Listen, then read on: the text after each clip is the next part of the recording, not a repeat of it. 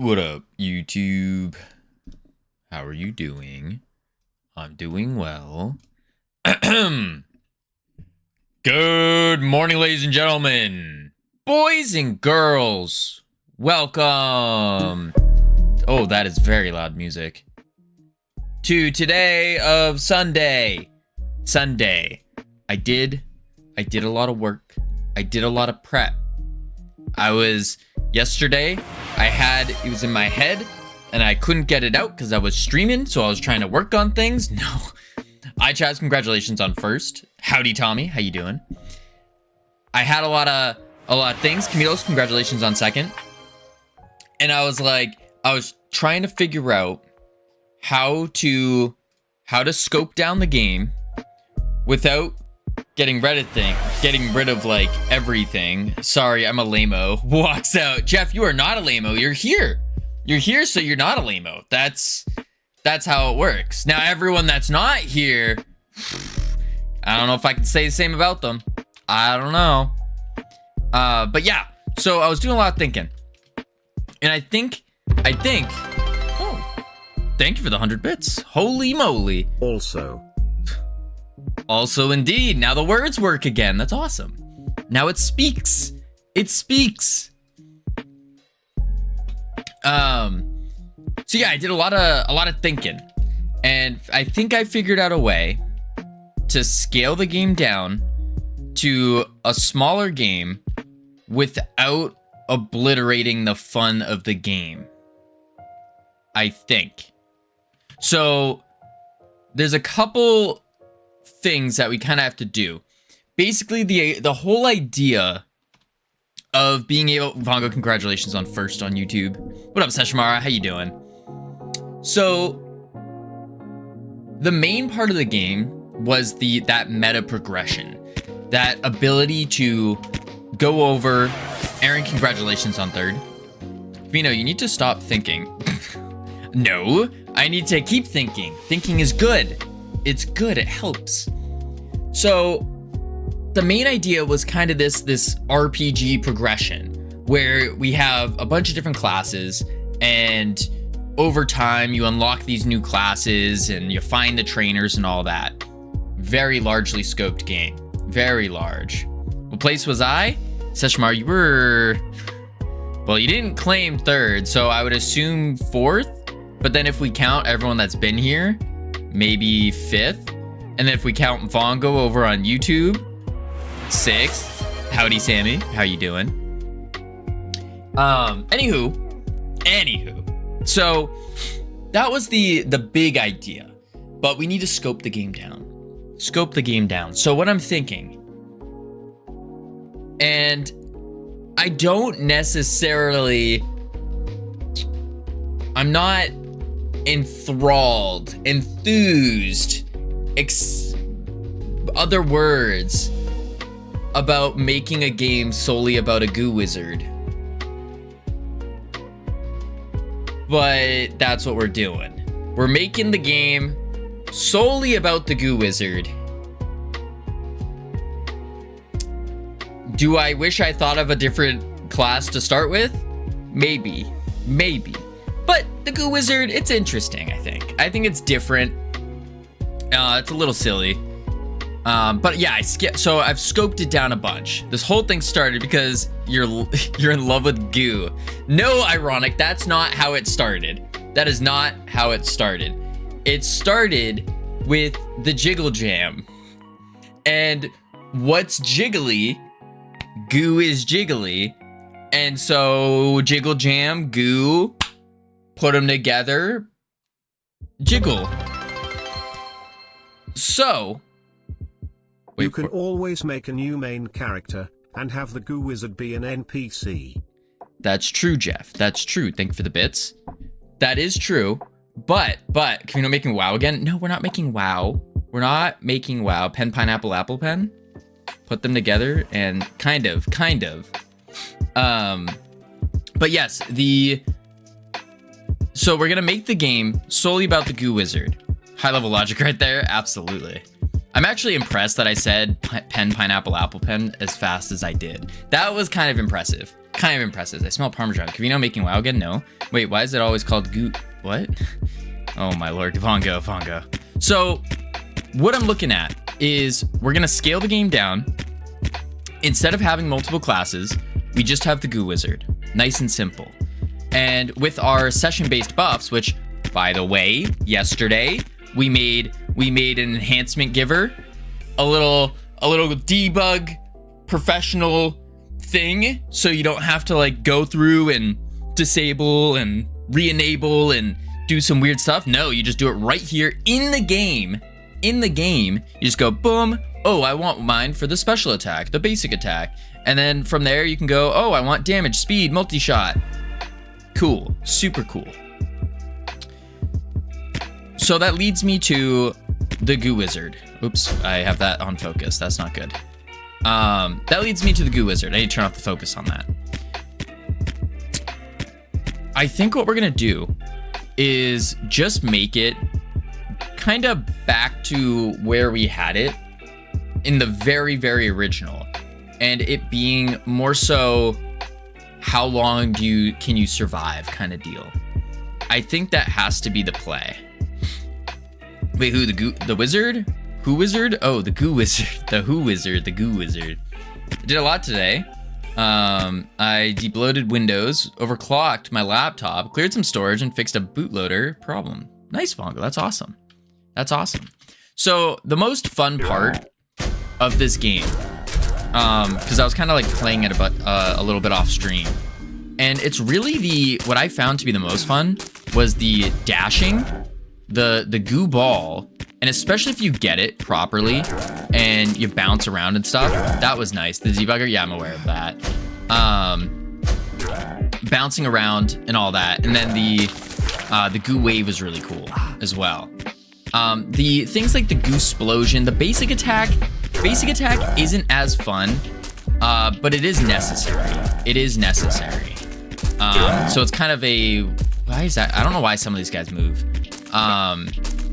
It is kind of necessary a little bit. Who made the assets? They're just from K-Kit mostly. And then what we did is we just slapped a couple things together. And that was really it. So like this is K-Kit. All the assets are placeholder. Where was I? Oh yeah. So then the power-ups that we have. Let's also just see what those errors were. I have a feeling it's like a collision thing. Yeah, collider for the charge component. No collider found. That's fine. That's because we're doing shapecast get collider is trying to get the collider, but there is no collider found, so it's not null. That's why it throws out that error. Instead, I think we just need to do, I wonder if we can do is instance valid. As in, if there is one. Something like that. Eats a handful of pretzels. Ooh, pretzels. Pretzels are good. We like pretzels. Yeah, so we're gonna dive deeper into the goo wizard. And specifically, off to work I go limping. Sounds good, Cam. Sounds good. All right, let's see here. So for our session-based upgrades, this makes life a lot easier, especially if we're only sticking with the goo wizard. Because what we can do is, yes, we can have these generic abilities like damage increase, create that power up. Now we have the damage increase. We can do things like the multi-shot. We can do things like poison and all that. Nice and easy. And then if we just try it, there we go. It shoots 2 right now, immediately. I just need to put a pause on that because we were having problems with getting the tree, which was kind of annoying.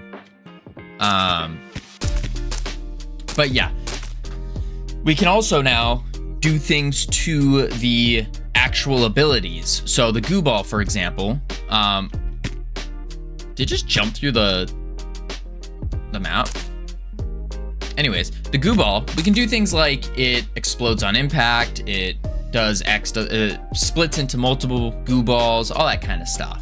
I think we can kind of go that direction with it. More AoE focused in a way. My legs are so messed up. It's not like my job is standing in a corner for hours on end.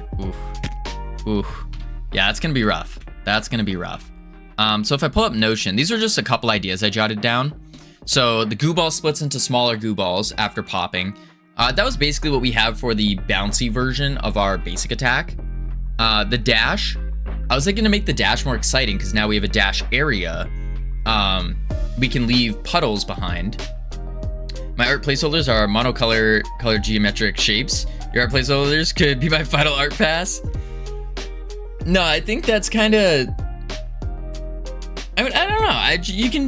I think art placeholders are better. It's better to use free assets for the placeholders than it is to use shapes. Or at least use like programmer art. So like you take a capsule. That's not a capsule. You take a capsule and then you add like 2 spheres on it and there are your eyes. Something like that. I think that's all good too. I don't like seeing placeholder art being just like a box and then a smaller box. I don't know. I don't like it. I don't like it. It doesn't make it as fun. We could also do something like the bouncing goo ball. Every time, these are all the like session-based upgrades.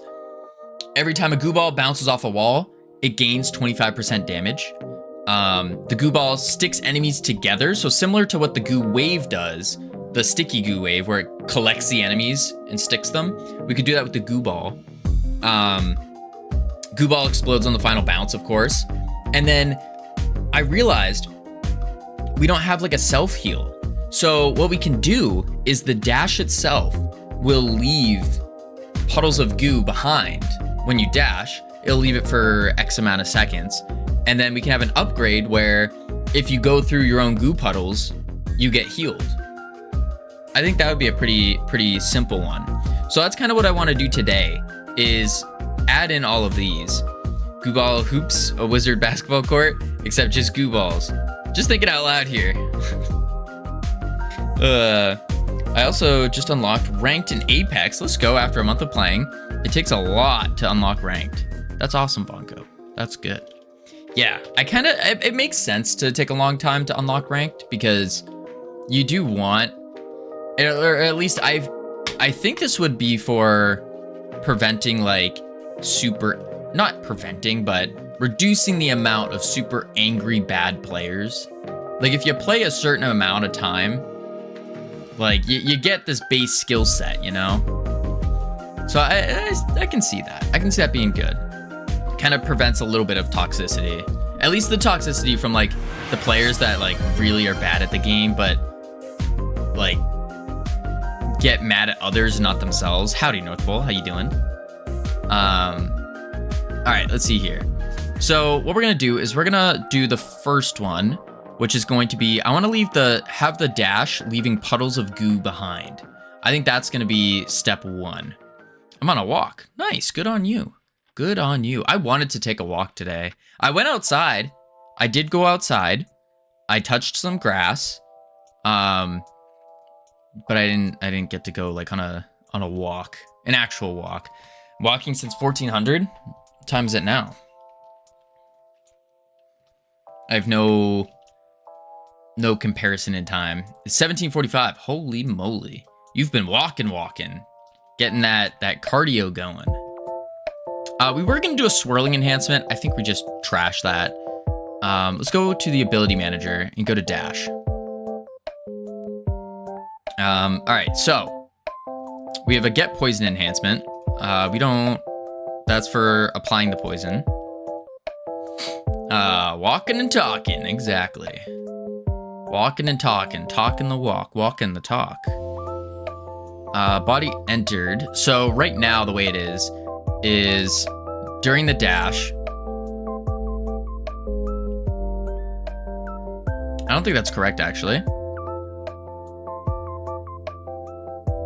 Yeah, that's not correct. Hang on. Oh wait, no, that's fine. That's fine. So right now you dash, and then it just does your speed stuff, and then if you have a poison, then it will poison. Not sure if more abilities are gonna make the game more fun. It's not more abilities. We're doing the upgrades to the abilities. That's kind of the idea here. We're not adding more abilities. We're just taking the abilities that we have and we're going to enhance them all. That's kind of the idea. Which then, after doing like the math, I think this with this reduced scope, the game should be done in 2 months. If your dash leaves puddles, are you going to do anything different?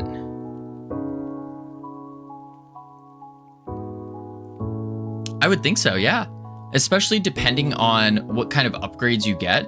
So you might get the poison upgrade, and now your goo puddles are poisonous. So if that's the case, as you're kiting enemies, maybe you do want to dash through them. Maybe you do want to dash in a way where it leaves a puddle so that they run through the puddle. We could do other things where, like I said with the healing dash. So maybe you want to dash and then quickly turn around, run back to heal yourself a little bit. I think it adds more of like a gameplay change and like a fighting style based on what kind of upgrades you end up getting for that run. So that's kind of the idea here. I think baseline, we have the goo puddle just slow. I think that would be good. Baseline, it slows, or we do damage. We could do either or, and then make the opposite an actual upgrade.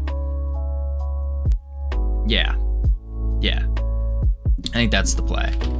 I should have a goo puddle. Here we go. And then what do we got?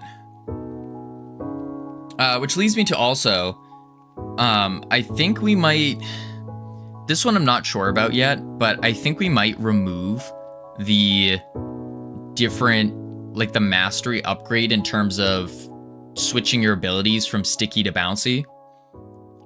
That's something I'm still debating on. All right, so we got the goo puddle.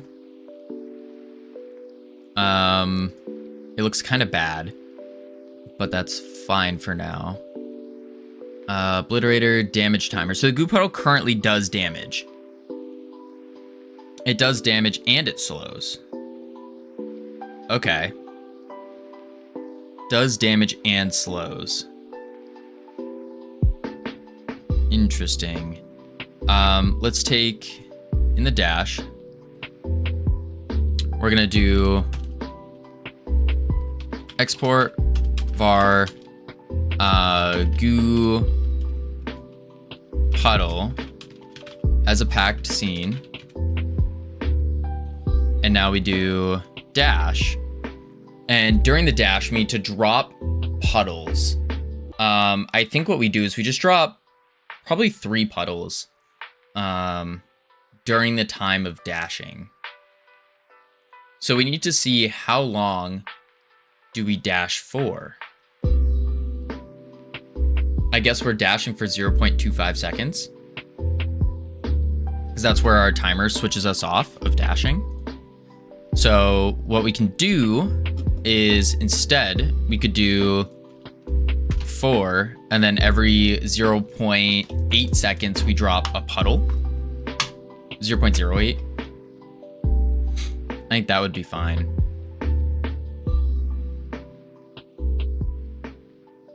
Yeah, let's try that out. We'll do I'm almost debating on adding a timer to it. Let's make a function first. Function drop puddle void. And then we can do goo puddle equals goo puddle dot instantiate. I also think the size is gonna be a little big. Measure how far you've gone, maybe.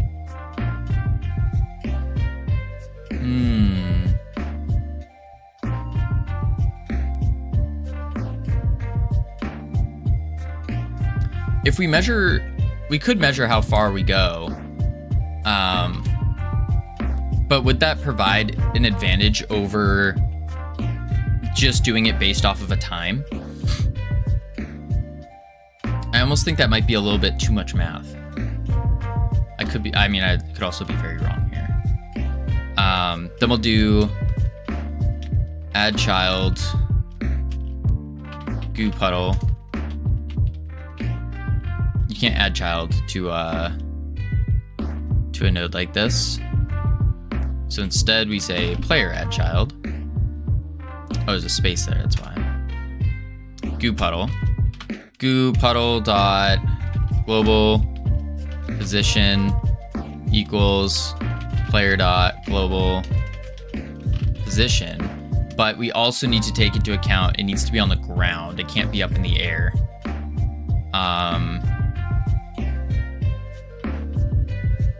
So how do we get something to be on the floor? We could do a raycast at the bottom of the goo puddle. That could be a thing. Or for now, we could just set it as a vector 3 and then set it to 1 on the Y. So .x 1, that's no numlock. Okay, that's what just happened. Holy moly. Holy moly. Boom. 1. I pressed insert. I don't like that. And then player dot global position dot z. Something like that. So now when we dash, we need to do a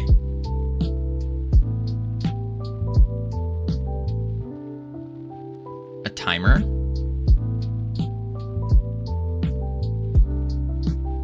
Yeah, we gotta do a timer now. That's gonna put it at 1 globally. Yeah, currently it's gonna put it at 1 on the Y. That's just a placeholder until we put it on the floor. And to put it on the floor, we'd have to do a raycast, right? We do a ray that's pointing down, gets the collider, and puts it there. If I remember right. Or we do a ray or a shape. It doesn't really matter. But I'm thinking that's the play. Unless there's an easier way to ensure it's on the floor. I know there is on floor, which is a Boolean that checks if it's on the floor. I don't know if there's a way to tell it to go on the floor. Yeah, I'm not sure about that one.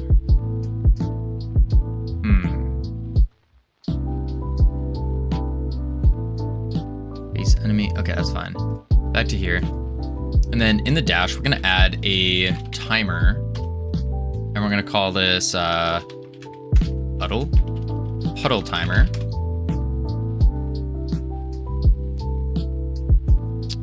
Abilities. That's in the ability manager. One dash here.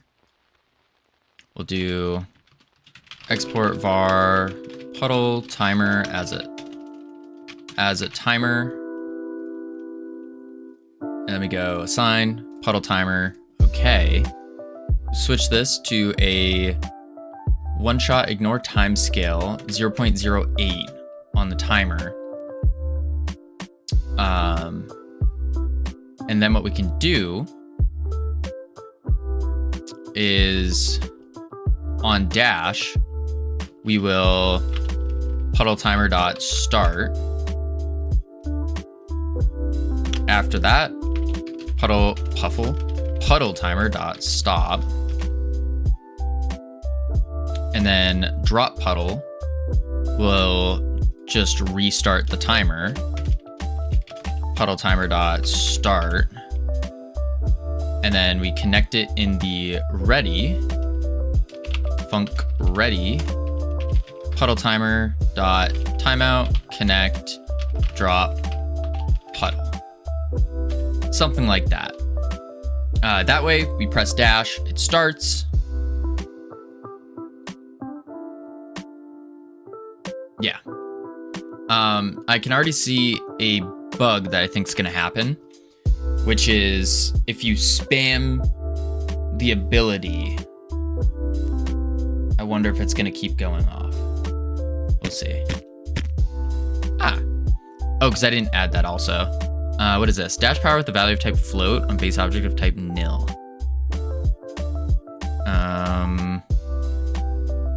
It didn't get the player?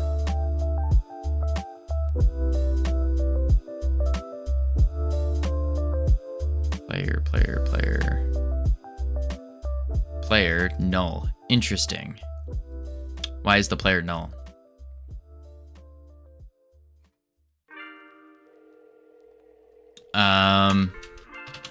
If player equals null, player equals player dot current. Do it like that.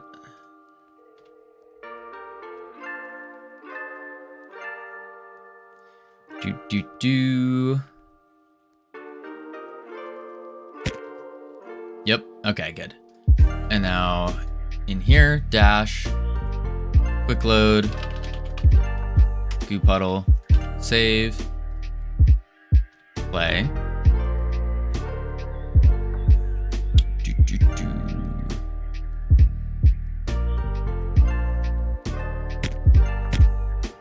Awesome. The goo puddles are a little big, obviously, and we also have it on 1 instead of on something else. It's also dropping only 2, it looks like. So let's make the goo puddles smaller. We can go to probably the mesh instance first. Drop this radius down to like, honestly, I'm thinking like 1 or 2. Let's try 2 first. 2. Grab the collision. Drop this down to 2. Save. Okay. And then try it again. You know, instead of a puddle, we could just do a streak as well. I wonder if that would work. Congratulations on first fill. There we go. We got 2 puddles. Obviously we don't have 3 though. Oh, wait, no, it's just still 2. 2. Why do we only have 2? I guess I'd have to make it slightly faster then. Drop puddle. So the puddle timer's at 0.08. Let's try 0.07 then. Just 1 more. Switch this dash timer back to 5. Then I think it's going to drop. We'll see.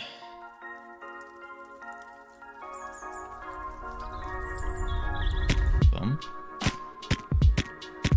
Cool. 3 puddles. Boom. How's the game going? Good. I think we have a small scope now. And so now that we have a smaller scope, should be a little bit easier to play.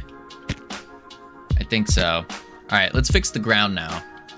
So to get it on the ground, what we need to do is go under our puddle.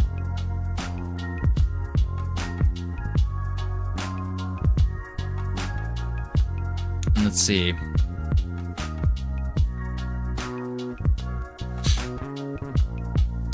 What we could do is in the dash, how we're setting this location.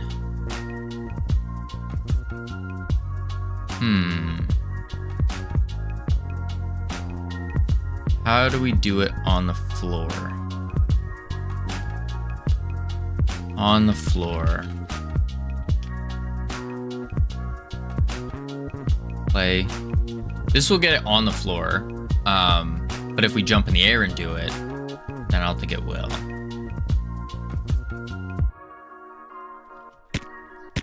Beautiful. We can just make the texture better so it doesn't clip through like that. But if I go like this, now they're up in the air. Not great. let's look at the goo wave. I know the goo wave has a on floor thing. Let's see. Get tree, grow, shrink, will translate.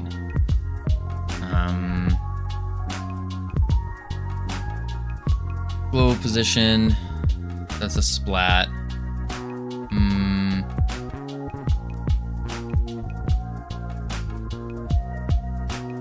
Shrink wave, body entered.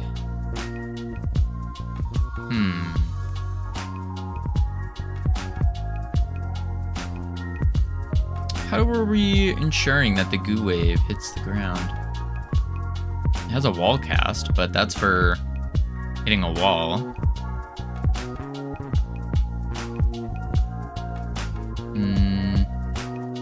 Body entered.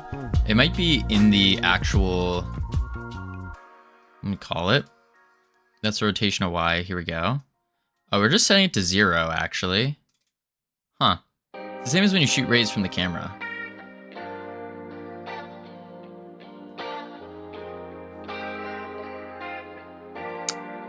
It seems like we're instead just doing 0, 0.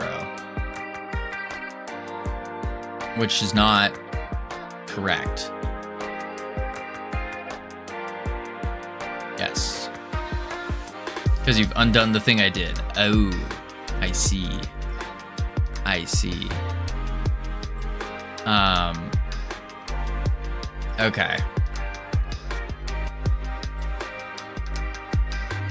Where it shot a raycast from the player's position down to the floor. I see. Goo balls, let's go! Indeed, Captain Osa, how you doing? So if we have a player, do we have a ray on the player looking at the floor? I have a feeling we don't.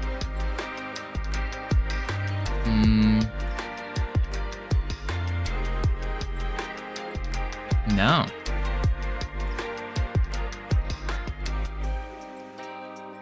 It's made in Godot. Exactly. Yeah, we don't even have a ray from the player. Interesting. Unless it's in the rig. That's just a physics ray query. Direct space state from the player position to the player position plus down. Oh, so it's not even same as with the ray. So we're using the same ray as the camera.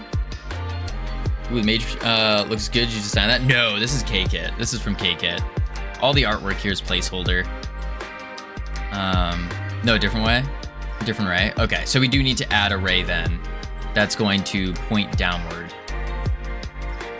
Okay. Boom. Right on, right on. So let's do a ray cast. And we'll say floor ray. Targeting 1. Make sure it is actually pointing down. Yep. I think that would be fine like that. Yeah. Collides with bodies. That's fine. Woo, excuse me.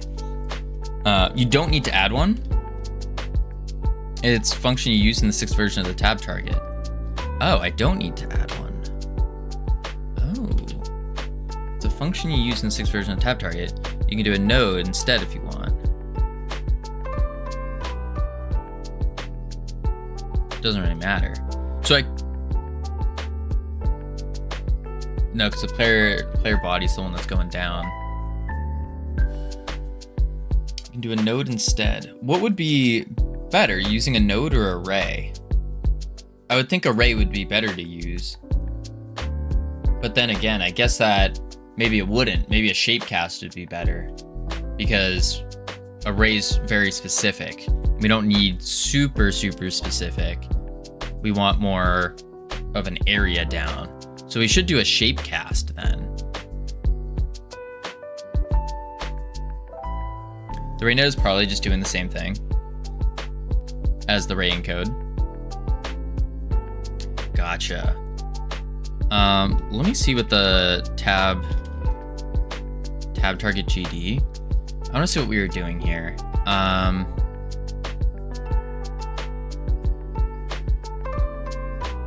let's see, camera forward. That's our dot direction for tabbing.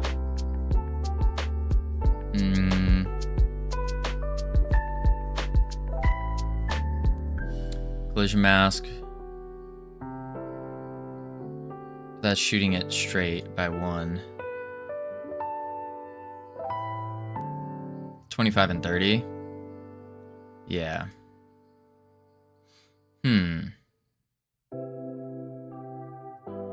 Collision mask 1. Low position. You get the space state. You make Rayquarer using 2 positions. Right. Which is the positions we want to use is the player's position, and then the to the down, I guess, and check if the ray intersects something. Gotcha. State ketchup is good. Take your word for it, Santas. Take your word for it. Okay, so let's actually use a ray. Something's telling me that a ray is just important to use. I accidentally bought barbecue ketchup. Wait, what is barbecue ketchup? Isn't that just barbecue sauce? I thought barbecue sauce had tomatoes in it. It was like it's just ketchup with extra steps. Export var floor ray as raycast. There we go. I'm good, thanks for asking. Let's see, physics process. So we should make a function to check if we're on floor. Boom. Function. What? Check floor. And then void. And then var. We want to do a space state. Do we even need a space state? Yeah, I think we do. Space state. And we're basically just copying what's right above. Get world 3D dot direct space state. Make it return the collision point of the ray. So instead, let's do get floor collision. You don't need to do this if you're using the node. Right, if we're using a node, then we would just get the node's position, right? But I think the reason I don't want to use a node is our character body is the one that also moves. So if the character body moves, then the node that we add to it is also going to move with it, because the character body's the root. That's my thinking anyways. Could be wrong.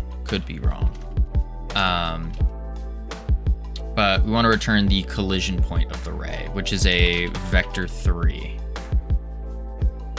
And then var yes, but you're shooting down 1,000 meters. Yeah, it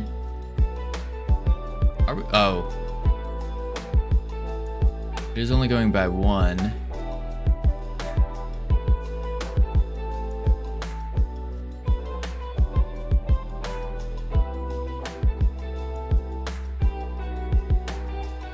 I mean, as long as we don't multiply by 1,000. Actually kind of broke the game because I flung an anchored part. Huh? Space state, and then we need to do the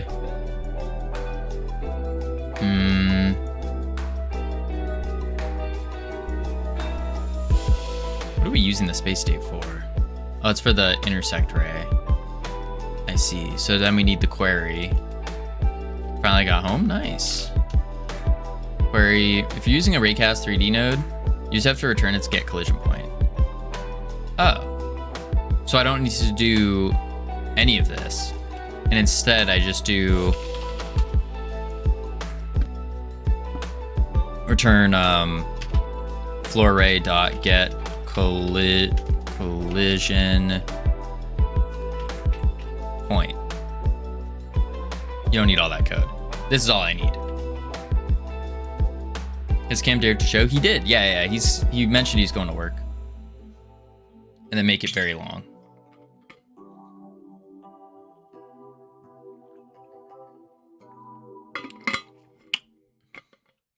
Long enough to where it's going to hit the floor no matter what. If we get knocked up in the air and stuff. So it hits the floor if you're... Yeah.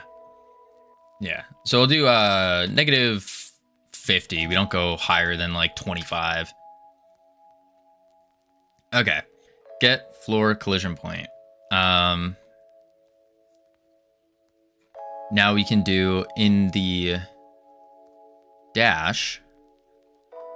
So we would do player dot get floor collision point, or get floor collision.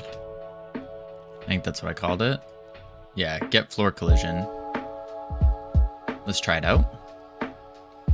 Poor dude. Yeah. For those of you who don't know, yesterday Cam ran 10 kilometers. 10 kilometers. Wild. Get collision point on an... Oh, because I didn't set the array. Boom, bang. There we go. Blue suit, suede butter. Thank you for the follow. Welcome to the team. You now have access to the beautiful, the immaculate team emotes you can use to welcome people to the team. They're not 10 kilometers. Losing. I wasn't going to mention that one. Wait, I thought he ran 10 kilometers. He did. He ran 10 kilometers. 10 kilometers. Crazy. There we go. Now it goes on the floor. Cool. Let's do the same thing with the goo wave then. So we just do in the goo wave. Actually, in the ability 1, goo wave, global position, we just say player dot get floor collision. I just casually walked 22 kilometers. Dang, but did you run it? Like that's still pretty good. But running it, now that's impressive. I don't think many of us, dare I say, can do that in our current state. Okay, so we can now do that. Cool.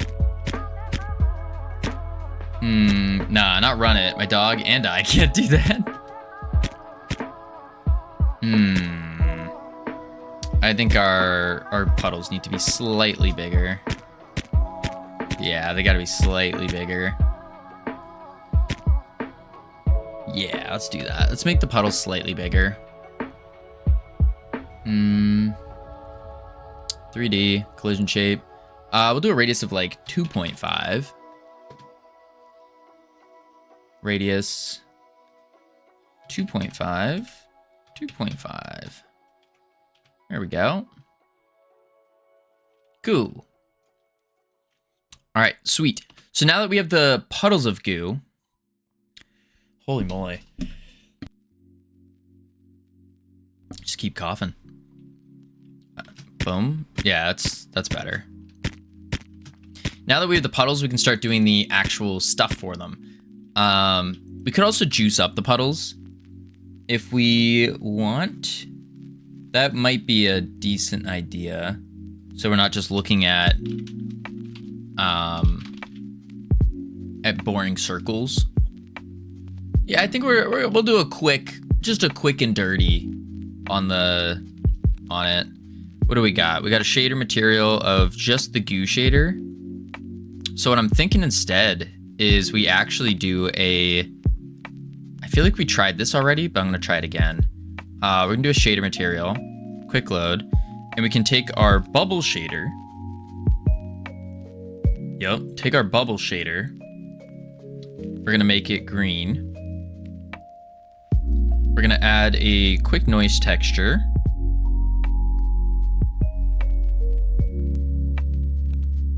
Okay. Actually, we might only need the bubble shader. 3D space, seamless. That's actually not terrible. It is a little see-through. That's not terrible.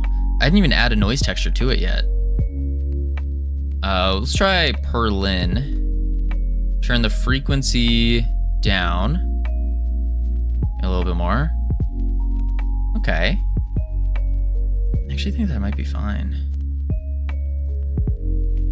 Yeah, do something like that. And then we can do, what if we do a normal map? No. Do it like that.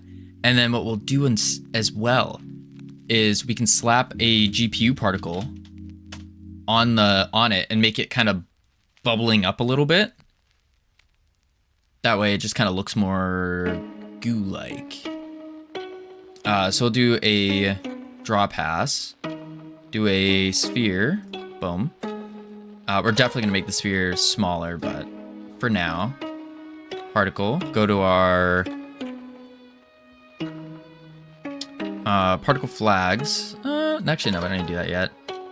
Go to our gravity, switch it to +1. Yeah, +1. And then what we can do is spawn position. We'll do, what is a sphere surface looking like? Yep. We can switch the radius to 2.5. Okay. We need to switch the Y down.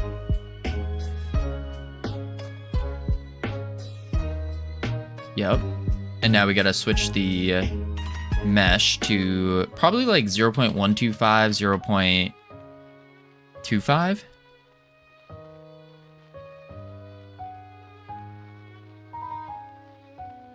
Not terrible. And then all we'll do is we'll just make it shrink as it's going up higher. Yeah, and then we can add more. Do like 12 for now. Probably gonna add like 20, I think. And then these little guys can also have shaders on them. That will be, ooh, do we make them bubbles? That could be making them bubbles as well. Let's see. New noise texture. Why is that not adding them?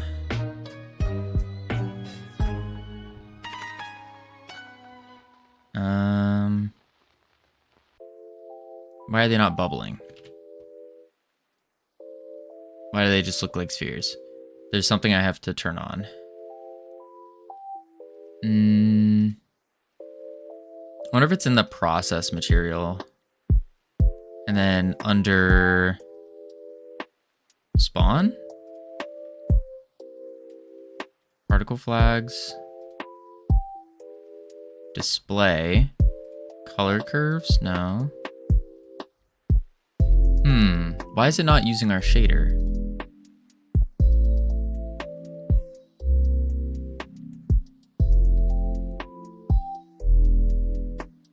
Yeah, it's not using the shader.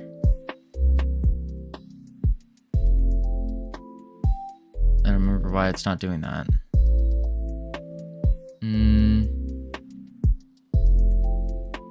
I guess what we could do, if it's not using the bubble shader, well, would it use the goo shader? No.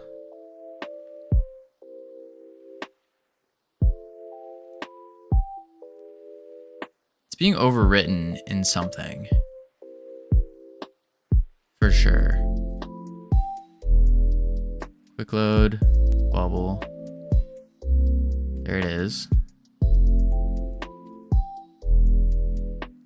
Drawing maybe? Draw order.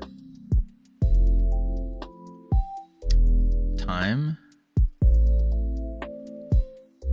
Goo wizard ability? Yes, we're fixing up the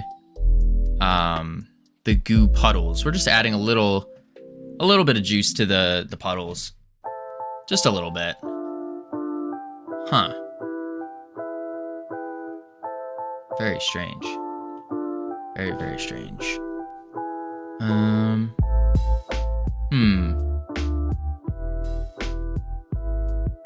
Particles position. What up, Mystical? How you doing? Welcome in. Flatness. I don't know why it's doing this.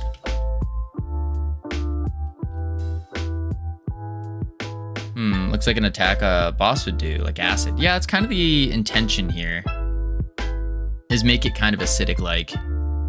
Try reloading the scene. Oh, that's right. I keep forgetting that that causes issues. That's project. There we go. That's much better. Okay. These bubbles are way too big though.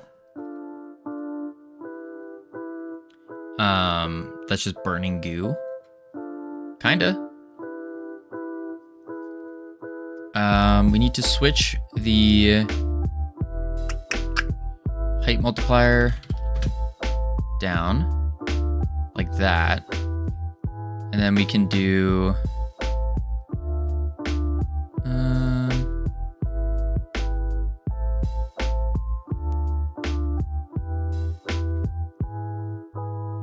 let's add a little bit more on the noise texture. We'll go with Perlin. And then zoom it in a little bit. Yeah, there we go. And then we just have to make the... Oh wait, I didn't do seamless. Seamless. Boom. Now in here, we can go to our curves. And let's go 0.25 to... we can keep it at 0.25 to 1. But I do want it to scale down to nothing.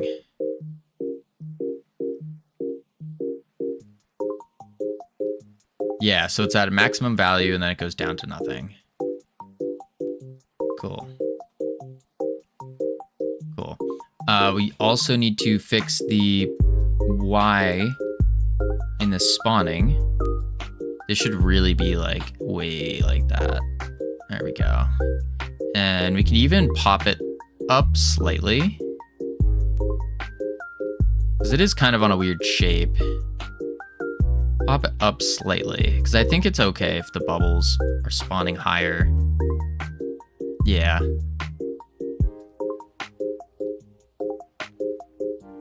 Okay. In the mesh instance itself, I wonder if we could do a next pass, shader material, quick load, our goo shader, like that. Might not work though, because of the way the bubble works. Let's see.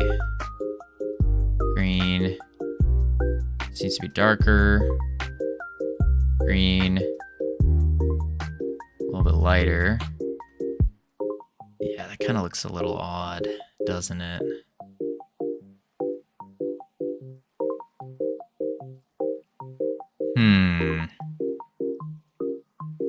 Maybe on the height multiplier, we lower it. There we go. Now it's not as noticeable that it's jiggling.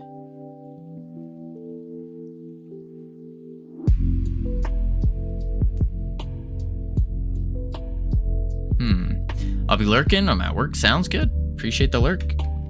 I think that'll... I almost think we need to add a texture to the second pass. No, that's the bubble.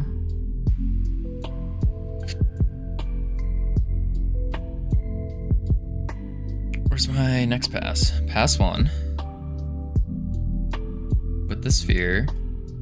Oh, because I did it in the material. Maybe I should be overlaying them. Wait. Yeah. This one is for not what we want.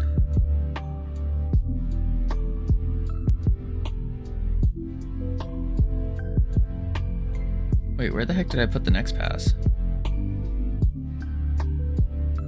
Height multiplier. That's just a noise texture. Am I going crazy? Where did I put the next pass?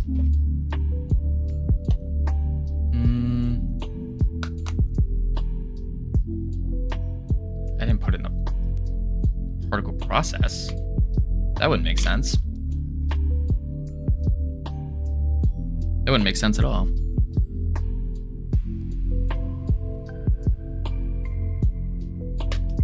Material.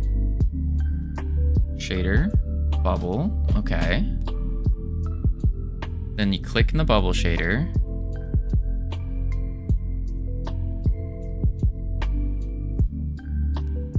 I have no idea where I just put this. Where did I just put this next pass?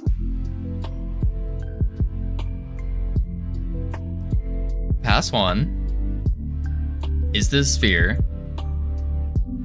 Okay, we have a shader. You click on the shader. We have the bubble shader.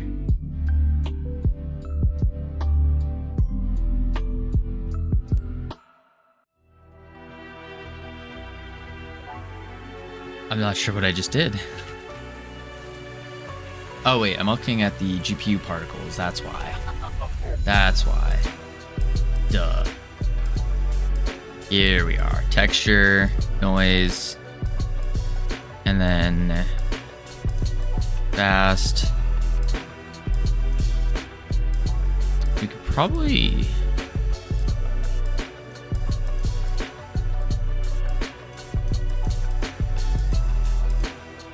do Perlin with a ping pong. Yeah.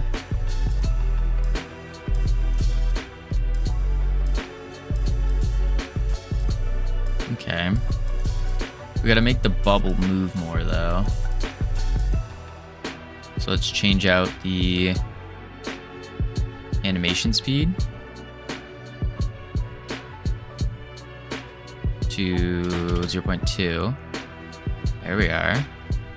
It's moving a little bit more, but I think we want to over animate it. Yeah. Cool. And we'll probably add another GPU particle, but let's see what this looks like first. Probably add another one of just like straight goo blobs that are poking out. And zoop. Yeah, that's already looking better. Cool. Ooh, it does not...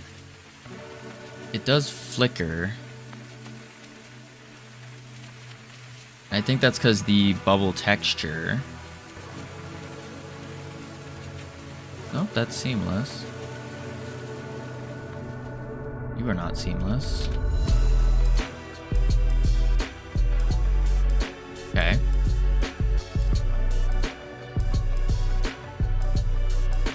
And the particles. Let's add another set of particles. GPU particles. Then we can just do another sphere. 1, 2, 5, 2, 5. Particle process. Actually, shader. Quick load.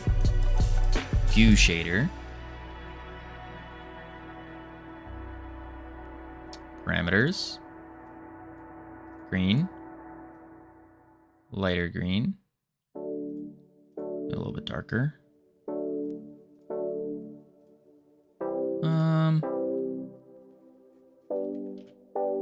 Save. Scene. Reload. There we are. A little bright.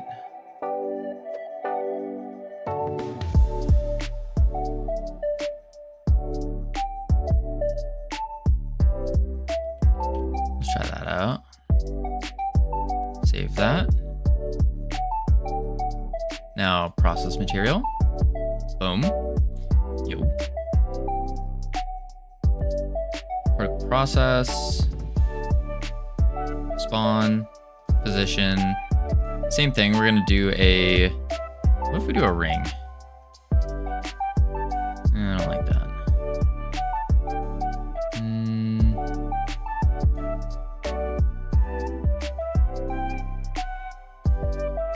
So I think we have to do a sphere surface again. Bring the Y all the way down. 2.5. 2.5. There we go. And now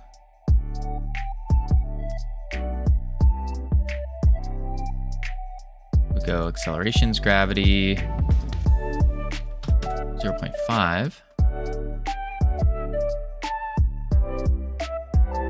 And we'll add 24 of these.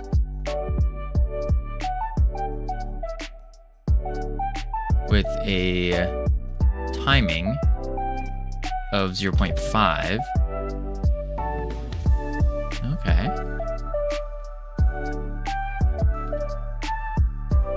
And we can do another display curve. Display scale. We'll do the same thing, only 0.5 to 1. Quick scale. Drop it down 0. There we go.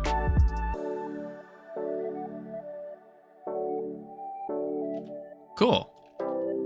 That adds just a little bit more flair to the goo puddles, I think. Maybe we even make them darker. Just slightly darker. Or maybe a little bit more darker as they offset a little bit better. Now let's try it out. Appreciate the lurk, Santas. Playing Build a Boat. Nice. And boom. Why are they white?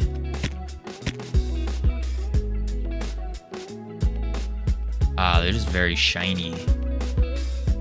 Blue puddle. This will be the bubbles, blobs.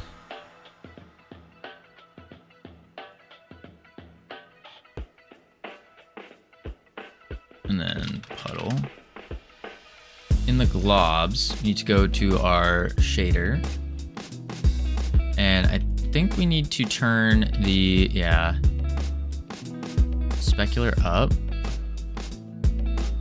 And hardness up.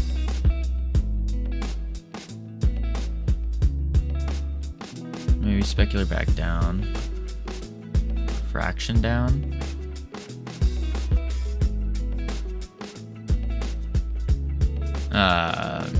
My at the game is going to be an Easter egg. Every time you load into it, there's a 0.01% chance. It is called the... I don't think we can do that, Max. I don't think we can do that. That's one I don't think we can do. To commemorate chat in the streams. Yeah, I don't think we could do that. I think that would immediately change us from E to R.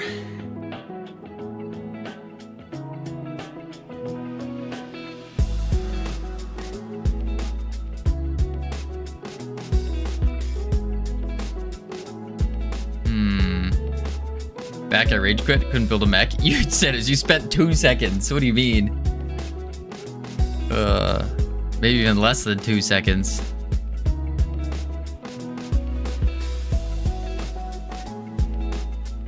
I see.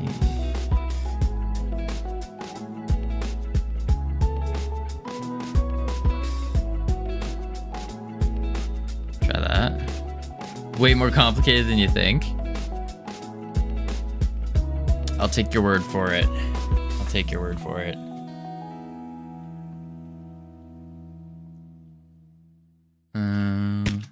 But that does display to us something very important with game dev.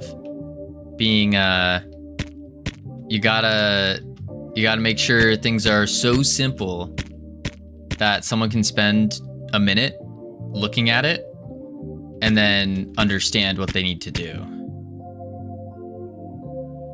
I don't like this bubble on the puddle. Bubble shader. It is seamless, but it's kind of doing some weird thing.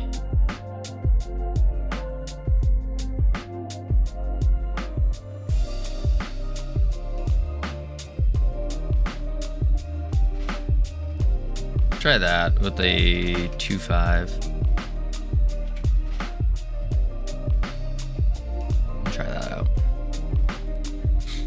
Need to build wires and stuff. I kind of like that. I don't mind that. But then again, I've played a lot of like crafting type games, like Ark and that kind of stuff. So that just makes sense to me, you know? Boom. Okay, cool. It's pretty hard, as I can say.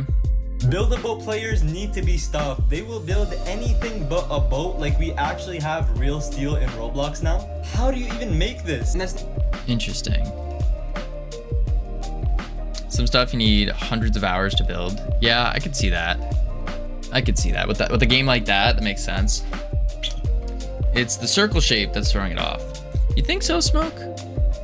What we could do is we could make our own glob kind of look like a little splatter type deal. We could make that.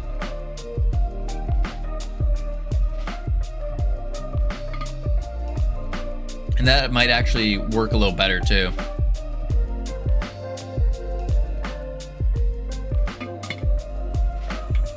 Whatever you were showing is actually that good. Oh. Yeah, and every time one spawns, it's slightly different. Ooh. That would be tough. We could just change the rotation on it. So if we make like a splatter, I don't know what a splatter would look like, but if this is like a splatter, we just rotate it a little bit. And size, well, we need to keep the size pretty much the same. Or else you're kind of RNGing the ability itself because it does things. But I definitely think a rotation will help. Yeah, I definitely think a rotation will help. It's kind of wiggling weird. Oh, it's so annoying listening to them. Okay, that's pretty cool though. So now we can start adding the actual abilities to it. They made a fully functioning laptop too. Oh, all right, let's add some abilities to it. So now that we have the fixed puddle, what we're gonna do is go into dash.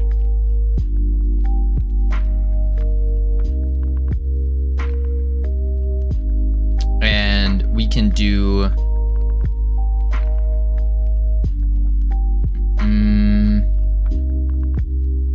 dash leaves puddles of goo behind.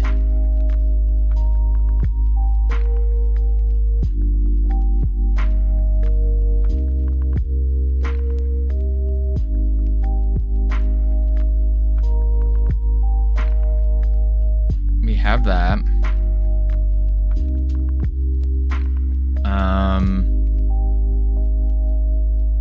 Let's do healing goo. Healing goo. So we'll go to enhancements. Sir, you need different music or no music and let us listen to our own. I see how it is, Sammy. I see how it is.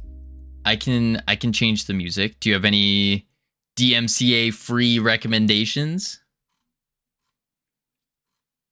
1 hour of streamer music.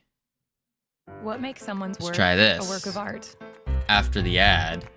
Art takes countless. Oh, that's fun. I had to reload it and we got another one. No, DMCA music. DMCA free music sucks. I mean, I agree, but Could you look away? Only pay. you know, kind of just gotta do what we gotta do. Gotta do what we gotta do. I just got hit with 3 ads in like one after another. This is absurd. All I did was scroll to a random point in the video. absurd. And y'all call me Gen A? What do you mean? We call Skibidi Toilet Gen A too. Actually, really enjoy streams that don't have music. Don't feel like music is a requirement.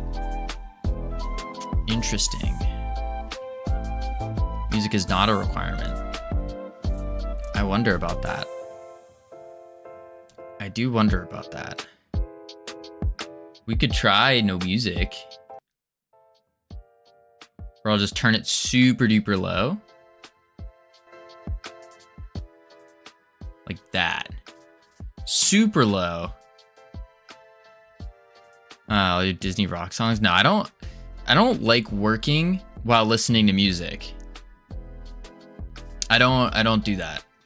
I like dead silence. That's my preferred method of working. Just dead silence.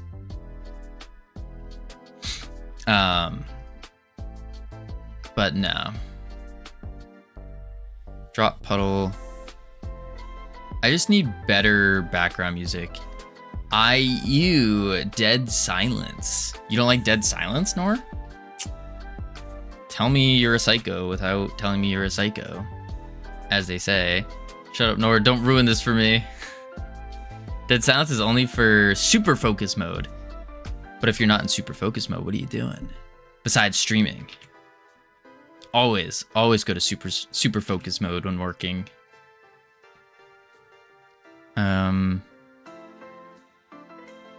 Dash area. Puddle timer. Alright, we need an enhancement. I think we delete the swirling enhancement. Yeah. Delete. Boom. And then we can do... Wait, is the music even... Can you even hear it now? I don't think you guys can even hear it. It's not even peaking to yellow. Can hear it, but only barely. Oh, perfect. Good. That's the goal. That's the goal. If I'm always in super focus mode, I burn up due to metabolizing energy so fast my body can't keep up. Interesting. Interesting. I've yet to die from being in super focus mode. They're gonna listen to some music and build anything but a boat. Sounds good.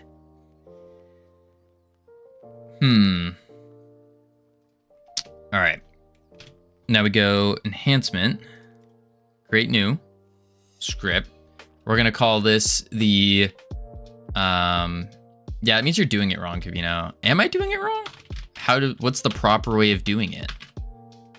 What's the proper way of super focusing with no music?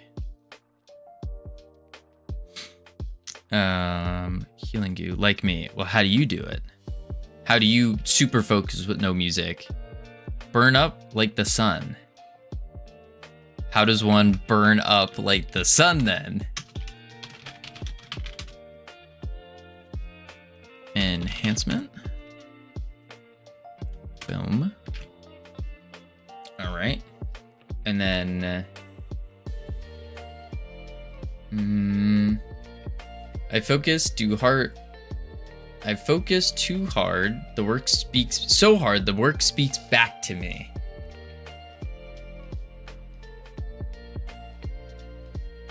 That's just normal. That's normal focus. That's not some crazy different thing. I don't just, but like when I super focus, it's not like the work's speaking back to me, but it doesn't even need to speak back to me because I can already feel what it's gonna say back. I become one with the work. Maybe I'm at a higher level of focus. Maybe you're just a novice there. And that's why you're using so much energy. You need to train the proper energy consumption. There we go. Export var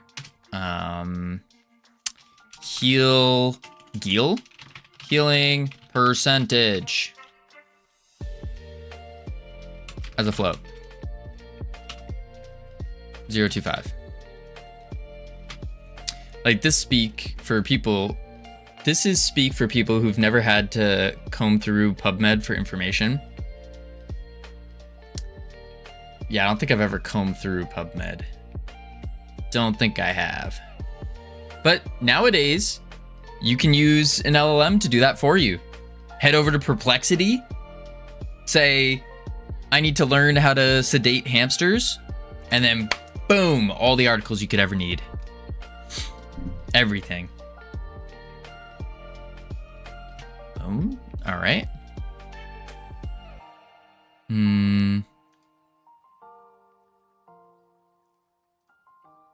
Most LLMs have research modes now. Yes. And I would even argue Perplexity is one of the better ones. One of the better ones for it. Which is funny because it comes out right after Nor actually needs it. Healing percentage. Yeah, let's do that. And then poison. Oh. I still don't know how to properly sedate a hamster, by the way. You don't? Did you like study that for like weeks on end? They never told me it was correct? Oh no. How to sedate a person? Oh, Max, that's easy. We all know that one. Welcome back already, Sadis. Healing goo enhancement. People are easy. It's those hamsters that are really crazy. I've got a content creation business, which LegalZoom's helping. Someone with voice chat came to me, spammed, and also rage quit. Interesting. Interesting. Roblox sounds like a really fun game to play. Holy. Sounds great. Healing percentages of float, 0.25.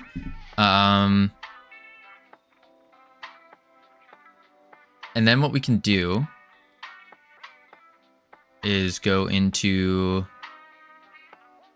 our power up. Looking up how to sedate hamster nearly gave Grok a neural network aneurysm. Ugh. Oh my lord. Nah, but you do it to Perplexity now. Perplexity is really good. I've been using that for research lately on without giving away too much of what I've been doing, preparing for.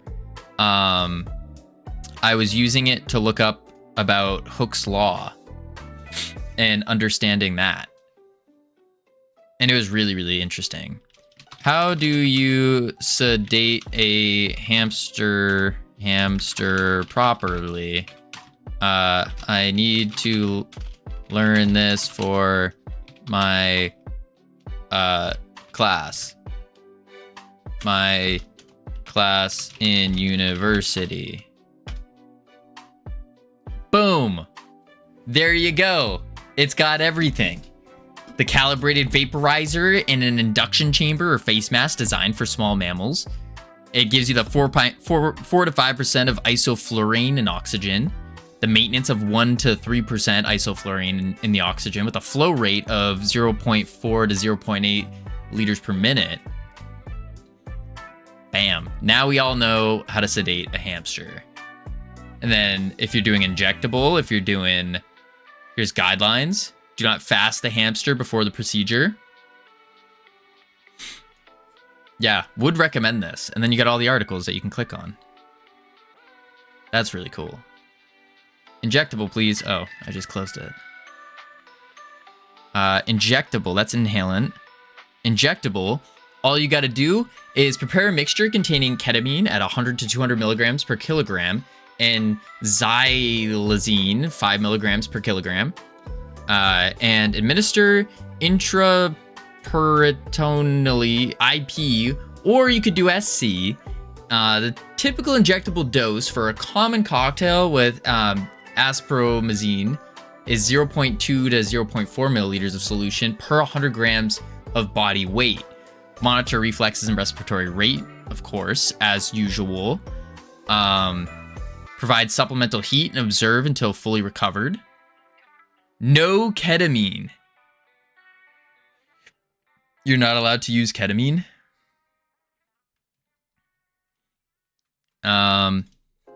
Where I need injectable but cannot use ketamine.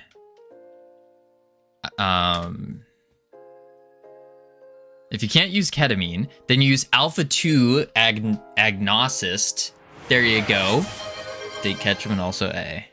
I had intraperitoneal, but I couldn't use ketamine in relation with the infectious disease. Alpha adrenergic? No, it's saying to use xylazine, medetomidine, and dextromethorphan. Or you could use a benzo. You could use opioids. Tyletamine. There's a lot here. That's an alpha adrenergic blocker.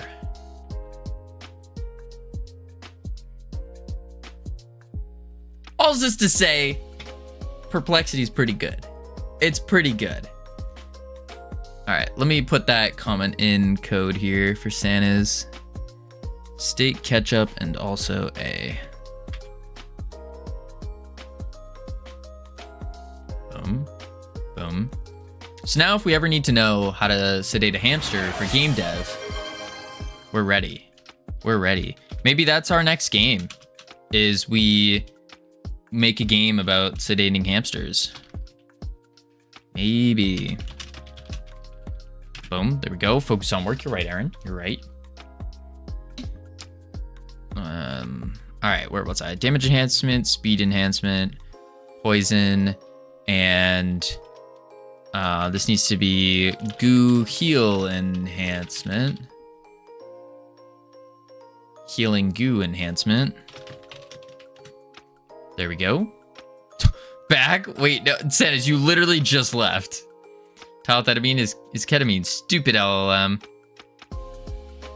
Aggressive. All right, let's do boom. Boom. Boom, boom. Boom, boom. Boom, boom.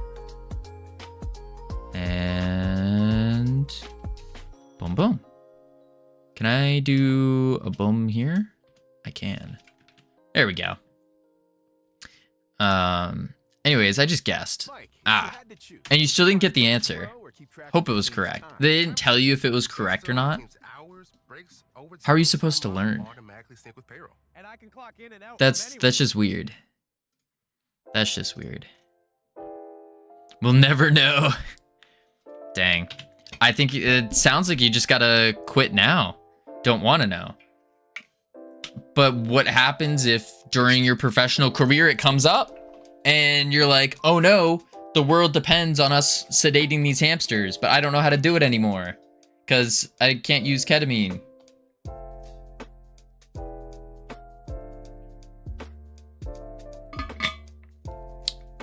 Now ask a veterinarian. Fair. Fair.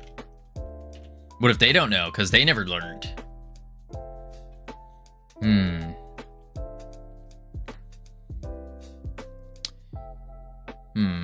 They know? Oh, gotcha. All right, let's see. Set display. Where am I? Healing goo enhancement. So I need to get our healing goo enhancement in the ability. Yeah, an ability. We need a function. Get damage enhancement. Get speed enhancement. Multi-shot.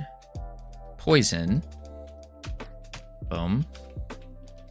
And then func get healing goo enhancements. And that's will return a probably a float. Enhancement in enhancements. If enhancement is healing goo enhancement. I need an int actually, or var healing amount, healing percentage as a float equals, right?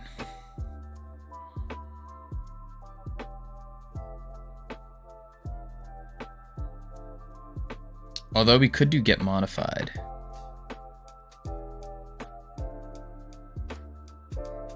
Enhancement.get modified. Yeah, we need to do that. So what's so special about perplexity? It's just designed specifically for research. That's the biggest thing. So the way it was created was just to focus on providing research, providing the source documentation. That's really it. That's the big thing. It's just more specialized. And that's kind of the way that I see AI going. So you have your general purpose AIs like ChatGPT. You have your more still somewhat special purpose, but a little bit more niche down, which would be something like Claude. Claude is more about logic based. And then you have your even more niche down, which would be like Perplexity. Something kind of like that. Good to know. I'll try it from a master thesis. Absolutely. Absolutely. But it's kind of going like this. And then I even see in the future it going even smaller. And we're going to have one for like Godot. And it's only going to know Godot things or game dev things. Yeah.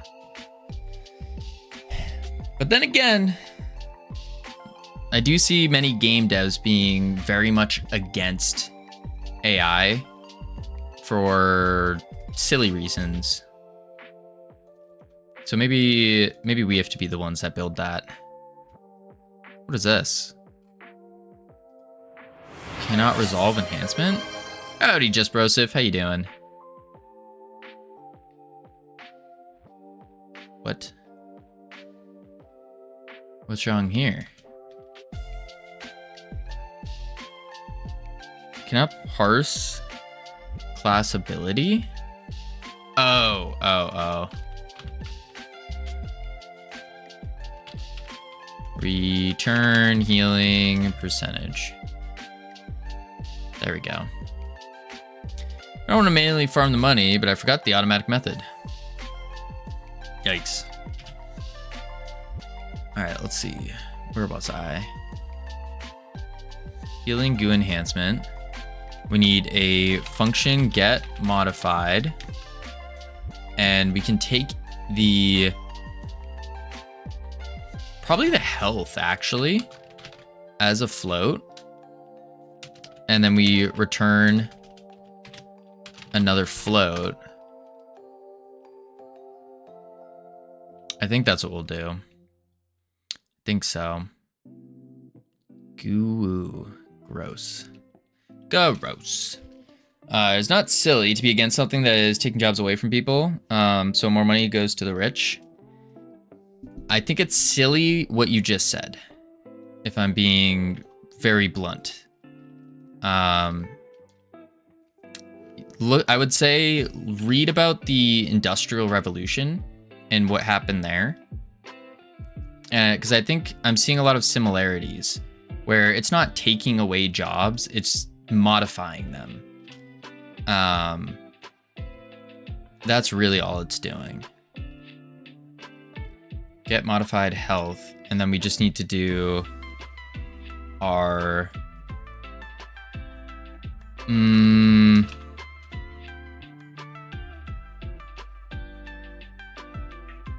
heal amount? Heal amount as a float equals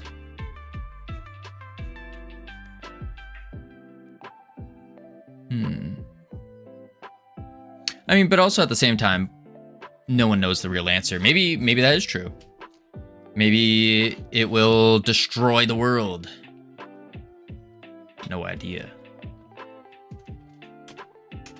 And then we just do health.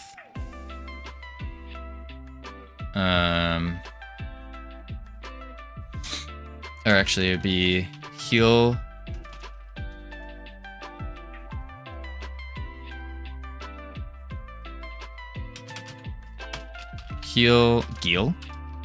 Heal amount equals, yeah, equals health times healing percentage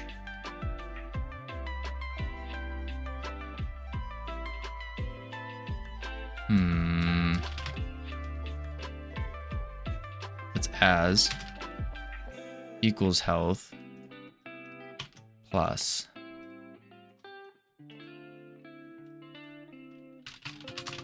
return heal amount. That's not right. Doing well, stayed up till 4 a.m. learning Godot. Holy moly. Holy moly. That's insane. 4 a.m. I mean, that's good. What did you end up making or learning from? It's not creating nearly as many jobs as it's taking. Nobody knows how the world will work in the future, but something has to change for sure. Yeah, I think it's altering jobs, if anything. So let's say there is because there still needs to be a decision maker when it comes to AI. I don't think AI can make human decisions, at least not at its current state. So you still need a decision maker, someone to be there with a bunch of background knowledge. So for example, if it can make, let's say it can program, and it programs beautifully, you still need a programmer who has years of experience and background knowledge to look at it and go, yes, this is good, no, this is bad. Or to give it a proper prompt to let it know how to fix it. Does that take away the programmer job? No. It just modifies it.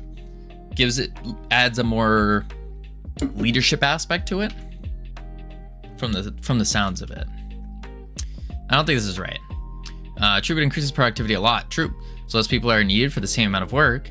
Not smart enough to see what they will work as instead. Yeah, it will make things more streamlined and increase productivity. And I think where it will end up going is, which personally I think is a better thing, but I think more people are going to become creators of some sort, whether they are creating their own stuff from scratch or coming into smaller teams and creating stuff. We're already kind of seeing that happen with a lot of newer companies coming out where you don't have the 700 person giga companies as much, and instead it's turning into like a small group of like 10 highly skilled people. And I think AI is just helping with keeping that being a thing. So I think it's gonna be really good for creating stuff. People that like to create things, I think it's gonna be really nice. Also known as having a job, you need to specialize in knowing stuff. Yeah, I think that's pretty straightforward. You need to know things to have a job. Okay. We do have ads playing right now. We're gonna chuck on the words real quick. Howdy, Das Razor. I gotta go refill my water bottle before I forget. But when we come back, we're gonna make this goo heal us, kick butt, take names, win. Yeah. All right, I'll be right back real quick. Boop, boop.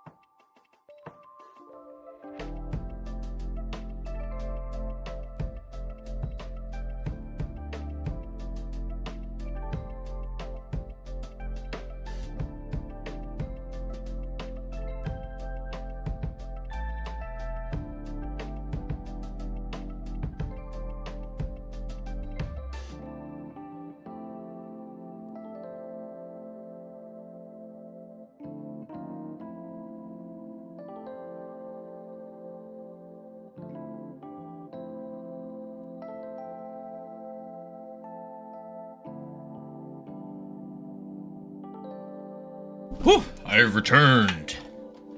All right. Boom. Bang. Whew, what did I miss? No, don't go. Aw, Nord, you miss me. Was following a 2D top-down tutorial, just remembering how coding works again. Haven't done it since high school, but I'm loving it. That's awesome. That's awesome. All right, we'll finish out these words. Boom, boom. Oh, man.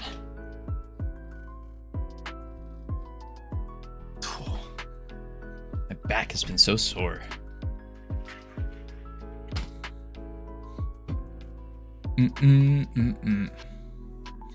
Help us, Covino. Oh yeah, let me pump out some words. Oh, we already got pile.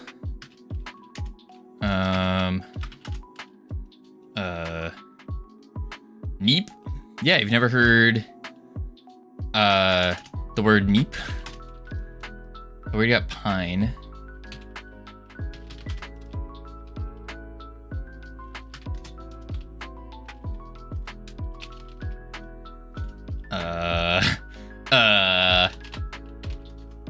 Ein. Lie. Not bad, we still won. We still won. Alright, let's see here. Very helpful. Yeah, I didn't get a single word. Wait! Oh, Sanders, you did get a word. Okay, I was about to say. Alright, turn these words off. I have returned. Let's see. Who's we? It's a team effort here. It's a team effort. I just had a mini seizure with those last words. Oh my lord. Oh my lord. All right, let's see. So something's telling me something's way off with this. Let's see. Get modified. And we get the health of the player in here. Max health, actually, is what we should do. Max health equals max health. Heal amount plus equals max. Wait, that's not right. Max health? No.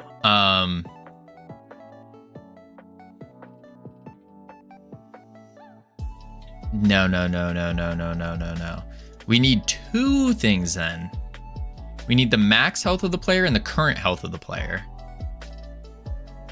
Well, I guess we just add to the current, actually. So we would do heal amount equals max health.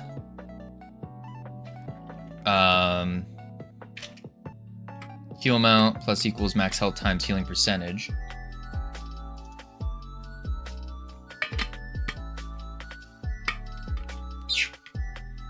And then we can do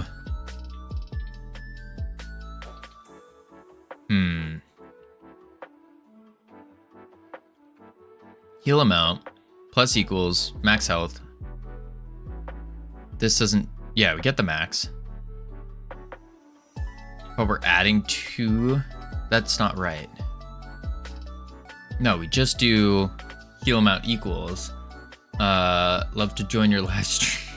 All these bots, man.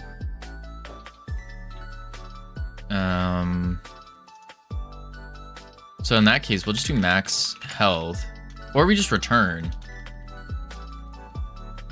heal amount.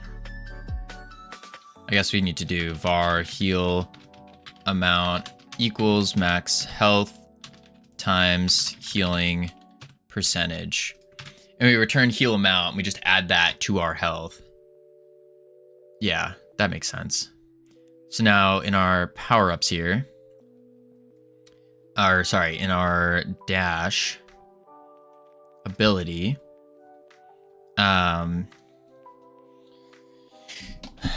get goo healing. So then we need to do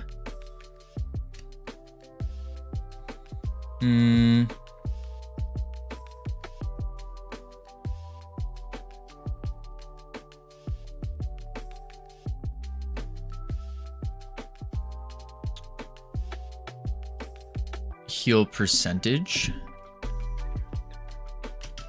And then if enhancement, we do enhancement dot. Actually, no, we have to do heal percentage. Why are man volleyball players so zesty? I couldn't tell ya. Like, I know 2 people IRL. So you're basing it all off of 2 people. Interesting. Enhancement plus equals enhancement dot get modified,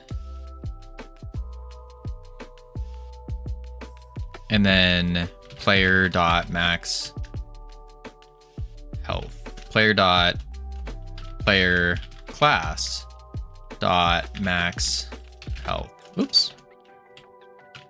Max health. Yeah. I think that'll work.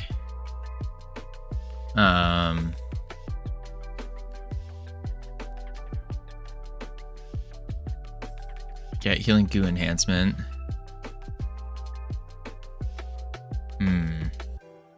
Could just be the people.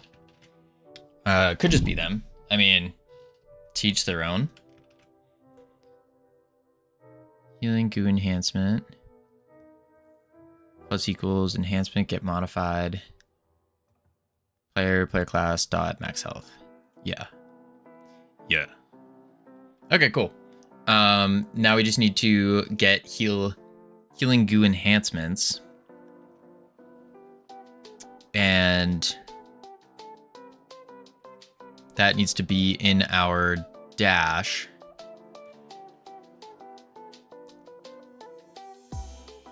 Now, when we do the drop puddle, we need to say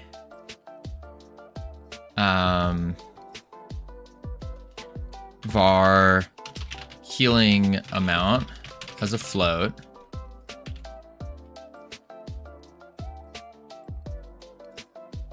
And then we just add this to the player's health. So body entered. If body is not base enemy, return. That's not right. If body is base enemy, then we do this. Elif body is player, body dot health plus equals healing amount. Yeah.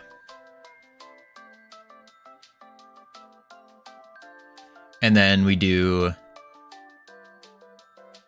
healing amount. So now we have to set healing amount on the dash when we create the puddle. So goo puddle dot healing amount equals get healing goo enhancements. Boom. So let's make a healing goo enhancement, drop some health, and see what happens. Yeah. We sometimes spawn a goo puddle. Gross.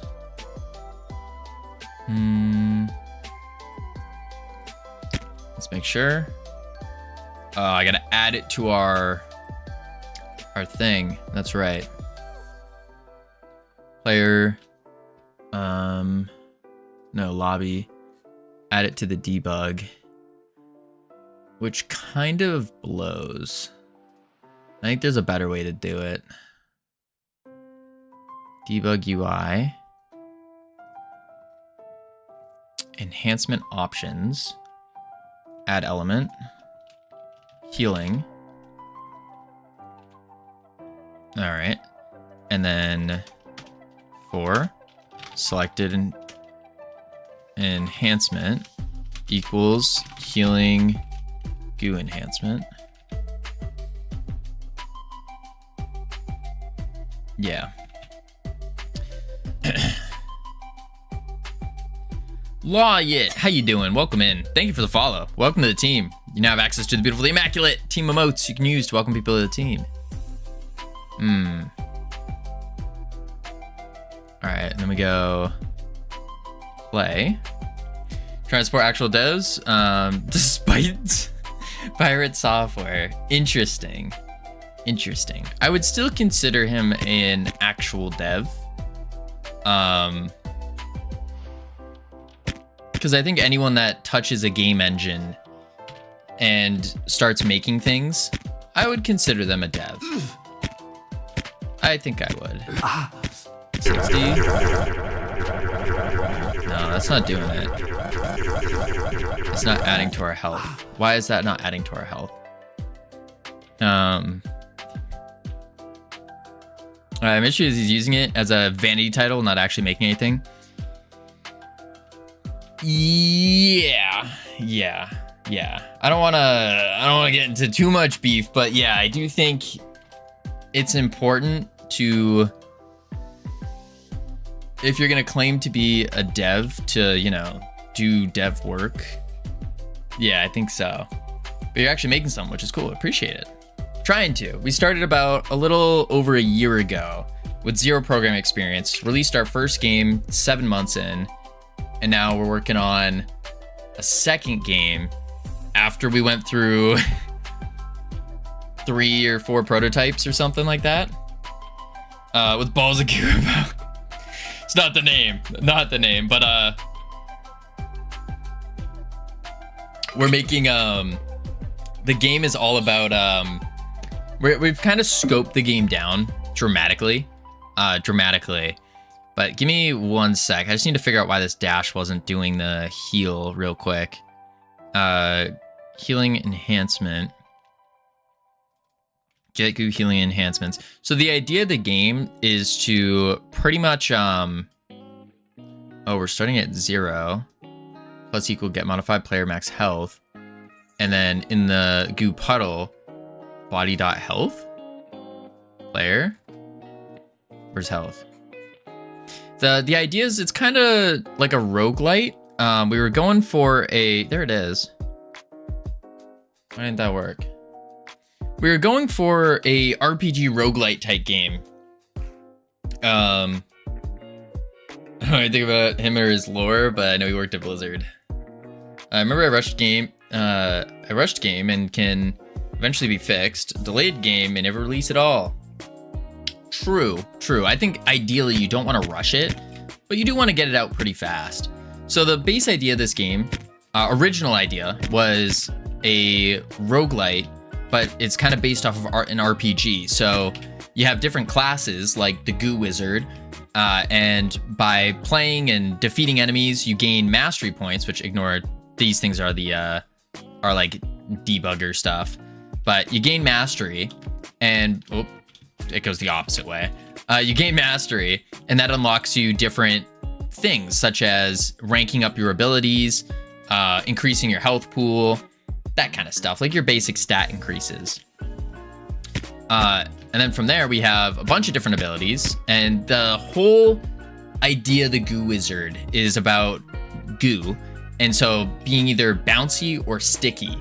So we have one ability, which is our sticky ability. It sticks a little gooling on the enemy there, on one of their bones, and saps the goo from the enemies, and then you end up gaining goo to your goo meter that you can then use to use other goo spells.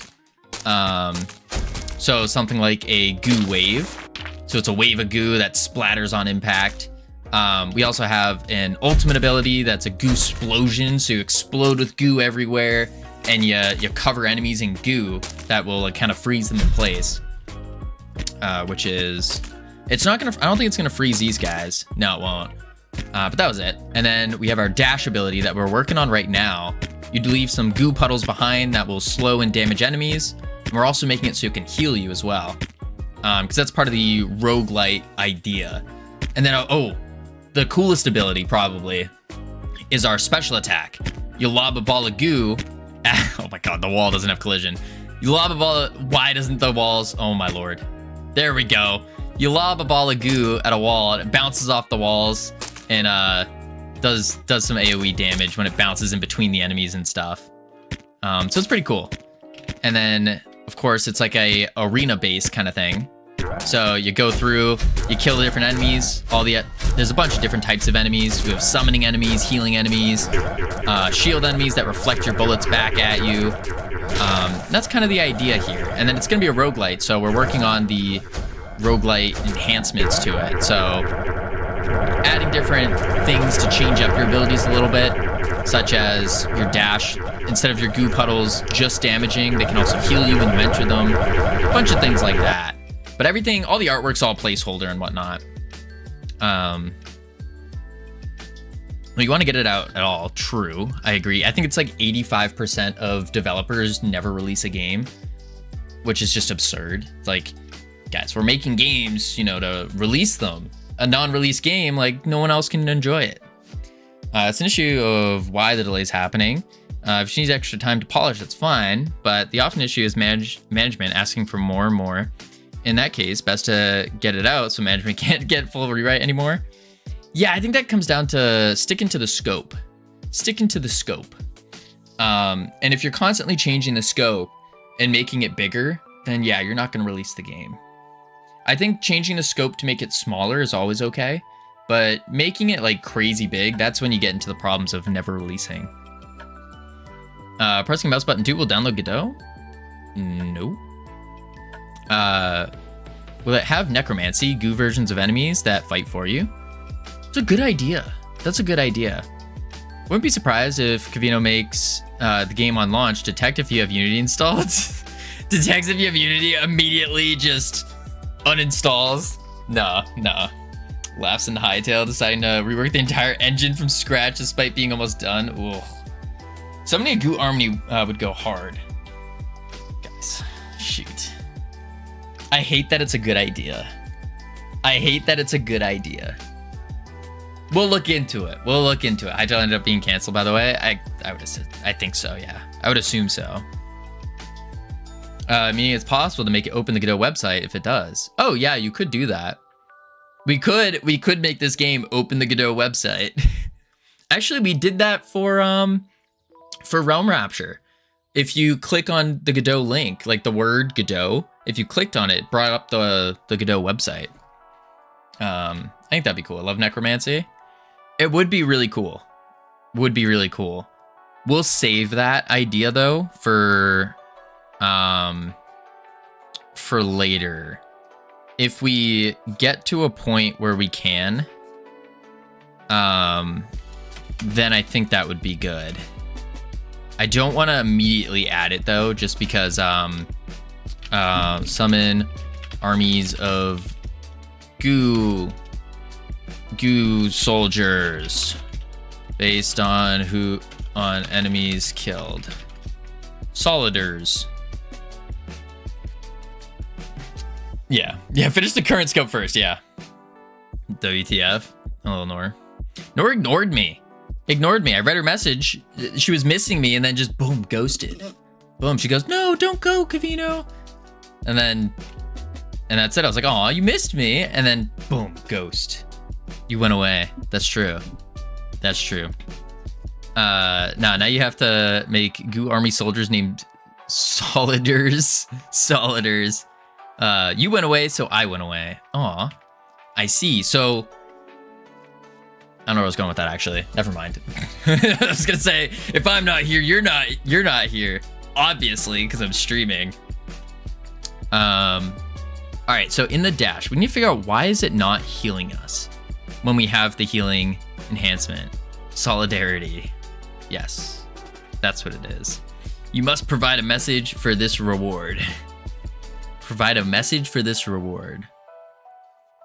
Will you add ultimate moves? We already have 2, but I think we're gonna scope them down. I think so, and I think instead what we'll do is we can make the 2 ultimates that we have, the Goosplosion and the turning into a Golem. I think what we're gonna do is make those as like the like a legendary upgrade that you can get while you're moving around, while you're like in the arena. And so I think that would be a really cool little thing. I think so. All right, let's see. Drop puddle, puddle instantiate, goo puddle healing amount. Okay. Goo puddle healing amount plus equals healing amount.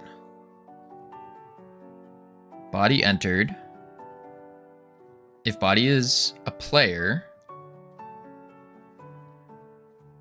Okay. Then body.health plus equals healing amount. That makes sense. Let's go into our healing goo enhancement, 25%. So we say heal amount is the max health, which is the get modified, times a healing percentage, and that outputs the heal amount. And we add that to our health. Okie doke. Healing amount, get healing goo enhancements. So we say for enhancement, in enhancements, if the enhancement is a healing goo enhancement, then we do our healing percentage, which is 0, plus our get modified based off of the max health. And then we return that number. Okay. That's why it's not working. It's never adding it to the player. No, it still is. Do you have balls of goo? Absolutely, North Pole. That's our special attack. It's our special attack. You've seen them. Right? You've definitely seen them. Definitely seen them. See? Boom. Bam, bam, bam. You have a special attack. I do. Yo, what up? Boom, special attack. And it bounces off of the walls, bounces off of enemies. Where do you use that? Is that on the first date? First date? No, you use it on enemies. When you're in combat, you use it, and then it bounces off the enemies in second. What do you... First date, second date? No, never. Are you being gross? Are you being gross? No, never on the, if you're being gross, no, never on the first date. That's some scandalous behavior. What does that sound? Don't worry about it. That's just that's these guys going crazy. No, never on the first date. That's too, what's the word? What's the proper term for, it means they're not very serious. Yeah, I'd use that word. That's a pretty good word. Idea, an enemy that's weak and easy to kill, but it does kill you if it respawns next run as a copy of you when you killed it. Then you have to fight. That sounds pretty cool. Yeah, I agree. Absolutely.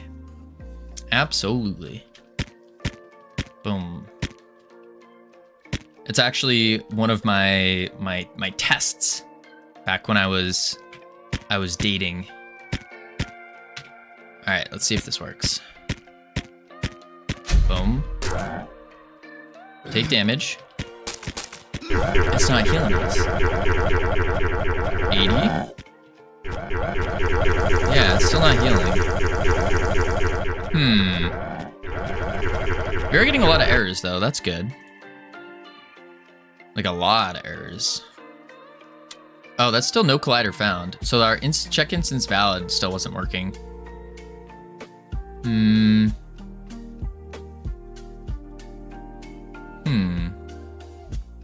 Maybe if there is no collider. Maybe that's what it is. Is there like shapecast, get collider?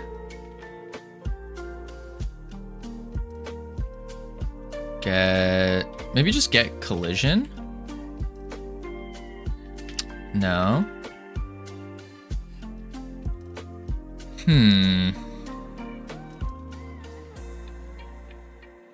Collision mask. Is colliding. Duh. Duh. If is colliding, or if not colliding, then we return. Yeah, that would make sense. That would make sense. Clear that out. Boom. All right, not too shabby. Goo puddle. Body.health. Okay, on body entered. Body.health plus equals healing amount.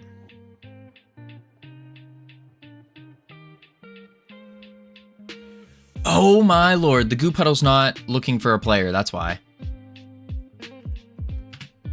Duh. It's always the dumb little things. Always the dumb little things. That's what it is.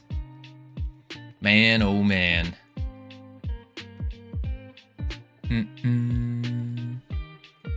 Okay, now let's add dash, healing, create power up. Let the puddle look for the player. Yes, absolutely. Absolutely. Let's take damage and then run through it. Run through it. Oh, it's still not working. What? Are you serious? It's not working. What? Go through it. Why is that not working? Man, Covino, you're a bad influence on me. Oh no. I started Ryder up and it's Sunday evening. That's good, Bacon. That's really good. Listen, just because it's the weekend doesn't mean that we don't work. Just because it's the weekend. We always, every day is a new opportunity to do more work. It's awesome. It's good. Yes. Such a horrible sound. Yeah, it is kind of bad when they're getting spammed out. I do agree. We'll probably end up changing that. We definitely will end up changing that. All right, let's see. Why is it still not working? Go to the dash. So we have healing amount, goo puddle, healing amount, get healing goo enhancements. Let's also print goo puddle dot healing. Actually, no, we'll print it in the goo puddle. Take it step by step. Goo puddle. And it is masking a player. Yeah. Body's player, body.health plus equals healing amount. Let's print healing amount. Lobby, play.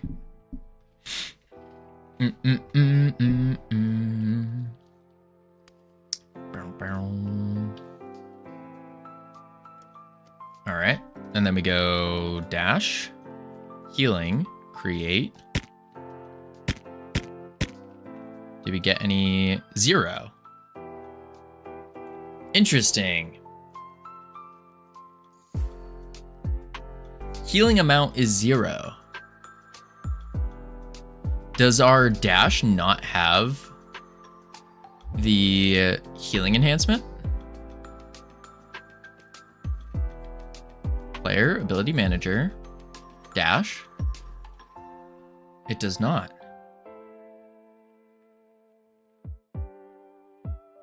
Huh. Interesting. It didn't get the enhancement. Okay. Strange. Let's go to our test power up. I wonder if I removed it.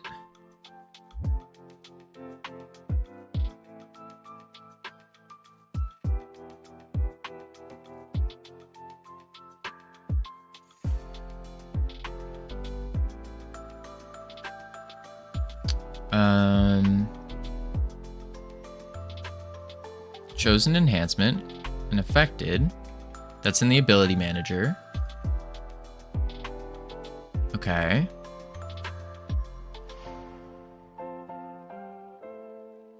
Ability string. enum's ability type. Go to enum's ability type, and we have dash.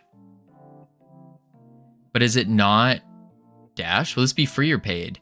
This will be probably a paid game. I'm looking with the lowered scope, probably like $1 or $2. Maybe something like that.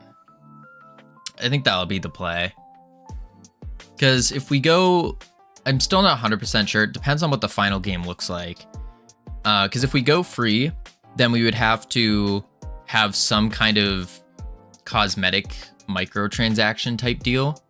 I'm not really feeling it for a game like this.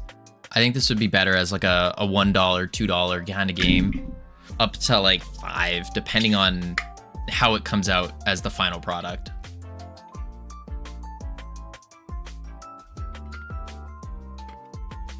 Yeah. I'll buy it to support you. Oh, I appreciate that. Even though you aren't an AI hater like me. Listen, Skibbity Toilet. It's I can't be an AI hater. I think I've found a lot of benefits from it. Now I wouldn't classify myself as like a hardcore, like, use AI for everything. Not yet, at least. But nah, I don't think hating it. That's the other thing. I don't really hate many things. I don't hate many things. I dislike things. I wouldn't say hate. Like, I understand a lot. Even like scummy practices, I understand where the person's coming from, where the people are coming from. Do I like it? No. Embrace the vibes. Sammy, we are vibing. We are vibing. We're just not vibe coding. We're vibing though.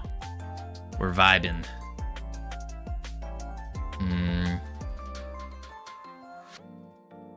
Why? Heal them out. Get modified. Okay. Okay. And then when this gets added, where is it? Test power up. When it gets picked up, on body entered, class ability manager, add enhancement, chosen enhancement, and affected ability. Sammy. Vibe coding is hecka fun. I don't care what anyone says. Oh, I'm sure it is. I'm sure it is pretty fun. It is fun. But I don't know. Yeah, it's fun. I could see it being fun.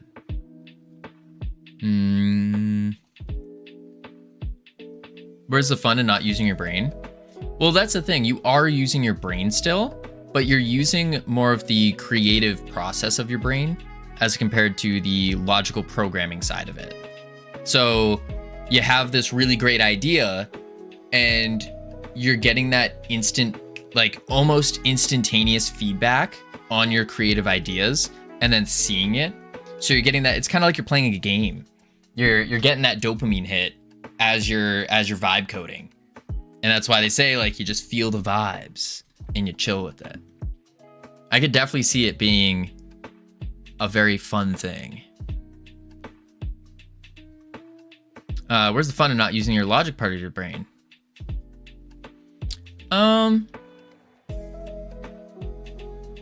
Where's the fun in when you play a simple video game, like a game where you're just killing things willy-nilly, like a bullet hell? I do think there is, I mean, different people have different versions of fun for sure, but I think a lot of people, I think I would even argue with everyone, there is something that triggers in your brain when you're doing something that doesn't require logic, because it's kind of easier on your brain, and your brain likes easy ways of getting dopamine. So vibe coding would be kind of with that. And I'm sure there is some logic involved with vibe coding, some, but but it's more of that like instantaneous, I have a dream of this happening and then boom. So Sammy's addicted? I wouldn't say addicted. I think just enjoys it. It's just so sad. It's not sad. I don't think Sammy's addicted. Sammy, would you say you're addicted to vibe coding? Watch, Sammy comes back, goes, absolutely. Absolutely. Yup. Okay, never mind. It's an addiction. It's addictive. I could see that. I could see it. I mean, yeah, I could see it. Enhancement giver.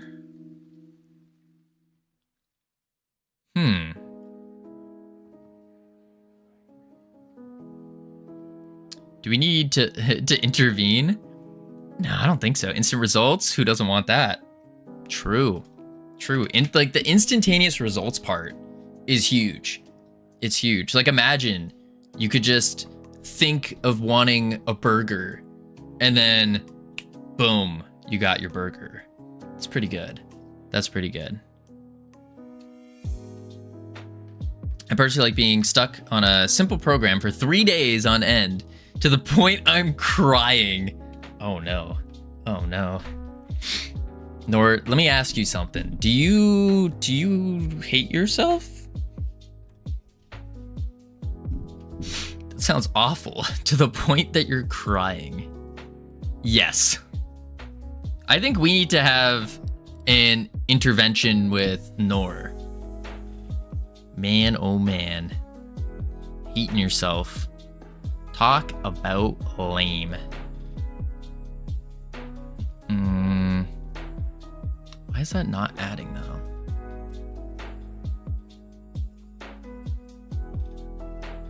Nah, I'm fine. At least I'm not dopamine addicted.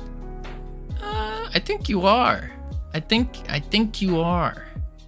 It's just different ways of getting the dopamine.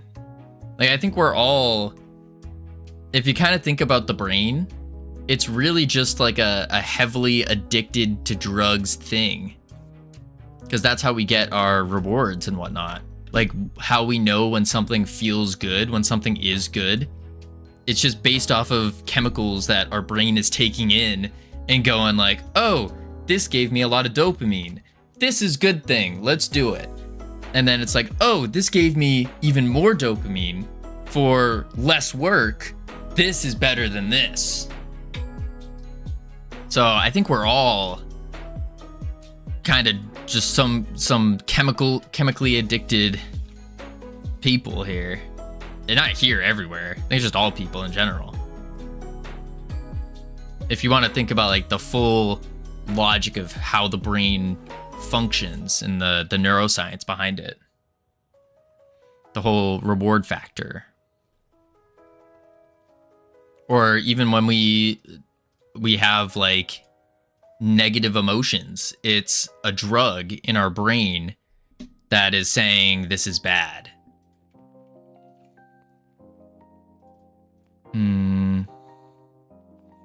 Ability type dash. That's a good response. A little Torkin emote.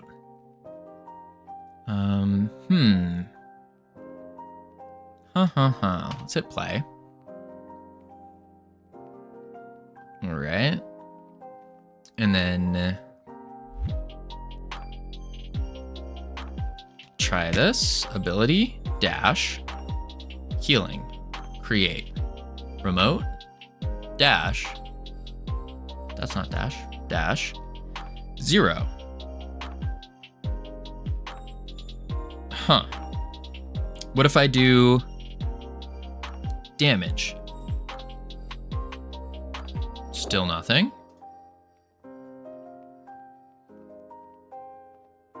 What if I do ultimate?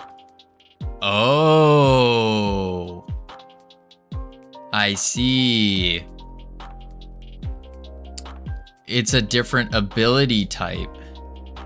Our ability types are messed up. Ah, that makes sense. I heart welcome in. Oh god, that is a terrible combination. That makes sense. Okay, so what's happening is in our GUI, I ate too much soup.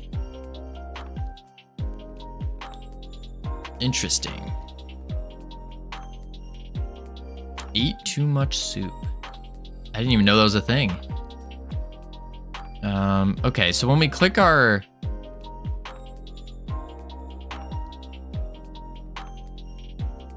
Weird. Dash is not saying it's enum4. Oh, because it's not. We need to flip-flop them. A little flip-flop. So just go boom. Boom, bang. Bop. Pow. Now it's going to work. Soup is good. So I regretfully went for seconds. Also, I made soup, if you didn't know. I assumed that to be true. I assumed. Big up, LT. How you doing? Dash. Ooh, that's a good idea. You just gave me an idea, iHeart.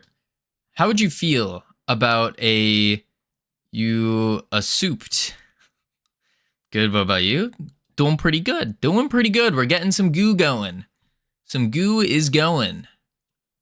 Oh, wrong button. Remote. Dash. There we go. Now we have the enhancement. Oh. Oh. Oh. Oh.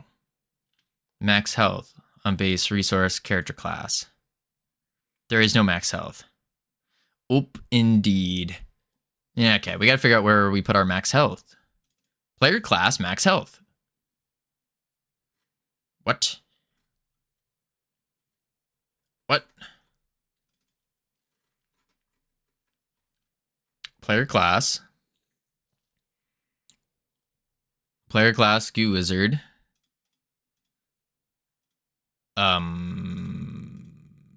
Is there no max health on it? Character class. Base health, not max health. Right? Right? Oh my god, my dog is gassing me. Ooh, that sounds terrible. Gross.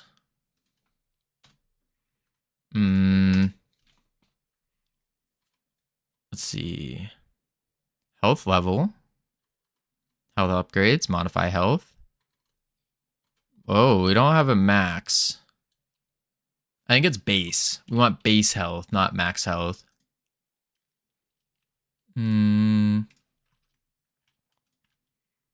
Player.class.base. Boom.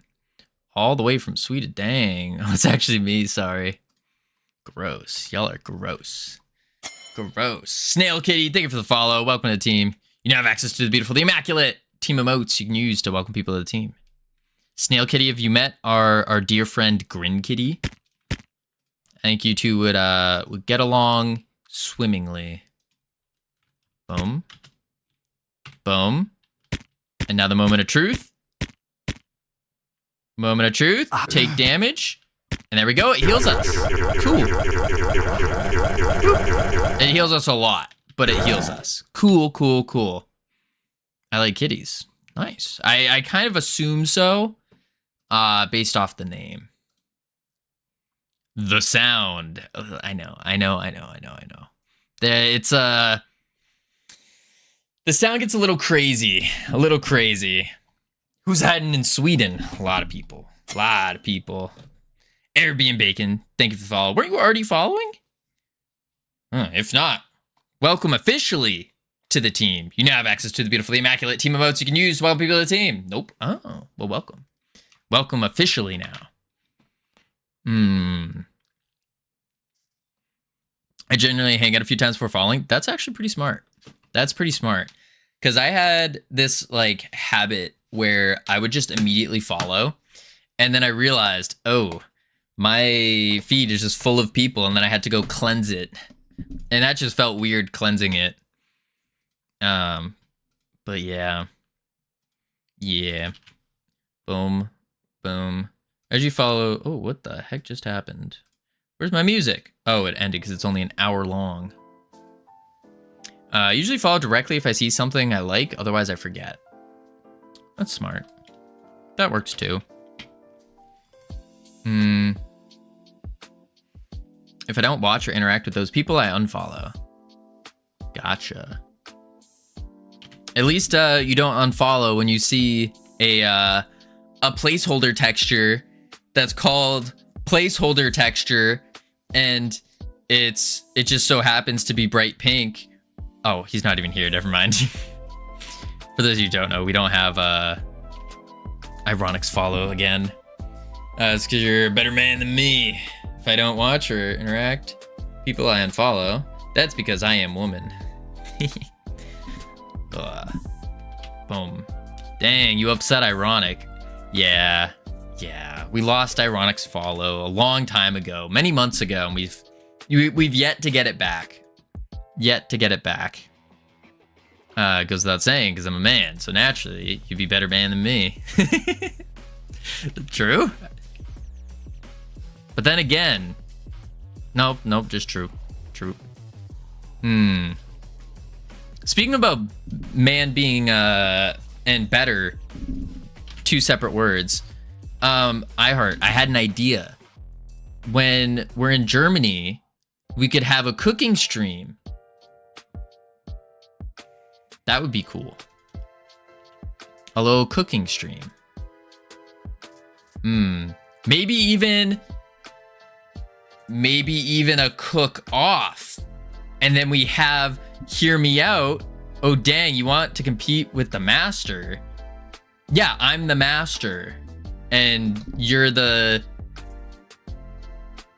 apprentice? No, because I'm not teaching you. You're the novice. Yeah. Funny ways, Ironic just ignores me. I don't know what's better. That's true. That is true.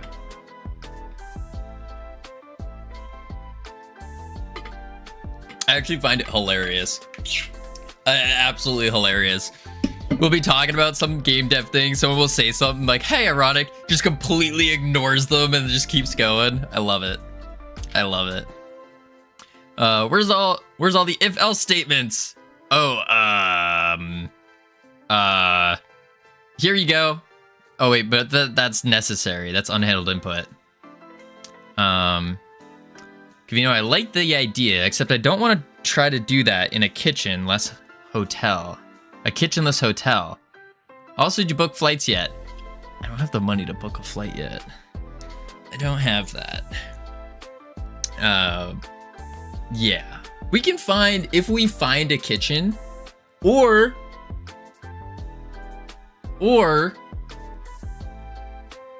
I don't know if there's woods there, but we could light a fire and do like a camping cook-off. So based off of a fire, you cook using a fire. That might be cheap though, because I think I have a little more experience on that. Does Godot not have concept of switch statements? I don't know about Go, but this is Godot GD script, and we do have switch statements. They're called match statements. I have it somewhere. I have a couple matches. Usually used for, here's some ifs, but those are usually used for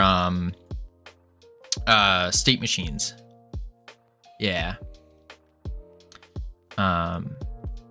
Yeah. I just asked how he was doing. I got blatantly ignored. I love it. I don't think that's normal. Thought a real kitchen doesn't feel like the same test. Normal for him, not normal. Gotcha. All right.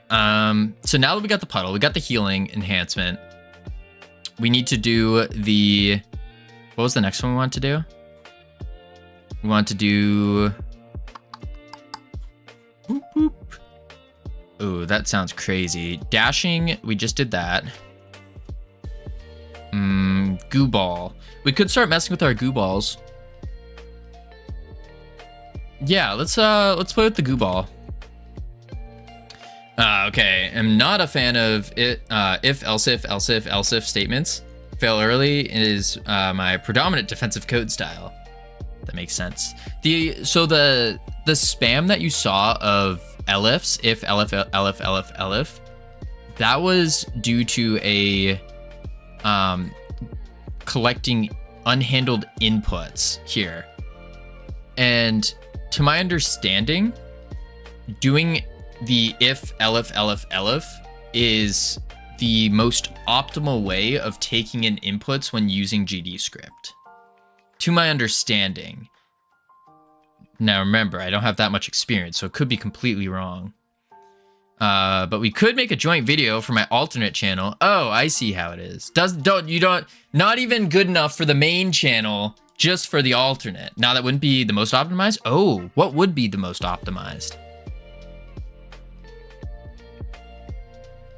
Not at all familiar with Godot at all, and that could be a better way of doing it. I'm not sure. Match statements, to be honest. Really? Oh, I guess I could see a match working. But I mean, it's basically the same thing. Maybe it is a match. So the switch, yeah. And we would just match which action is pressed. Match event, and then just say, okay, I could see that. I could see that.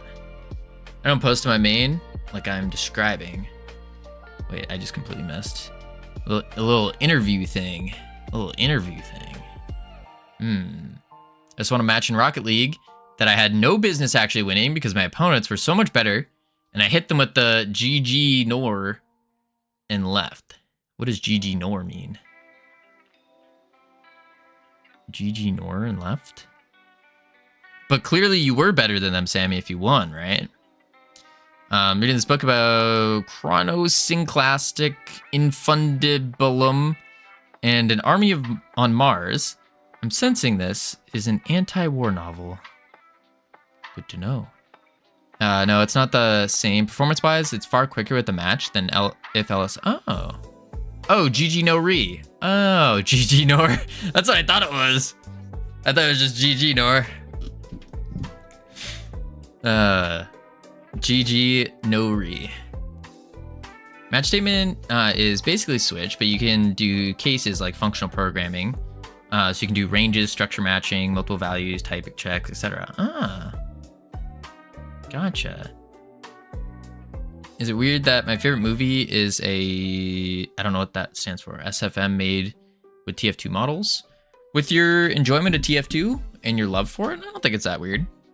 Okay, so we could change this to a to-do change to match for optimization. Boom. But we're gonna focus on our goo balls first. So goo ball or enhancing goo balls. Enhancing our. There we go. That's descriptive.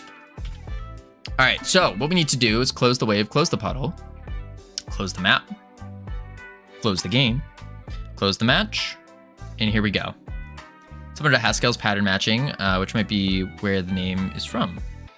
Interesting. Did not know this. All right, so enhancement. Let's make a new enhancement, create new, and we're gonna do a, well, actually, wait a sec. I don't know if Sans is joking or not. It's a psychological horror, it's a masterpiece. No, I don't think Sans is joking. And the reason I can say that pretty confidently is because I used to watch these WoW Machinima videos back like 10 years ago. Maybe even longer. 11 years ago, 12 years ago. Holy moly. 13 years ago? 15 years ago? Something like that. So many years, over a decade ago. And they were like full-blown movies made using the WoW characters, which is pretty good. Ugh. Man, oh man. Ooh, we have an old person here. Depends on who you ask. I just graduated uni, but one of my classes involved us learning various paradigms, so I learned Haskell and Prolog. Crazy. Focus on work. You're right, CSLR. You're right. I used to be really into Machinima. I tried to join a studio as a musician. Oh, that's awesome. You know who, Sammy, know who used to be really into it? Was Nurkmind. If you remember Nurk, he was big into the whole WoW scene in like Machinima as well and all that. Pretty crazy. And he was in like all these big time videos. He was a Big time guy. Big time. That's such a 13-year-old kid thing to watch, game character movies. It kind of was, yeah. I don't really watch cartoons anymore. I think you're missing out. You're missing out. There's some good ones. Some good ones. Like a Japanese cartoon called One Piece. That is a life changer. Absolute life changer.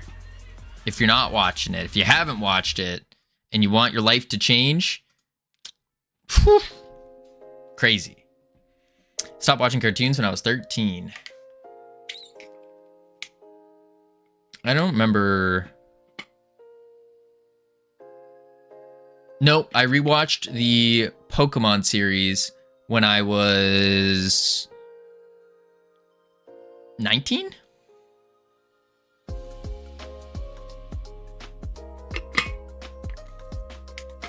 Wait, you don't watch SpongeBob anymore? Yo, I have not seen SpongeBob since the best day ever, pretty much. Yeah. I can use this frying pan as a drying pan. Sounds familiar. More like 5 years for me. Wild. All right, what are we doing with our goo balls here? We have a multi-shot enhancement. This is just gonna shoot.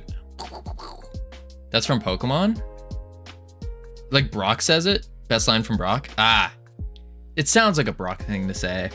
When I was 8, I won a SpongeBob quiz on a Nickelodeon Kids Day in the Netherlands. That was wild. Whoa, crazy. What did you win? Did you get did you get anything cool? Or did you just get like a sticker? Or a badge? Badge would still be pretty cool. A toy, I think. Oh, that's pretty cool. That's pretty cool. I don't think I ever won anything like that.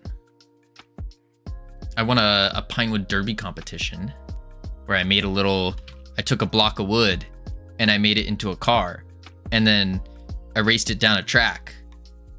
What up, Condi? How you doing? And I came in 3rd altogether, I think. The other kid got wrecked. Didn't even get the answer to one question. Dang. Because the made the girl go first. They made the girl go first. Interesting. Wait. They made the girl go first. Oh, so it was like you keep going until you get it wrong? And you just got every single one of them right, and so you just win? Yes, that's crazy. Dang. I would be embarrassed if I was that dude, honestly. I would be a little embarrassed. It's like, you don't even get a chance to try, just annihilated before even getting to go.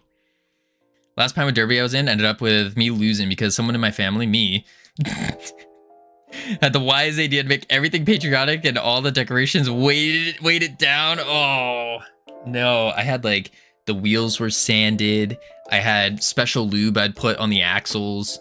I would weigh it perfectly. And then through that experience in middle school, we had a CO2 car competition in our tech class. And it's basically the same thing, but they give you a block of wood and then you drill a hole in it. And this is where you put the CO2 canister. And then they're attached to a little string. And then you just launch them in a straight line.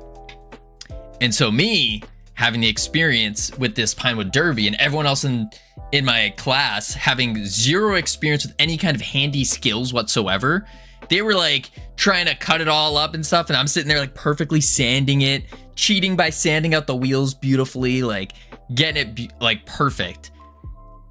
I ended up absolutely obliterating everyone, including the tech ed teacher in it. And my car went so well. The tech ed teacher, I remember said, he goes, Mr. Covino, that car is going to break immediately. And I look at him, I go, no, it's not. And then, because my voice was like super high pitched. And so then first go, everyone's thinking it's going to snap in half because it was really skinny. It was like, woo, woo. This was basically the car. Still. What are you talking about? So then, yeah, so after I beat that, I look at him, and I'm smiling, and he goes, Mr. Covino, I need to, can I keep your car and like show people? And I go, yeah, that's fine. And so then I ended up winning, got a little ribbon and stuff, and it was really cool. Really cool. That's the end of the story. All right. So what we're going to do is we need to do, what is this enhancement called? Basically, goo ball split. Goo ball split. Don't strain your voice. I'm not straining my voice. This is how I typically talk. What do you mean? Straining your voice. I usually try to talk more higher pitch so it's more, you know, friendly to other people, but this is really how my voice sounds. Just like this. Just like this. I'm not saying that. I'm not saying that.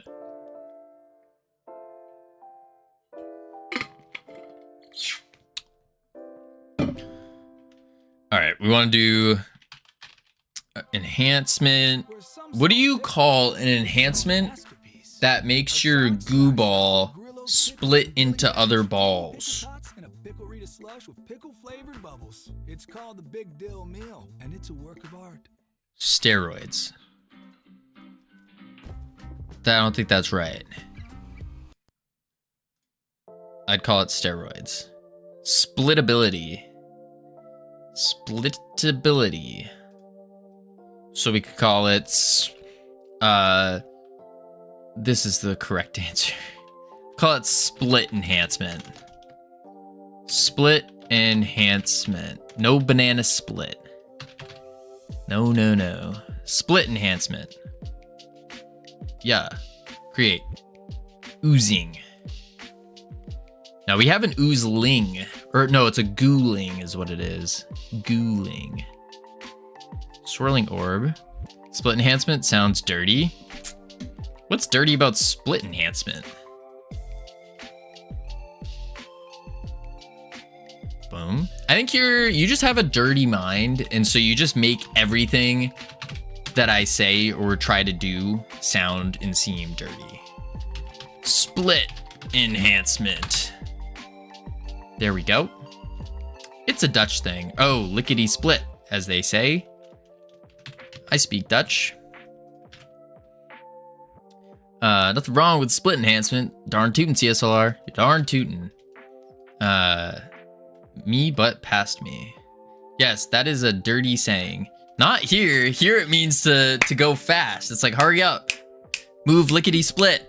Let's go. That's what it means. That's what it means.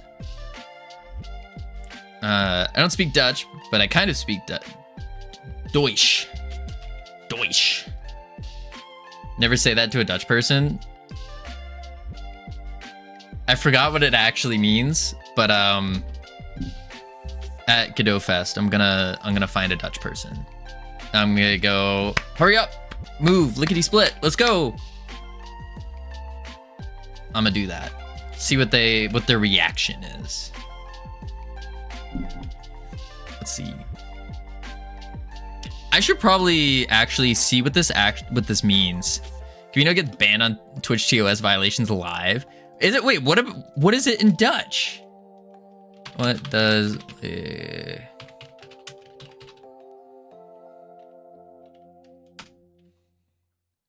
as quickly as possible? It's in the dictionary. Wait, guys, it's in the dictionary. Dutch.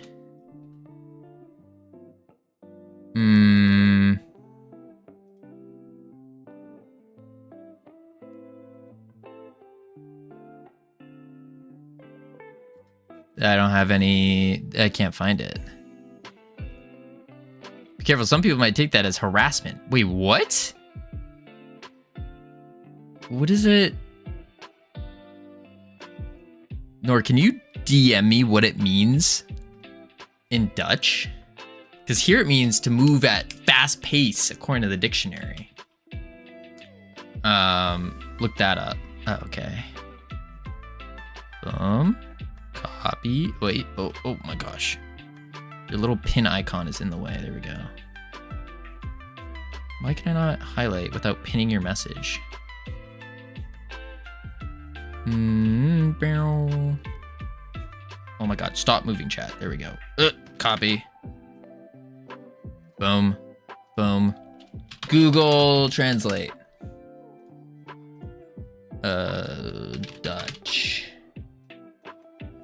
Boom.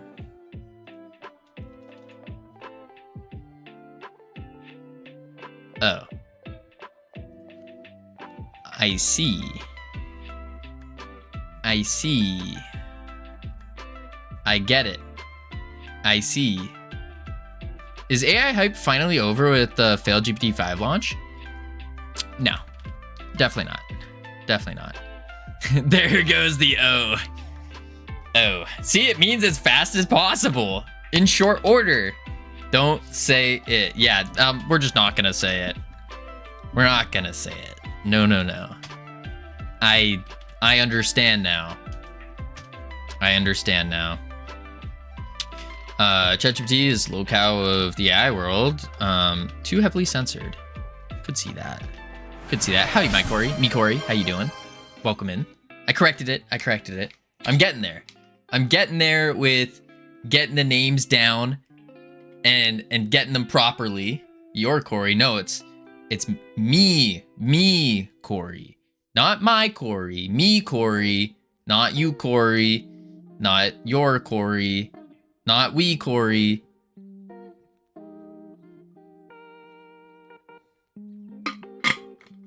So, don't say that to Dutch people, Covino. Understood. Understood. I will not say that to Dutch people. I'm just not gonna say it in Europe. There we go. Easy. All right. Split enhancement. So what this needs to do is it needs to make the goo ball. Let's write this down. Goo ball splits into another goo ball on bounce. On bounce? Yeah, I think so. Okay. Let's open up our goo ball.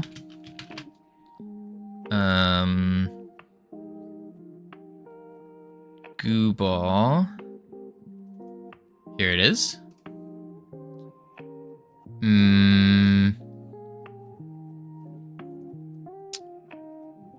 That's the drop puddle, which we're not using anymore. All right, so it has to be in bounce. And I guess we would give bounce a split. Has no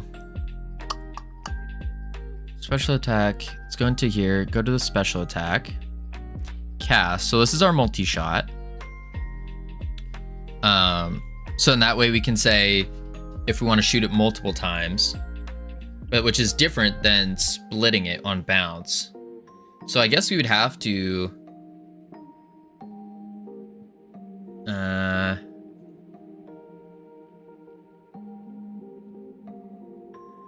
maybe we send a signal every time the goo ball bounces. And then we add a new goo ball. But then we'll always have infinite goo balls. No, unless we only make one do the splitting and then the others don't split? What makes more sense here? So we got our goo ball. It bounces one time and then it will split into two. And then if that one bounces, do we split it again? And then this one bounces again and splits again?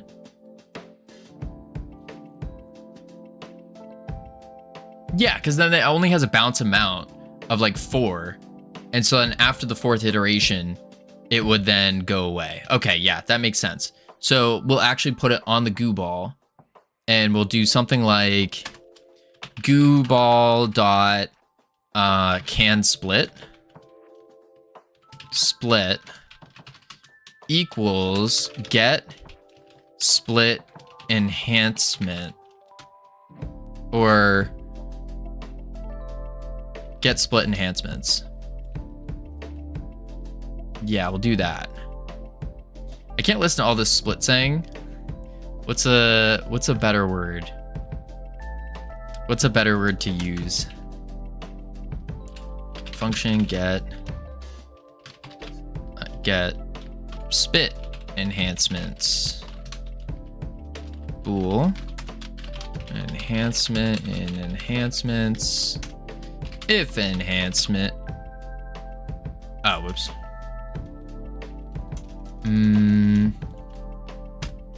If enhancement is, then return true. Otherwise, return false. Boom. Divide. A divide enhancement doesn't roll off the tongue as much. You know that the little knots in your hair we call klits in Dutch. I did not know that. Thank you for sharing that with the class. Dutch people are weird. Dutch is a weird language. No, I don't. I actually combed my hair. Thank you very much. Computer gets banned on Twitch. TOS violations live. Listen, we're talking about Dutch here. There's nothing weird. Can't mix languages like that. Yeah. I think we're learning a very important lesson here. Don't mix Dutch and English. They don't go together. They just don't go together. There are children here, Nor. Think of the children. She's talking about knots in hair, though. There's nothing dirty about a knot in your hair, all right? I live in a country where we speak 3 of them, where they speak 3 of them. Mixing is good, but not mixing English and Dutch. That's not good.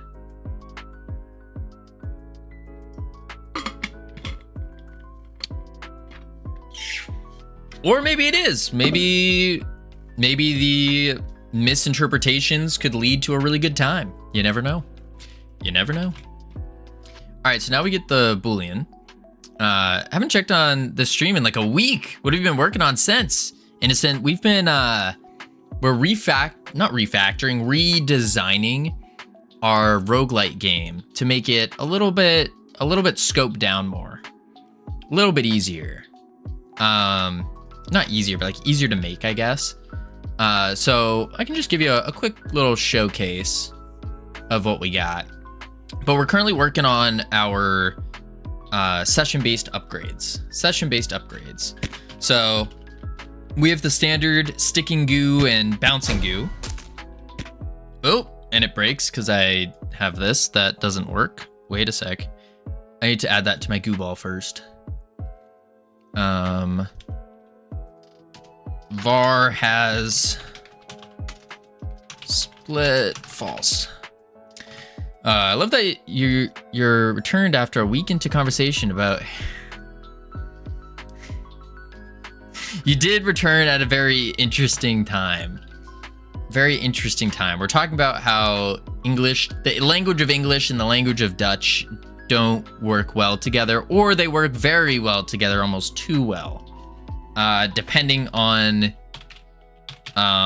your prerogatives. Enhancements. But yeah, we're just working on little power-up upgrades. I vote the second one. They work very well together. Maybe. Okay. And then Let's see. Has poison, has split, and then we go. Howdy indeed. Howdy indeed. It's very difficult to see that though. Maybe we need to change that. That is pretty hard to see. All right, focus, work.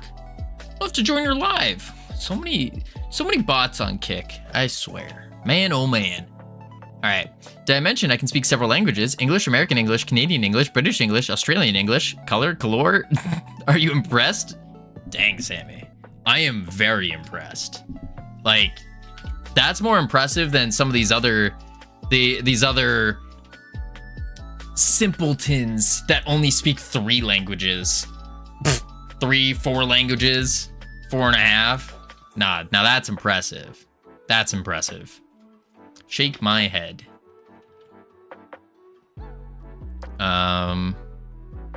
Let's see. Me is bot. Are you iChives? Are you a bot? All right, let's see. Now we go into our special attack. So we have the can split with the split enhancement. And now we need to go into the goo ball and then has split. So we make a function to split the goo ball. I can only speak English, American English, and I understood British English and Australian English with some understanding of German. Interesting. Split ball. Void. All right, when we do this, we need to add another goo ball. It's not like I have a defect when I'm talking in English.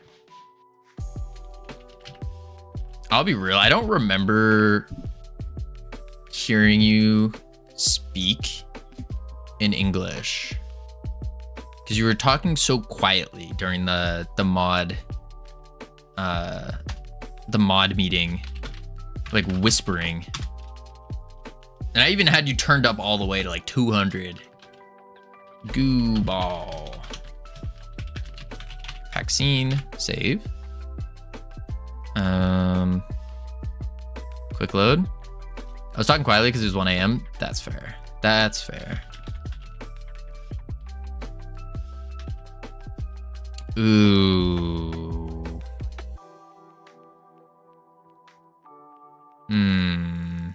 You put on a bunny hug and grab a pack of Mickeys, eh?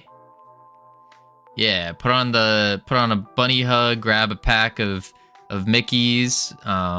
No time for shoes, so we just put on our thongs and we go. Mate. Shrimp on the Barbie. What? It means you're going, I forgot what a bunny hug is, but you're putting on flip-flops. They don't say flip-flops. I fear I don't understand English. You fear you don't understand. But you're typing English right now. Have you just been guessing at what we're saying this whole time? And just faking it? Boom. Have failed. That's what it translates to.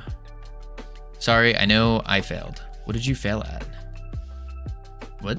Obscure Canadian slang is great. Oh, that was Canadian? I completely thought that was Australian.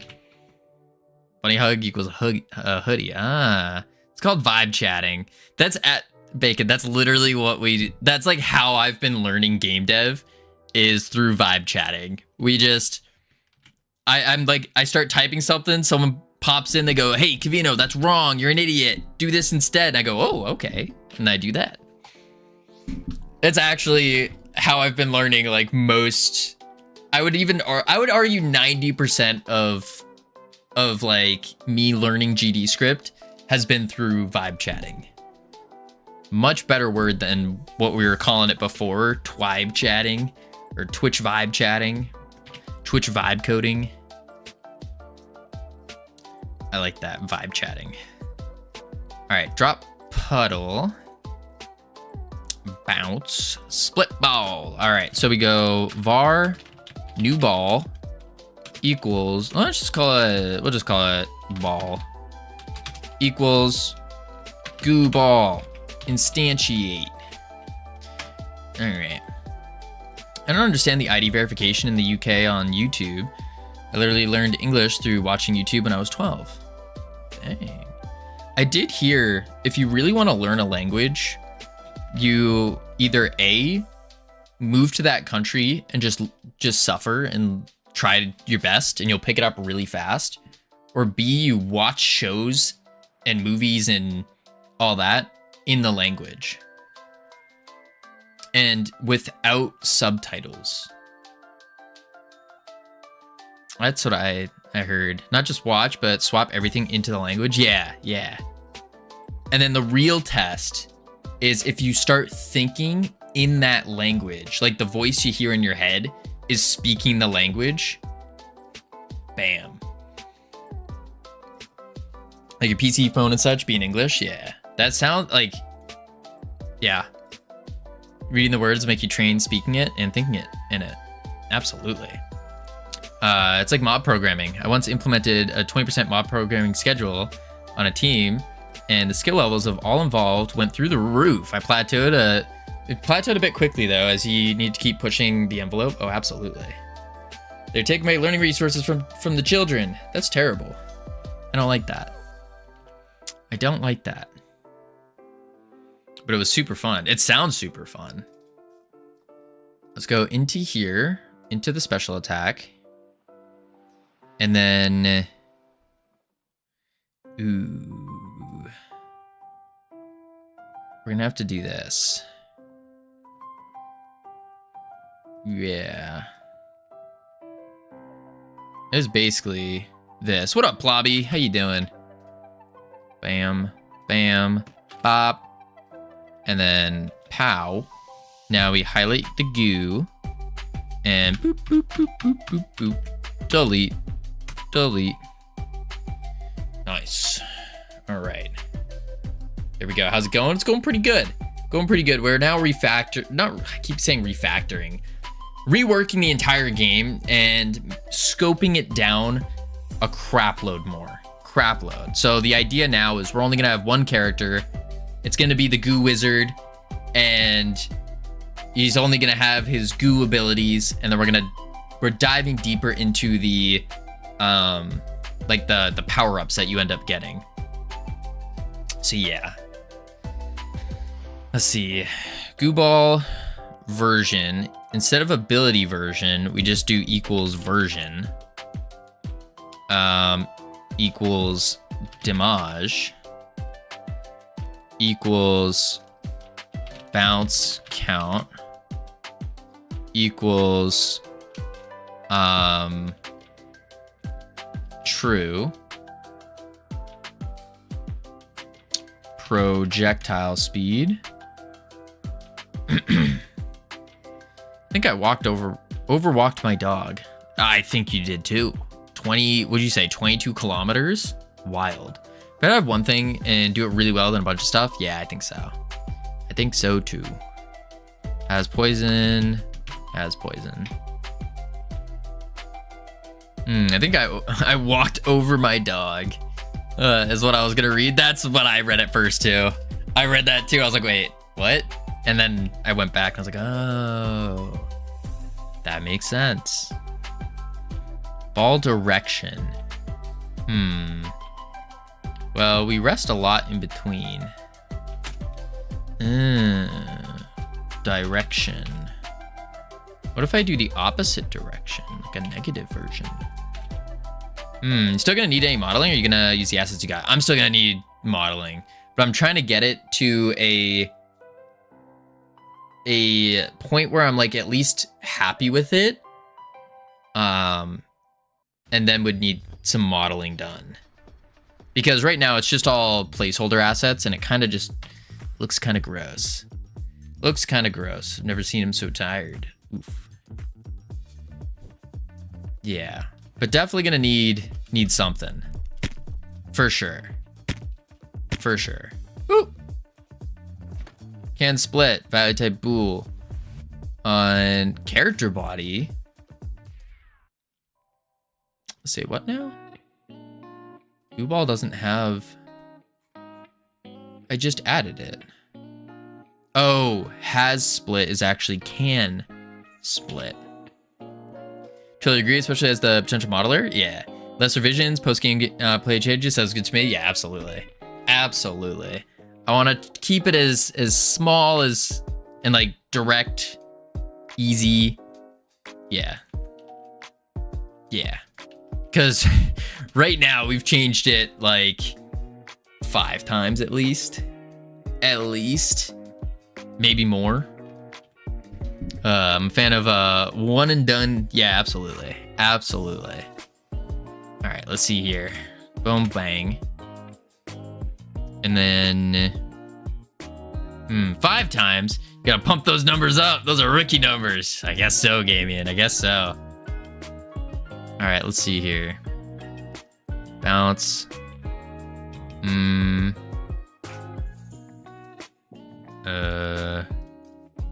Okay.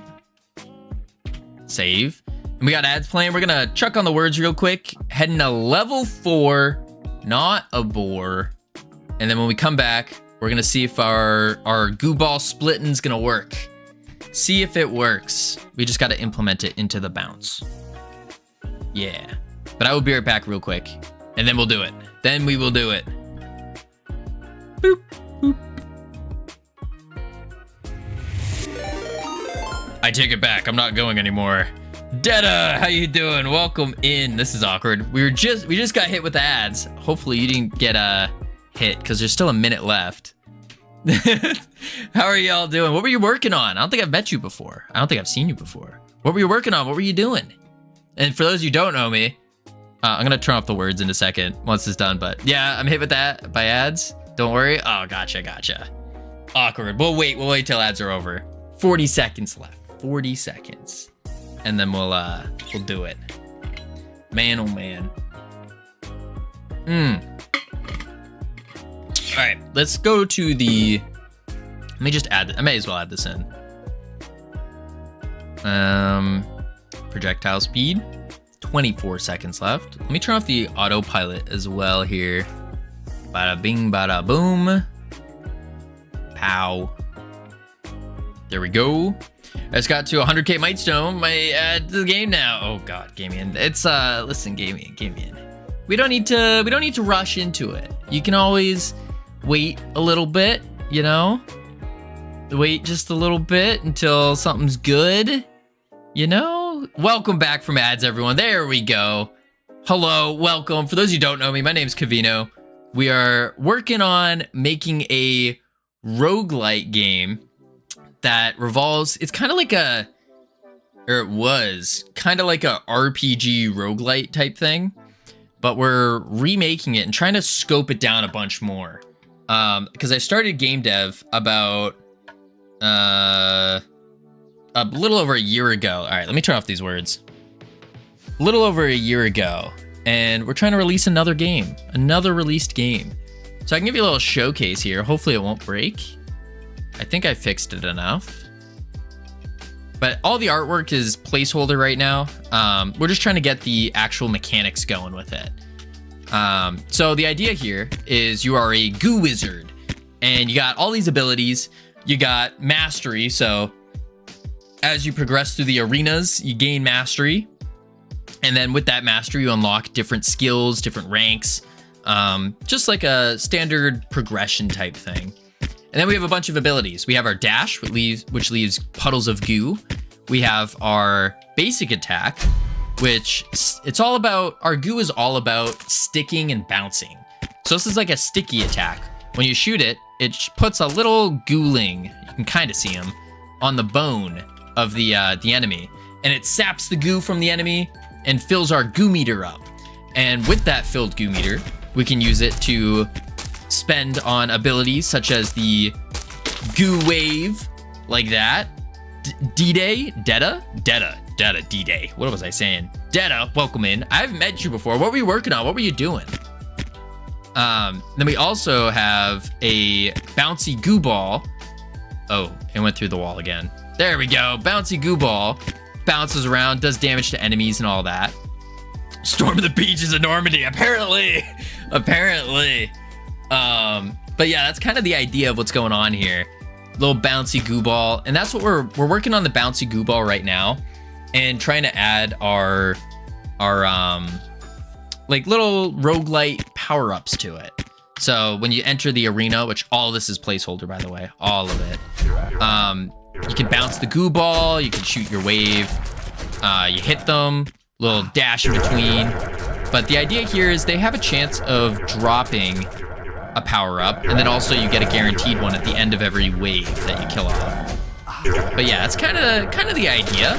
Yeah, thank you for the follow. What were y'all working on? What were you doing? Do nice graphics? It's placeholder. It's placeholder. Placeholder. Normandy is very beautiful. I can imagine it being very beautiful. Take my follow because your game has bullshit. I appreciate it. Thank you. But yeah, what were you working on? What were you doing? Let's see here. So we need to add the split. Covino loves balls. No, okay. All his games are ball themed. That's not true. We're gonna 2D Phasmophobia like in Godot. Ooh, that sounds exciting. Sounds awesome. Phasmophobia like. Dang. I don't think we did a shout out, by the way. Boom, boom, boom, boom. Boom. We definitely did not. There we go. Wait, are we 18 plus in here? No bacon. We're not. I try to be as open, like as open? Is that the word? Age appropriate family. I try to be as like, I don't want there to be an excuse for someone that like, who goes like, oh, I can't watch Covino because he swears too much or something like that. So I try to not swear. Now you guys, it's okay for you guys too. Covino is open. It depends in what context you're saying. But yeah, I try to make it. I think about like, the way I think about it is if I'm like 13 and I'm watching this stream on the TV and my mom walks in, what would she say? Would she be like, why are you watching this nonsense? No. I think so. Is that a euphemism? I think so. What do you... Euphemism for what? Covino is not open. Just so you guys know. Covino is in a committed relationship with the game studio, Freedom Forge Studios, which is our game studio that we're working on building up and creating. As long as you don't watch Game of Thrones, you're fine. Why are you watching that dweeb coding? Dweeb. She would say, why don't you have a girlfriend? And then, nerds, this is why. Yeah, pretty much. No relationships for me right now. I gotta focus on game dev, focus on growing the studio. We're grinding. We got no time to spend on our emotional wants. I wish I had the self-control to not swear every other word on stream. Well, that's the thing, Plobby. I think Covino needs to go on a date. I don't think so. I don't think I need to. I've been on plenty back in the day. Agrees. Guys, we're in a committed relationship with Freedom Forge Studios. It's we gotta work on our studio. We gotta do that, get that running, and then we can go off and go through our little Finding Mrs. Covino arc, if you will. But Plobby, the way I learned, sure, buddy, whatever you say. Listen, it's a choice. It's not a forced upon thing. It's my choice here. My choice. It's a choice. But Plobby, the way I learned to not swear on every stream is because I worked for like nearly a decade with little kids at like summer camps and stuff. So you learn really quick because the moment you say something, they all go and freak out. Choices. We respect. It's a choice, not a phase, Mom. Guys, this isn't like a a phase mom thing. Screw that, am I right, chat? No, it's just I don't have the time, the energy. Cause think about it. Think how rude that would be of me to the prospective future Mrs. Covino. How rude that would be if I'm like, oh, she's like, hey, you want to hang out? And I go, sorry, I'm streaming. Oh, okay. Hey, you want to go to dinner? Oh, sorry, I'm working. Hey, you want to do anything? Yeah, you can come and watch me work. That sounds awful. Awful. Poor Covino getting a haze for not having a girlfriend. Nah, that's good. You need a game dev oriented lady. That's maybe. But yeah, I am watching you work. That's true. That's true. You are watching me work. Let's see, bounce. And then we need to do, got it. Covino is single because he's a bad boyfriend. Yes. Want to go out? Nora, you did already ask me to dinner. But no, it's not a date. So, sorry, not interested. I've been married for 26 plus years, and I can tell you that Mrs. Bacon is all too happy with me spending Sunday evenings writing code. Just saying, you know, Bacon, that is a very key thing that I've actually learned from a lot of people that are in that, like, are married. They say that they help out, like, it helps. It made them more productive and just like improved every facet of their life. So that is something that like I am aware of. But I think I need to get to a certain point first. I'm gay and single, yo. In fact, I am going on a factual date. Shouldn't joke about this. I agree, Nor. I agree. Think of your prospective boyfriend, what he would think if he goes and sees that you are asking other people out. Children equal more employees at Freedom Forge. That's a good point. That's a very good point. Covino already has plans with Brainoid. Brainoid did invite me over.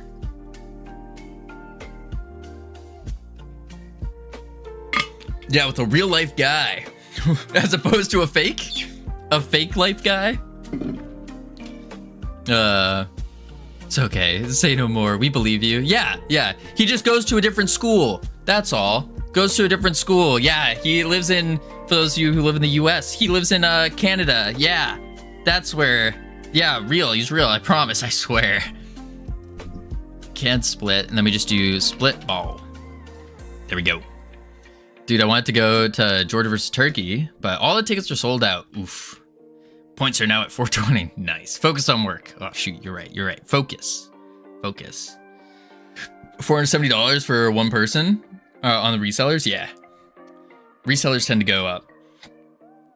All right. So, oh, we didn't give the ball we have a direction for it. So we could do add child. Ball. There needs to be a don't focus on work redeem so chat can get into redeem battles. We had a yeehaw redeem back when I was living in Texas, a yeehaw redeem and an anti-yeehaw redeem. And that turned into quite the bloodbath because the yeehaw redeem, I'd put on my cowboy hat and I'd start speaking in a southern accent. And then someone else would redeem the anti-yeehaw, so I'd have to take it off. And then I'd put it back on, take it off, put it on, and it was, oh my word. It was absurd. Actually, absurd. Just absurd. Global position. Just as a cowbell, 3 redeems, ring, jam, and unjam. Crazy. Yeah, dude, think about it. Probably the most engaging game you've ever made with the least amount of dev resources required. Easy win. Yeah, that's true.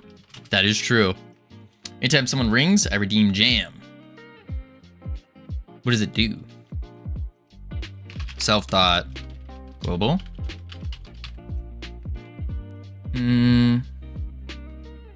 Jams the cowbell clapper.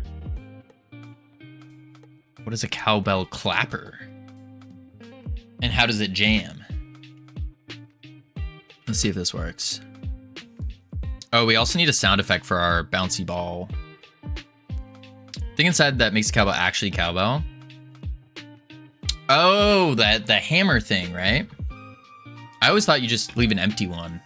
You do get an empty cowbell. I have a cowbell, by the way. I play a pretty mean triangle in cowbell and harmonica. So, play the cowbell? No, I'd have to go get it. And, you know, it's a loud, obnoxious instrument. Let's see. Go get it at the next ad break. Do you actually play harmonica, or are you just making that up? No, I actually played it. I played it on stream once when I went bald. When I went bald, I played Amazing Grace in the burial ceremony for my hair. Chat, is he good or not? I don't think most... Who was here during that? That's a good question. I don't know if many people were here during that. I know Sammy was there. Wait, there's actually a YouTube clip. There's a short on it. There's a short on it. Somewhere. I think it was one of the popular ones. Nope. Where was it? Oh, maybe it wasn't popular. Maybe it was a really unpopular one. That would make sense. It's one of these shorts. There's a short on it. Let's go to oldest. I think it was this one. Oh no. For our fallen hair. There it is. I can play guitar. Yo, we can play some folk tunes.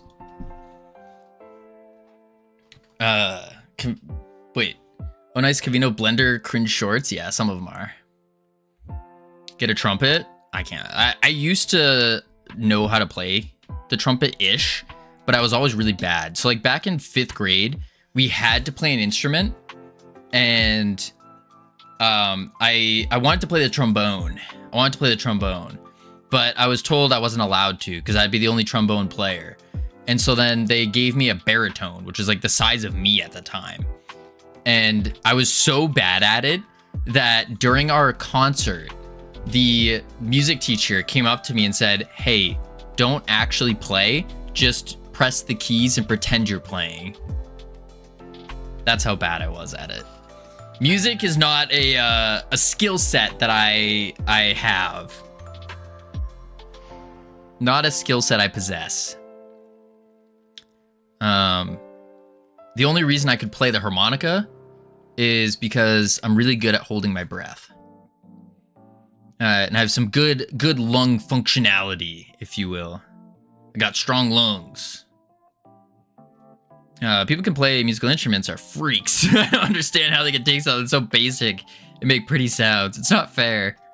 Yeah, I agree. Let's see. Have you seen a piano though? Not basic. True. There's too many keys. Although that being said, I can play what's the Christmas song? Jingle Bells. I can play Jingle Bells on the piano. So I don't want to toot my own horn or anything, but kind of a big deal. And basic guitar, TBH. I just play songs I like to learn. I like learn them, and voila. That's pretty much me with the harmonica. Like, I know the keys because it's literally, for those of you who don't know what a harmonica tab looks like, it looks like this. And then sometimes there's a minus, and the minus just means you have to go. And then sometimes there's a plus, which just means you go and you blow. So you just suck and blow. That's about it. All right, split enhancement. So we need to do a has split enhancement, basically. Nice. Yes. Again, it's that lung capacity. Pro lung capacity. Which is from lifeguarding, for sure. For sure. That's just poison damage. That's all that's on this. Vula sounds difficult to just play. Oh, viola. Viola, not vula. Viola. I don't know about the viola. I don't even know what a viola is, actually. What is a viola? Is that like a violin, but like a mini one? Smaller violin? Ah, gotcha. That makes sense. Speed, enhancement, split. I don't know if we need to put anything even on this. I don't think we do. Do we? Where'd my music go? It's just really quiet. Favorite instrument was the slap bass. Slap of the bass. I remember, so back in high school, everyone was playing the guitar. And it was like my little group of people I was living with. They all had guitars. And me living so far away, I didn't have a guitar. So I ended up playing I was like, what do I get that goes with the guitar that I can bring? Because I can't bring a guitar. And so that's when I picked up the harmonica. And I was like, oh, this would be cool. I go camping a lot. That would be interesting to learn. And that's how I ended up picking up the harmonica. I can play the Piano Man as well. It's like playing the drums and guitar at the same time. Ooh. I'm sure you were very popular at parties. I didn't bring my harmonica to parties. That would have been probably a game changer, actually. Yeah, that probably would have been a game changer.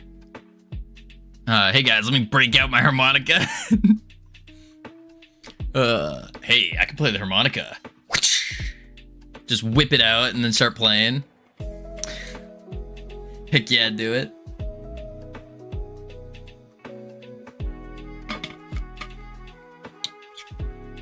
Blues Traveler up in here.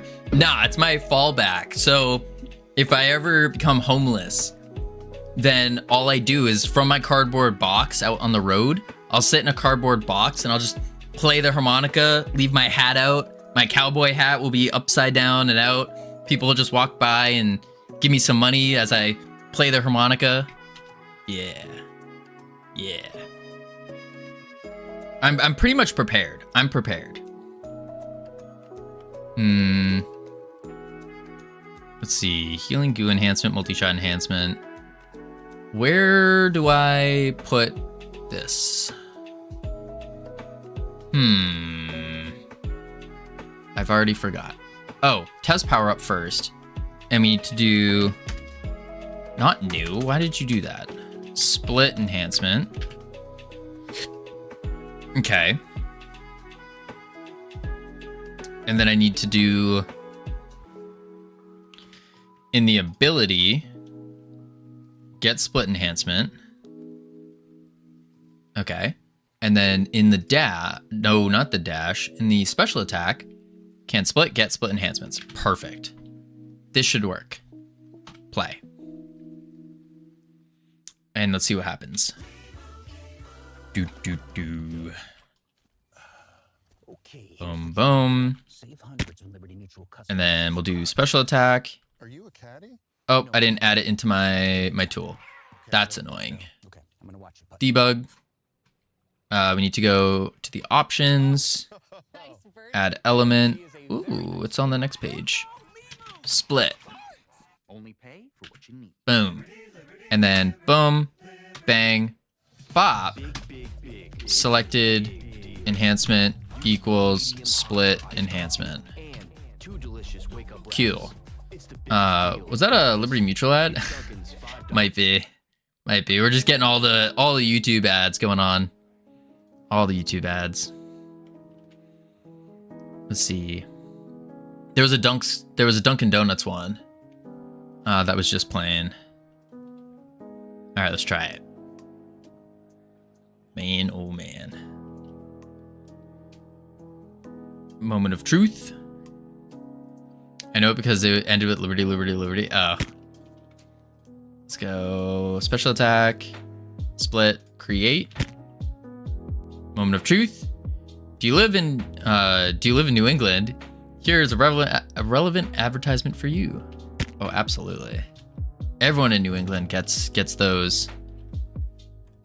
Whoa. Oh, I didn't add the goo ball. Wait. Yeah, I did. What? Goo ball.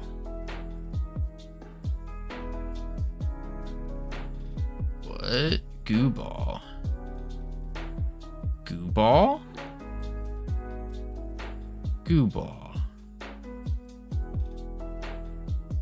Try that again. Try that again.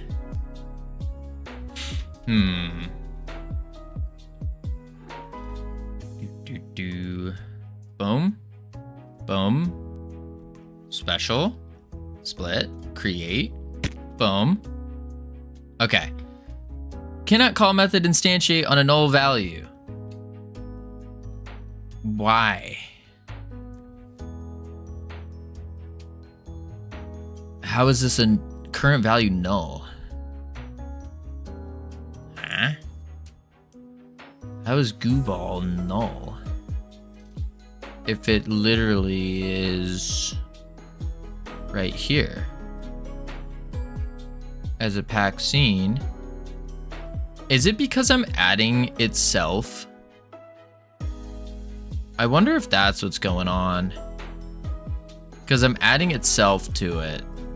I might need to make a separate goo ball. Shoot. I think I do.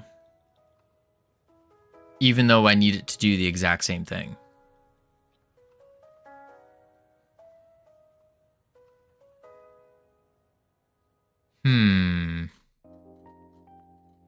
What if I do gooball.new.instantiate? So it makes a new one? I wonder if that would work. Play. Boom, boom, boom. Boo-doo-doo-doo. Special. Split. Create. Boom.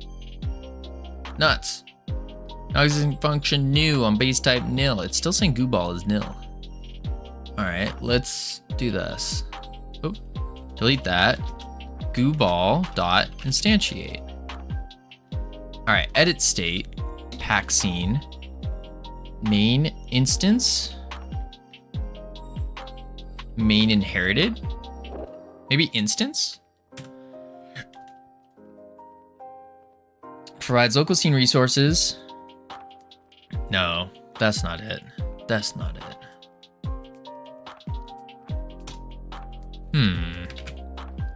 Very, very strange. So do I have to make a separate thing?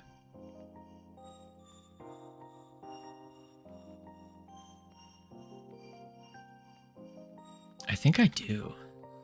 Because I'm trying to add a new version of itself.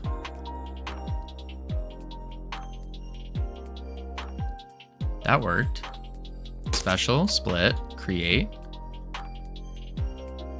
Yeah, instantiate on a null value. It's saying ball is null. But it's var ball.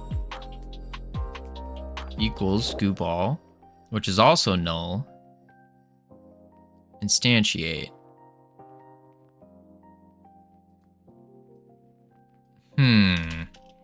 Gooball dot duplicate dot instant. Oh, wait a sec. I think I need to do duplicated ball. And then var ball equals duplicated ball dot instantiate. I wonder if that needs to happen. So it makes a new one. That would make sense. Special, split, create, boom, please work. Nuts. Duplicate on a null value. Why? Why are you null? Special. Attack, goo ball. And it's right here with the scene. Maybe it has to be pack scene dot. No. I think it's because we're trying to add the same thing to it.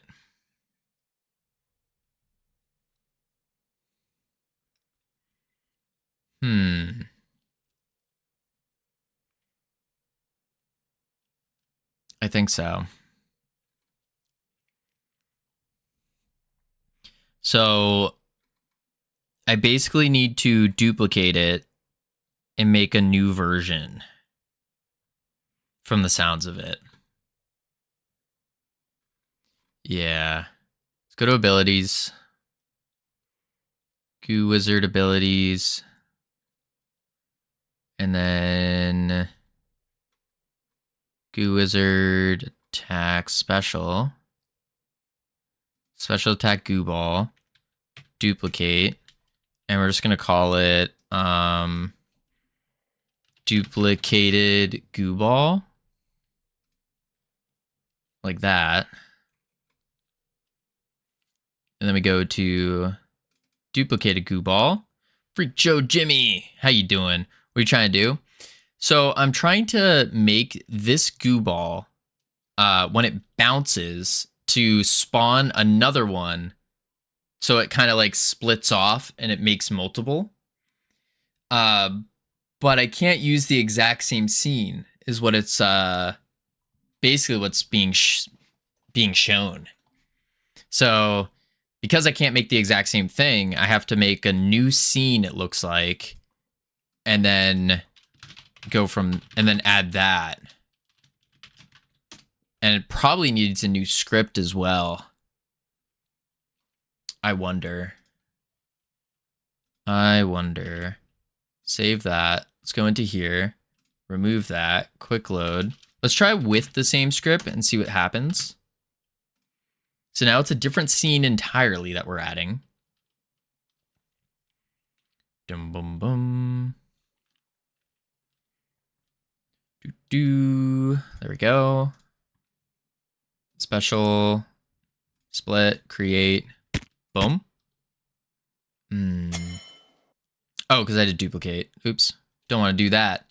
Tiny Victories, thank you for the follow. Welcome to the team. You now have access to the beautiful, the immaculate team emotes you can use to welcome people to the team. Var ball equals gooball dot instantiate. Yeah, let's try that now. Boom. No, if you use the same scene, it will make an infinite amount of them. That's kind of the goal. But it's not doing that. It's saying that it's immediately just null. Instantiate on a null value. It's saying goo ball is null. How is goo ball null?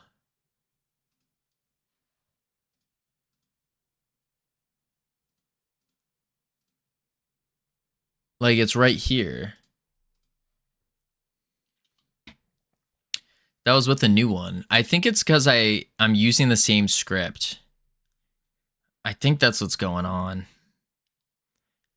So the duplicate, like the new version is with the exact same script. So I think what I have to do is basically just copy this, close that, add this, duplicated, create, paste, change the global name to duplicated goo ball, save, and then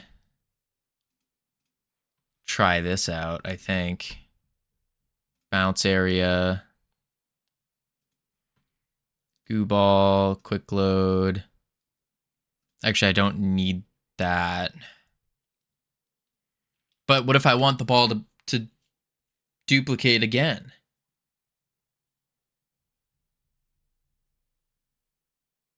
Yeah, I want the ball to duplicate again. I made a robot dude. Oh? Let's see it. Post it up on Discord under art or something.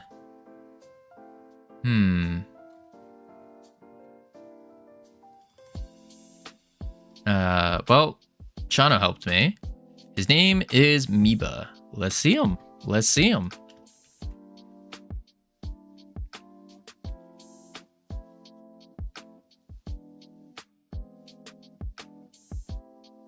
I don't know how to make another scene. Give me a sec. Yeah, no sweat.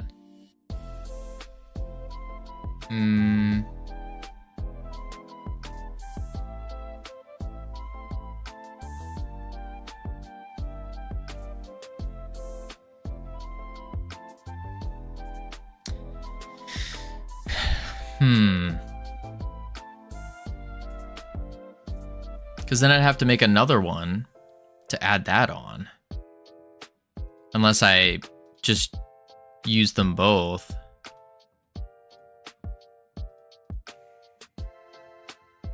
Quick load, goo splash. Quick load, goo splash. I wonder if that would work. And then we remove the versions. Version 2 is doing the puddle. But if I just do this and then remove this, like so, and then shift tab, there we go. It's in Blender. Ooh. Let's check it out. Blender. Oh, what the heck? That's actually kind of fire. That's not bad at all. That's not bad at all. I was fully expecting... G-Man, thank you for the follow. Welcome to the team. You now have access to the beautifully immaculate team emotes you can use to welcome people to the team. I was fully expecting this. Like, this is what I was expecting to see. Just boxes. With maybe some treads.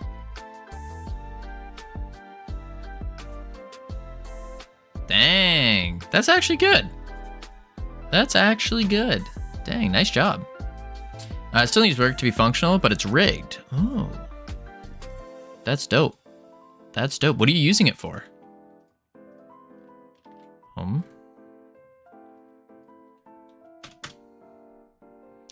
These are gone because that's a different script. I think that's right. My little game. Oh, you're using a robot for it. Is that like your main character? Duplicated. Let's see if this works. It'll also make a cameo in Shano's game. Ooh, nice. Main character. That's awesome. Boom. Ability. Special. Split. Boom. Nuts.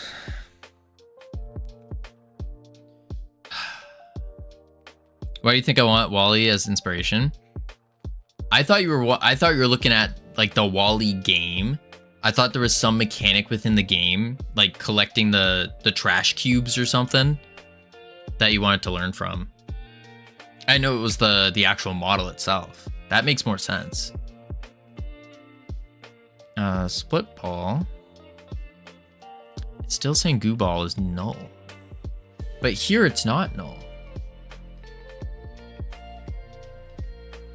Are we... I don't understand this. Because it's right here.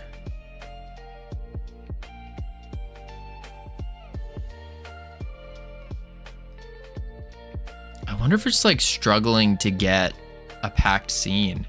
But then why would it get our puddles or our splashes? I kind of want a jiggle bone on his ears. Oh, you absolutely need a jiggle bone. Every game needs a jiggle bone. Every game. If it doesn't have a jiggle bone, probably not a great game. Just saying. Just saying.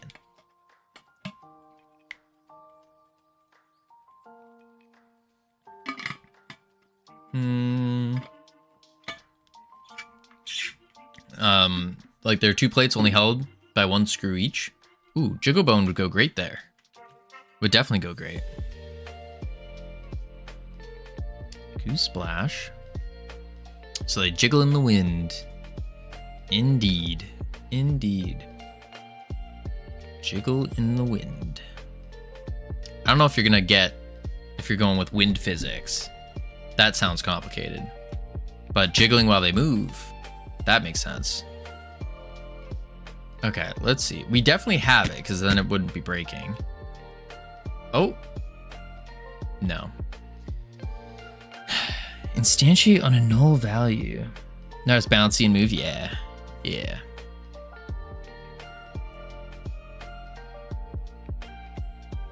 It's got, this just has to be something dumb. Something dumb why it's not working. I just don't know what. Because we have the goo ball here. What if I just rename it? Test. Packed scene. Interesting, that didn't go away. Wait, what? Goo ball not declared. Oh, because of this. Test. There we go. Quick load. Goo ball. Duplicated goo ball. Play. Oh, nice. You do 3D stuff.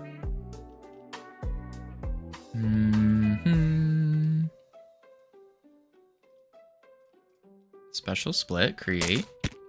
Please work. Wait, what is this one? On the duplicated goo ball now. So now on the duplicated goo ball, it worked.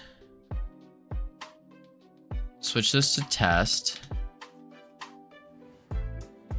Switch this to test. Quick load.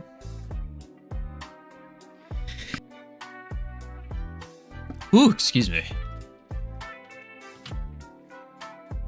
Okay.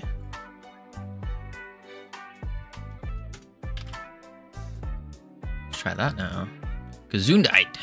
Gracias. Kind of go N64, but a bit more high poly. Oop. Special. Split. Create. Please work. Why? Why do you hate me so much, game? Why? No. But it can't be no. Okay, what if on the duplicated one, we just don't do this? Because the duplicated one's having the issue now.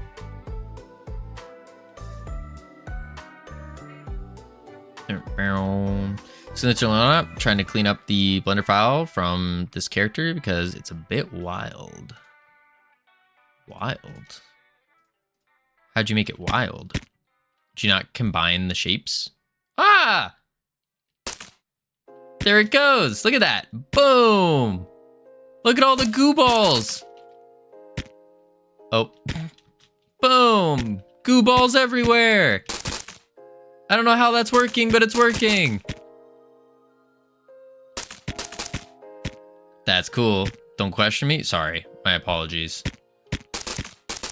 Boom. Goo balls everywhere. Look at all of them.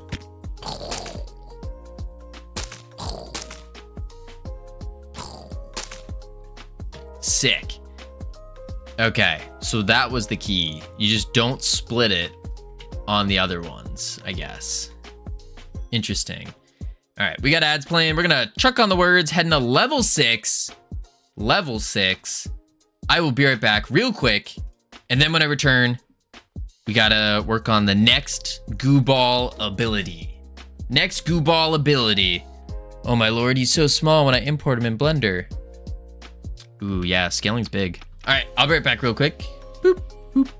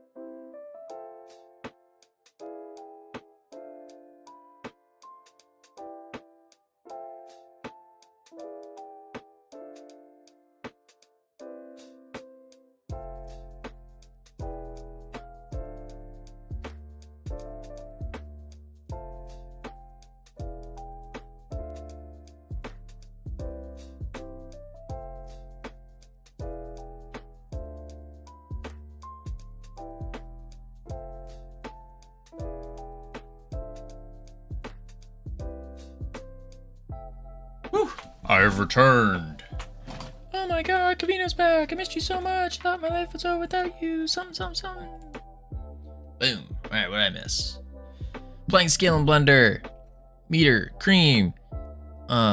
Meat. Twitch underscore.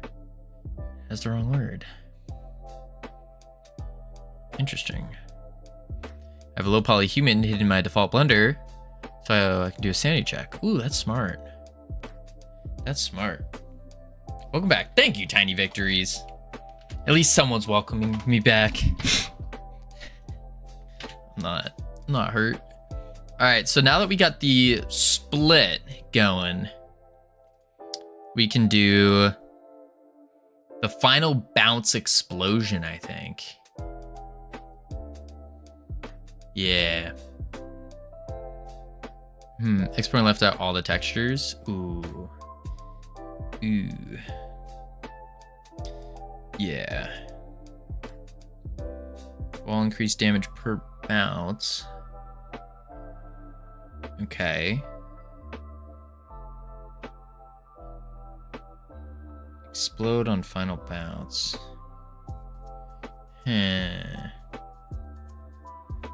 What up, TB Monkey? I keep saying TBM. How you doing? I think we need to do... yeah, final bounce explosion. I do wish that I could make this TBM's fine. Perfect. Monkey's fine. All is fine. Good to hear. All right, we need to go back to here and then say duplicate ball. Come up here. Duplicate ball. Quick load. Duplicate. Okay. I wish I could make it go again, but so to do this, I don't know how to export things properly. I know there's a checkbox. There's an important checkbox that you want to check. That's about all I remember. Let's see. Enhancements can't split. Yeah, so we want to do a final bounce explosion. Huh.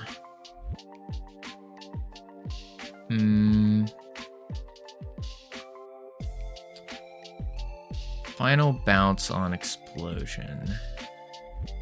Or final bounce explosion, I guess. Let's see how this all interacts first. Yeah. Bake? Yeah. Like a PM on disc or something? Absolutely. Yo, what up, Inferno Dust? How you doing? Alright, let's give it a go. Game run through. Boom. Boom. Kicking butt, taking names. Oh. Boom. Oh, that's spooky. Oh, come here, you. Oh, dodge that. Alright, it's a little slow now. Ow. Jerk. Get wrecked. Okay.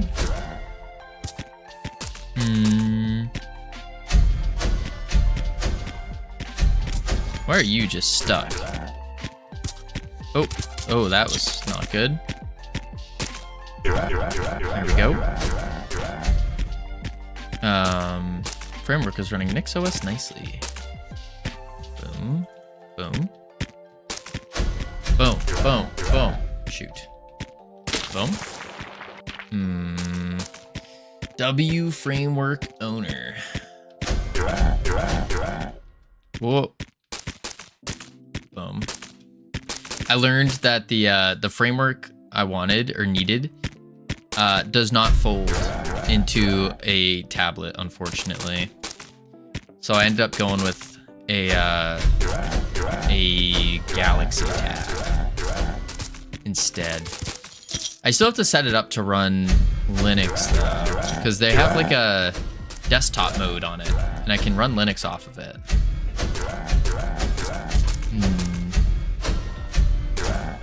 And then our flying enemies are still broken, of course. Oh, why did that not... Is there another enemy? Why did that not go off? Uh-oh. Where's... remote? Enemies? No, it's empty.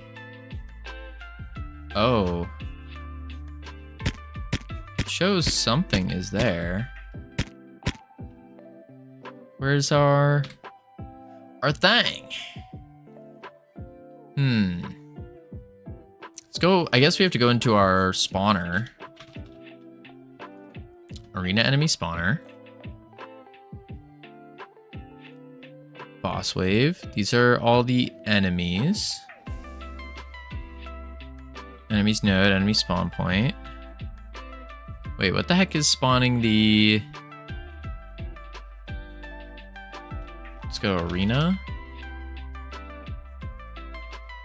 Arena match. Here it is, spawner. That's all set. Finally learning Blender, Covino. I can now model and texture my models. Let's go, that's awesome. Are you making I thought you were making a 2D game. Ended up swapping to 3D? Big fan of 3D. 2D, just not enough. Not enough dimensions. We need the 3D. W Blender users in chat, absolutely.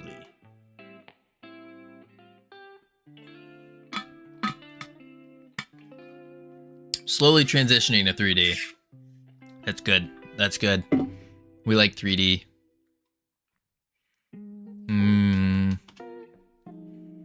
Drop power up. Drop location. Signal manager, wave complete. Drop power up. At vector 3 up. Okay. That's 0, 1, 0. So why is that not working? Huh. Love to join your live. Another bot. Man, oh man. I don't understand this one. The bots that come in and say, I'd love to join your stream. It's like, what? I'm also using Roblox as my game engine with Roblox Studio. I'm already figuring how to add floating platforms. Let's go Inferno Dust. But Inferno Dust, listen. And listen closely. I'm going to repeat the same thing that we've been telling you for months. Pick something and stick to it. Stick to it. Stick to it. It's getting hard to even keep up with the amount of times you're swapping engines and trying all these different things. If you keep jumping around too much, you'll never get anything done. You just got to pick one thing, stick to it, finish it, and then you'll have more knowledge, more experience, and you'll be able to make better calls at what thing to do. So I'm planning to do with Roblox. There you go. There you go. So if you're going with Roblox, stick to it. Stick to it. Don't change your mind halfway through. Stick to it. Roblox is now my home ground. Gotcha. Because before it was G Develop, then it was Godot, and I think you had Scratch at some point or something.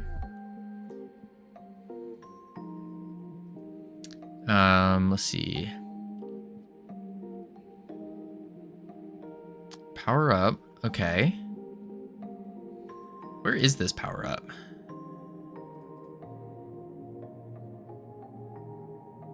Wait a sec. What? Oh, there it is. Power up as pack scene.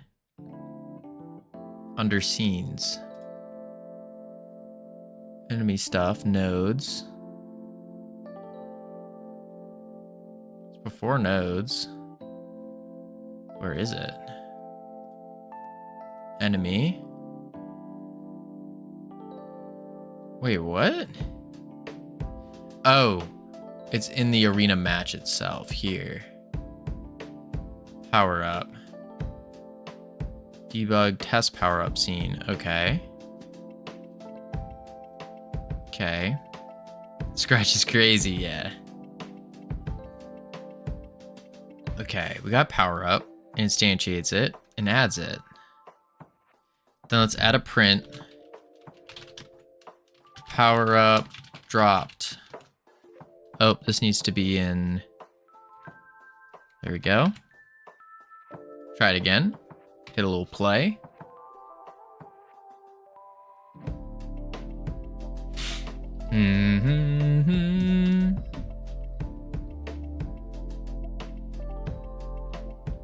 Boom.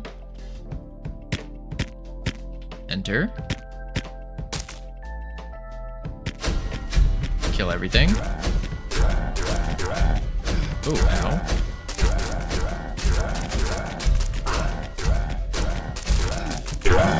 Okay. Let's dash through them. Kill the low health healer. Oh, he healed. That's not good. Kill this guy. Just target one healer. Oh, we died. Okay. Go again. That's rough when you get a bunch of healers. Boom.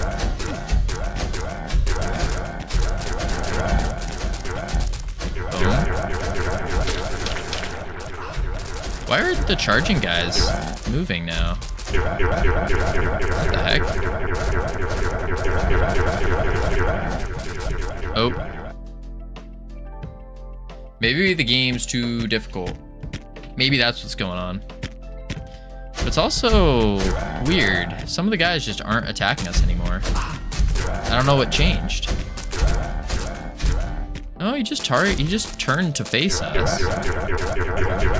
Oh. Oh, he's charging, but he got stuck somehow. Weird. Oh, that is a very annoying sound. Very, very annoying. Boom. Got one out. Boom. Two. Scratch was my ears. Yeah, I'm trying to stay away from them because it is quite annoying. Oh, and I keep dying. Scratch was my opening to game dev with my maze games, but now that's in the past. I would use GDevelop if its options I need wasn't behind a subscription. Godot coding is a little too much for my brain right now, at least. And while Roblox is Lua, scripting isn't 100% required to make games on it. It's mainly used for adding extra features and things. Really? Interesting. Do they just have like pre-made blocks? I didn't know about that. Let me remove that sound effect for the base enemies. It is a little insane. Pain. Do that. There we go, Nor. Your ears should be safe now. I would still, like Inferno Dust, I would still encourage you to learn programming in order to make, if you want to make games. I think anyone who tries telling you you don't need to learn programming to make a game, they're not making games that you, I don't think they're making good games. So I would say it is something worthwhile and something you do want to learn. Boom. Kill the healer. Okay, dodge that. Kill the summoner. Oh my lord, oh my lord. Boom. Boom. I mean, the hundreds of vibe-coded snake games aren't the best thing in the world? I hate to break it to you, but no. But even with vibe coding, you still need to know some coding if you want to make a good game. Good game.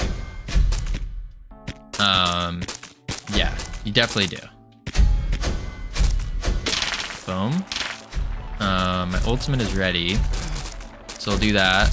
Nope, and he moves for some reason. And somehow he healed as well.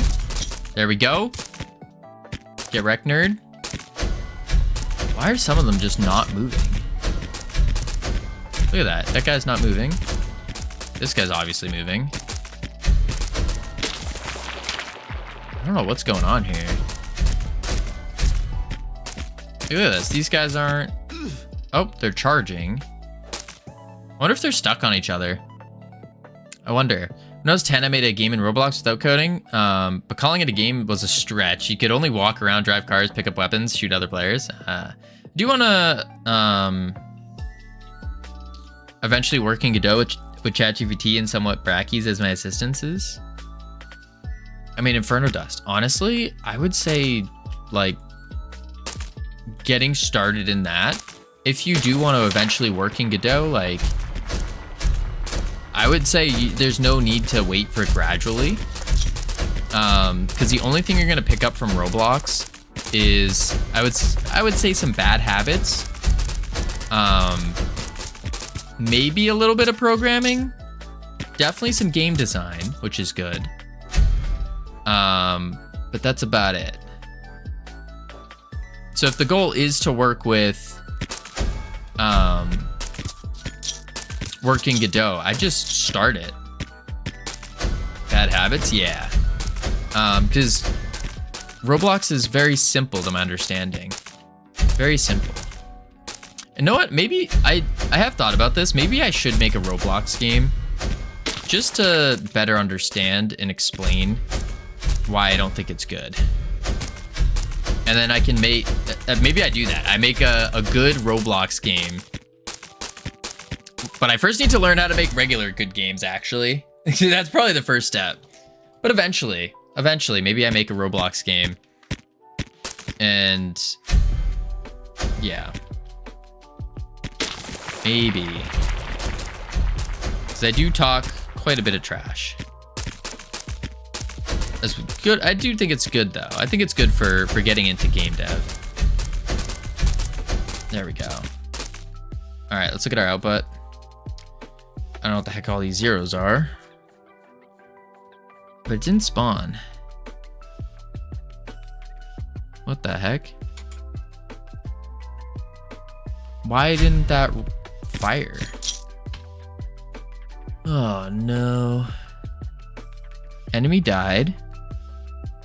My strategy is to get so good at 3D that some programmer wants to help me make a game. No code game dev. Big brain. Big brain indeed, Plobby. Big brain indeed.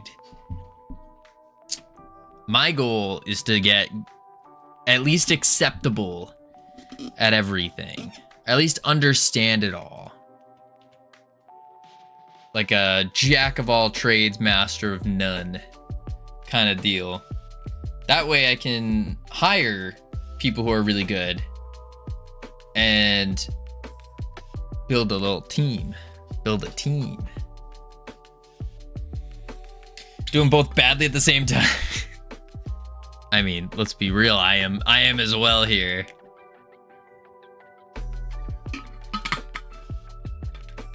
Being a jack of all trades at 3D, which is a big ask. Yeah, big time. Big time. Like, that's the thing. Each one of these little subsections of game dev goes so deep. So deep. Let's see. Why did the signal not fire? Enemy spawner.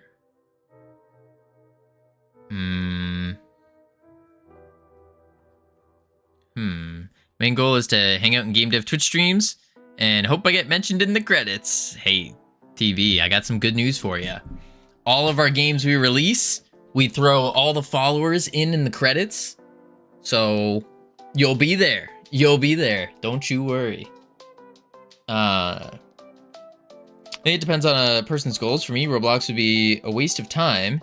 Because limiting myself to a site for mainly kids is not aligned with my goals. Also, Roblox takes huge cut. Yeah. I mean, I don't know if they take a huge cut. I think when you do the math, it's still 30% or whatever, which is pretty standard, par for course. My goal is to at least start a demo. I've started too many projects, agreed, but finished none of them. Yup. Time to get working. I also see Roblox as an engine I'll use for mini side games. There you go. There you go. Woohoo! I'm a made man. Sucks though, because if I was a solid programmer, I'd be cooking. True. I went to school for music production and can make most of the assets for a game, decent writer, etc., etc.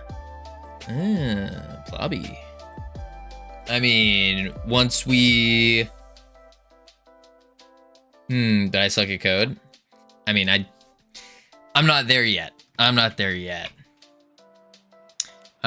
Some weird / bad exchange rates on Roblox, or so I've heard. I think it's about 30% still. Like print hello world. You typed that wrong. You typed it wrong. At least for GD script. The print is just exactly what I'm saying. It's print hello world. No colon. Close. You're close. You're close. Man, oh man. Plobby, I think one of these days we need to go to Chick-fil-A and have a business meeting. Cause I'm pretty sure if I remember right, we live pretty close. We live pretty close to each other. I think so. If I remember right. I could be remembering wrong. I'm gonna go watch YouTube, analyze, and gain inspiration for my own game. See how to make it original. Yeah, there you go. For sure, like 20-minute drive for me. Yeah, I'm pretty sure, Plobby. One of these days, we gotta go have a talk at Chick-fil-A. That's where all real business meetings occur. Yeah. We'll see you later. Sounds good, Inferno Dust. Keep me updated on how it goes. I'm genuinely rooting for you. I want you to finish a game. I just want you to finish one. So what I've seen, GDScript is very similar to Python. Does it seem that way? Yes, very. Like, I'm starting to get to the point where if I look at Python, I can understand what's going on for the most part. Talk about Chick-fil-A in Framingham. Is that Chick-fil-A? Is that your Chick-fil-A? No, that is not my Chick-fil-A. Not my standard one. I got a couple ones that I would frequent. Okay, so not that close. Yeah, not that close. Not that close. Still, it's like 20 minutes. 20 minutes. I'll try. I'll likely be working while you stream. Sounds good, Inferno Dust. You look like you live in Lexington. What is that supposed to mean? Oh my lord. Wait, let me just do this. Boom. But I'm not gonna mention it on stream where I can, where is it? Boom. Let's see. Enemy died. Connect. Yeah. So we got. Talk to you next time. Time to let my inner designer break out. Let's go. You are close. That's what I was saying, Blobby. That's what I was saying. Oh man, oh man.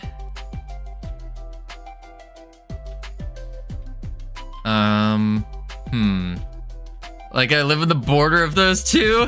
Plobby.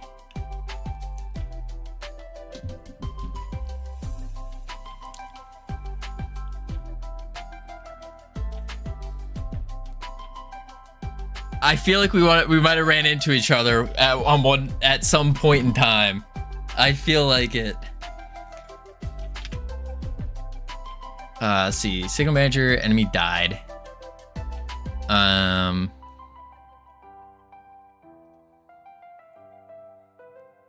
Let's see.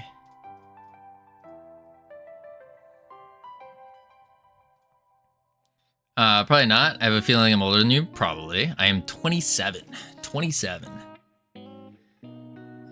Spawn wave. Enemy died. Connect, remove enemy. And then... At least you're on a baby? What is that supposed to mean? What is that supposed to mean? I ain't no... At least you're not a baby. Wild. I am an adult. I'm a man. Spawn point. Enemy spawn points. Get children. Pick random. Index. Enemies per wave.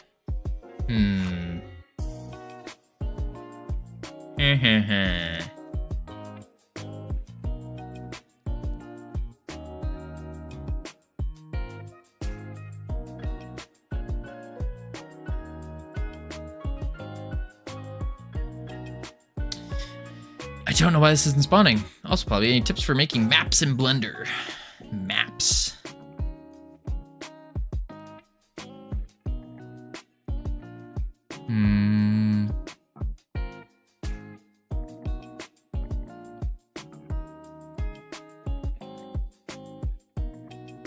Why can I not get the thing to spawn?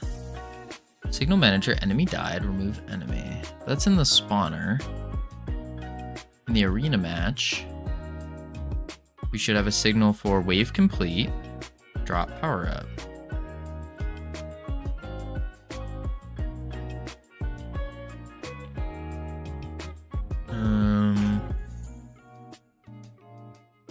enemy spawner. Where's wave complete? Oh, wait a sec. Wave complete's not getting called anywhere.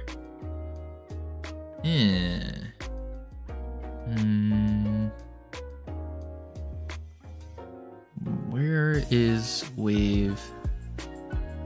Spawn enemies per wave. Inside tree, remove enemy. Enemy died, remove enemy. Wait, but where? Drop power up, return to the lobby. On enemy died. We have a chance to drop. How is it spawning other waves? I'm so confused.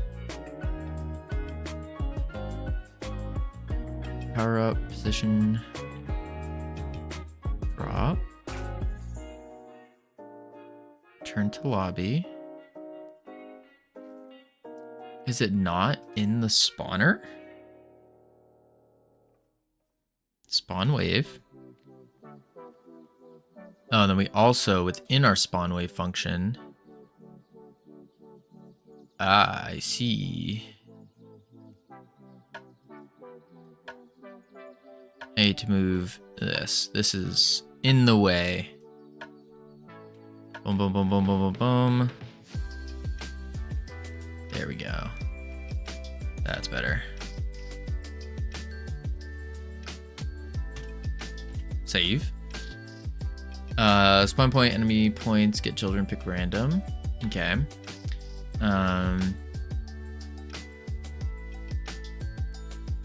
For IDX, pick a random enemy. We add them. Okay.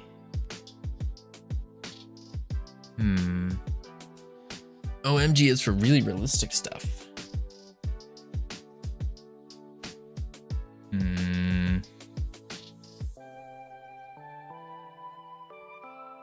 Start boss wave.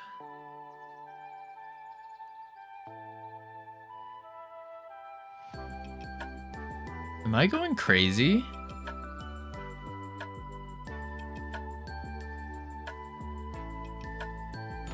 On enemy died.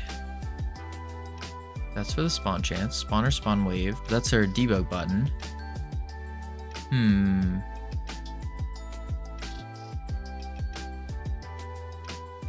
That's for a portal.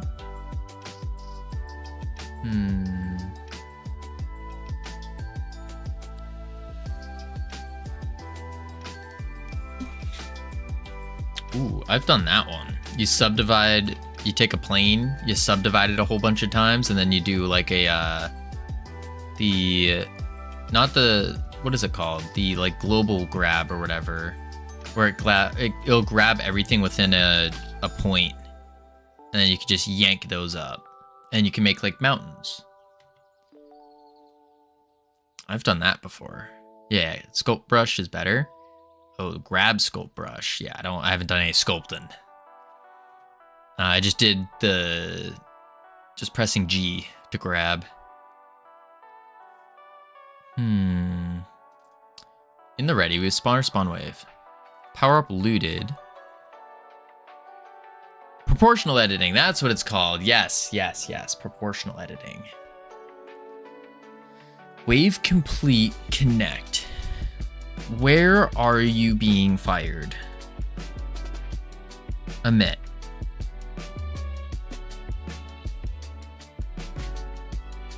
Oh. If remaining enemies is 0,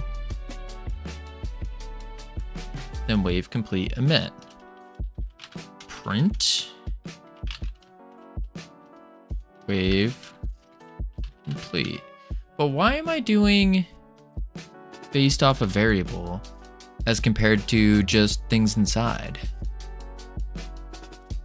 Remove enemy. Enemy died.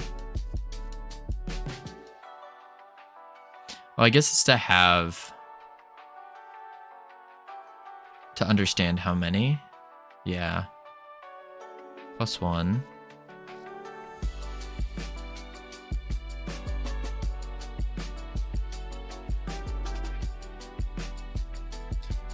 print remaining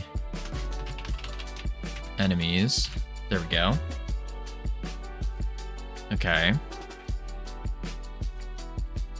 Print remaining enemies, good. If I go live anyways, typing scrub, if people have Blender questions, let's show them whatever. Yeah, absolutely. Boom, boom, boom. Print, find, healing amount.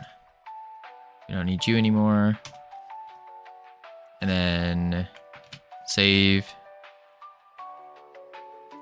Wait, complete. Clear, this room's dangerous, blah, blah, blah, blah, blah, blah. All right, let's see if that works. Boom. What up, Celso? We're just working on our power-ups. For some reason, they're not dropping right now. They ain't dropping. How's your day? It's going pretty good. Going pretty good. A lot of interesting things. Boom. All right, let's kill these guys.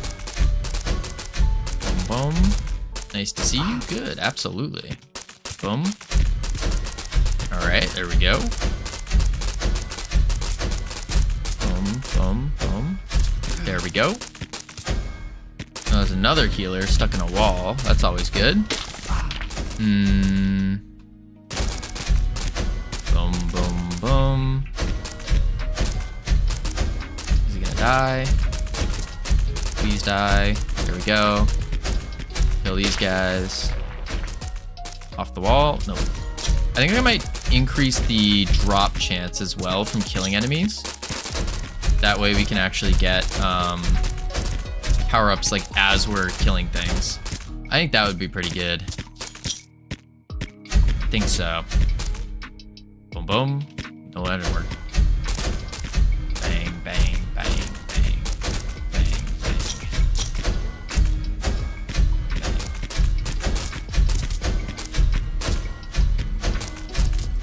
Boom, boom. There we go. Kill this nerd. Okay, never mind. Come on. Come on. Stop moving. There we go. Boom, boom. Dodge. And dodge. Oh, go behind him. I think this guy has a nice mechanic of having to go around him, but he does kind of... I think he rotates too fast to look at the player. Oh. And we didn't get any prints out there. Literally nothing printed. What? Why?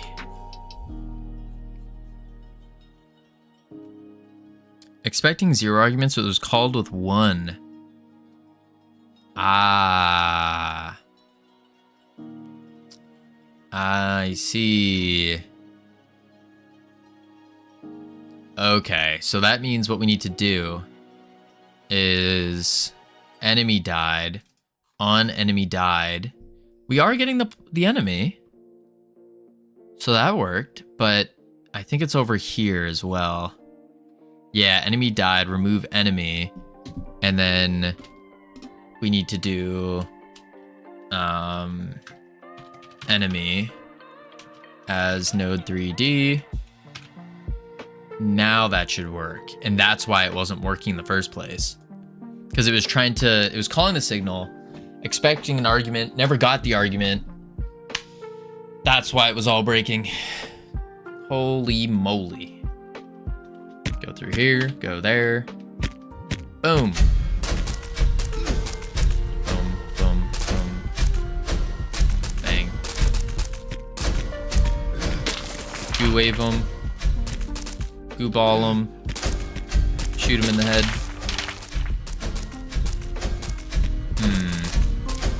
We're definitely missing some major gameplay functionality here.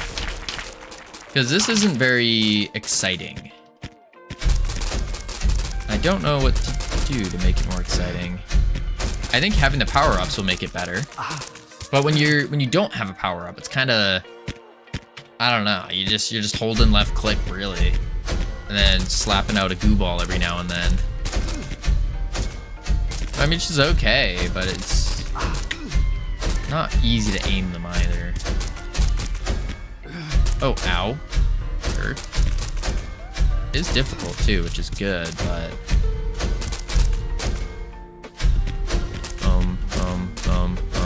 Oh, and I died. Man. It's like you made a Harry Potter game with magic and survival. Kinda, yeah. Kinda like that. But I'm just like holding left click. It's not that crazy. And so, but it does pick up once you start getting some of the power-ups.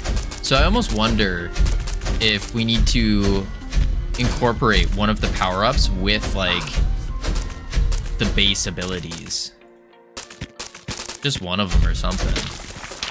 Not 100% sure on that yet. Oh no, oh. I can't even beat the first level. Oh, okay. We're just gonna cheat. We'll grab a split. Let's also grab some damage. And we'll do it for our basic attack too. Now we should be crushing it. Boom! Boom! Maybe not. Boom! Goo balls everywhere. I think. Oh, okay, we got a drop. We got a drop. Okay, that's good. That means one signal's working. Pick it up. I didn't get to read what it did. Oh my god, there's so many guys. There's too many. There's too many. Freeze them all. They didn't all freeze. That's fun. One summoner down. Boom. I think I need to incorporate more AoE. I think that's what's needed here. I think so. More AoE. Oh. Here we go. Oh. That was with so many enhancements too. So many.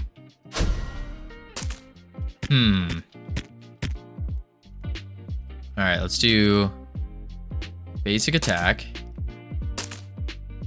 Multi-shot. Damage. Special. Damage. Poison. Split. Dash. Healing. There we go. Now we are OP. Ooh. Oh yeah, that's much better. Much better. I need to put a timer in the other thing though. There we go. What do we get? Why did it just switch? Are there two that dropped here? Poison for ability 1. Multi-shot for basic. Oh! Friendly max health. Ah. Base health. Wait, no. For friendly and get tree, get node, and group enemy. Invalid max health on the skeleton boss. But why was the skeleton boss trying to heal?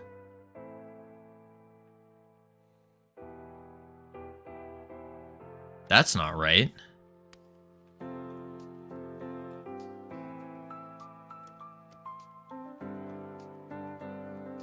That's not right at all.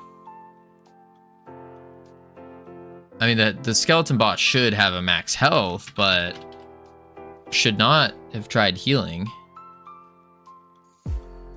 Skeleton boss. It does have max health. Ah, but that's capped. That's why. Let's do max health. Like that.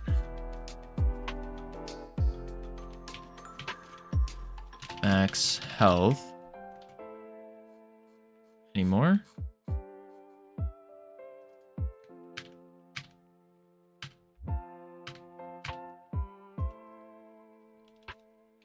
max health. There we go. Okie doke. And we got ads playing. We're gonna check on the words real quick. Heading to level 1. Lots of fun. So much fun. Level 1. And then when we come back, we're going to mess around with more of the abilities. And I think we're gonna add the fix to the multi-shot. That's the other big one we gotta do. Fix the multi-shot a bit. But we're getting there. We're getting there. The game's feeling good with the abilities going on. It doesn't feel as good without abilities though. So we gotta figure that out. I'll bear back real quick. Boop, boop.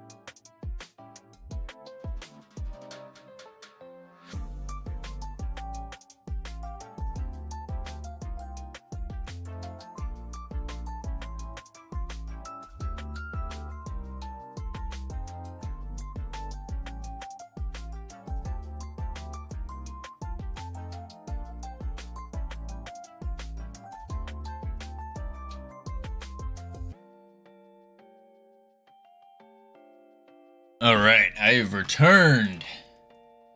Whew. Le Pew, welcome in. Boom, boom. There we go. All right, let's close these words out. Oof. Actually throwing one more round? No. We gotta get to work, CSLR. We gotta focus on work. Work. Boom. No words. No. No words. You're right. Yes. You're right. No words. No words. I agree. I was in a Titanfall 2 match. I couldn't do words. Why were you playing Titanfall 2 instead of making your Titanfall 2 clone? Not clone. Inspired game. Or are you doing more research? Competitive research. I see.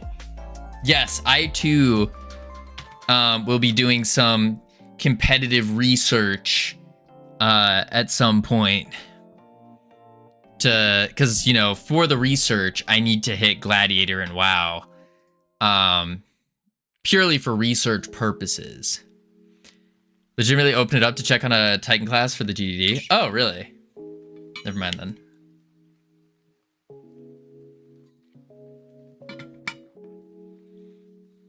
Speaking of, I wrote out the 4 Titan classes there. Ooh. Just check it out. I will indeed. I'm going to play Ultimate Chicken Horse. What is that? What is Ultimate Chicken Horse?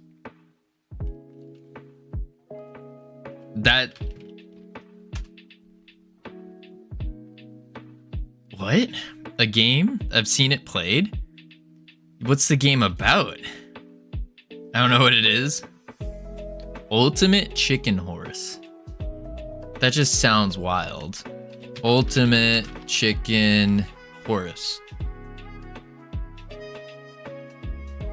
Ultimate Chicken Horse is a party platformer where you build the level as you play, placing traps and hazards to screw your friends over, but trying not to screw yourself.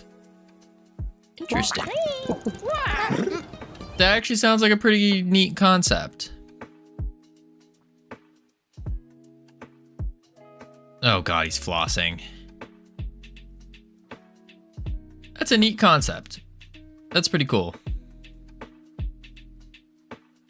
Huh.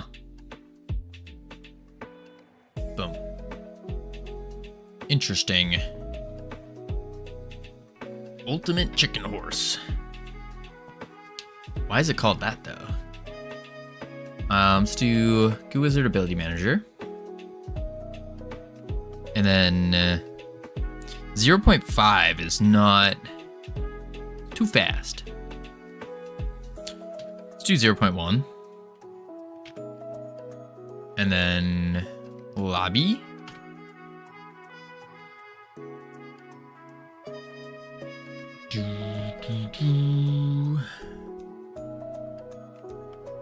Bum bum bum. Bum ba-dum. All right, let's add the basic attack, multi-shot. There we go, that's better. Oh my lord. Yeah, that feels pretty good. I do wonder if we do a multi-shot on our special attack along with split, what is gonna happen? Oh, you just make a whole bunch. Oh, and you start lagging a bit. Oh god, okay. We gotta figure out how to fix that. Bro, are you like randomly pitching the audio per shot or anything? Yeah, a little bit. Very, very, very minusculely. It's like 0.1 of a range. Yeah, 0.1.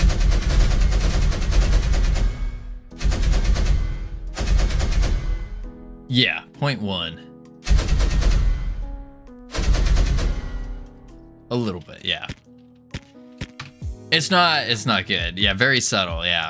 It's not meant, like, it was just a quick placeholder thing. Okay, these are... Huh. I'd like it to bounce around a little bit more, though, with the split. Because the split with the multi-shot, it looks cool sometimes. Like, that's okay. Maybe I need to add a rotation to it.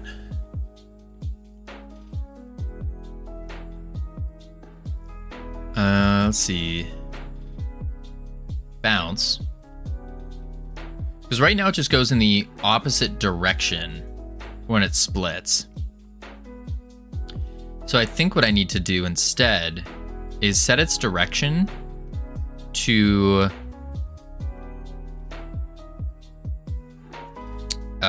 forward maybe. Okay, howdy, how you doing? Or hola, ¿cómo estás? Let's see, let's do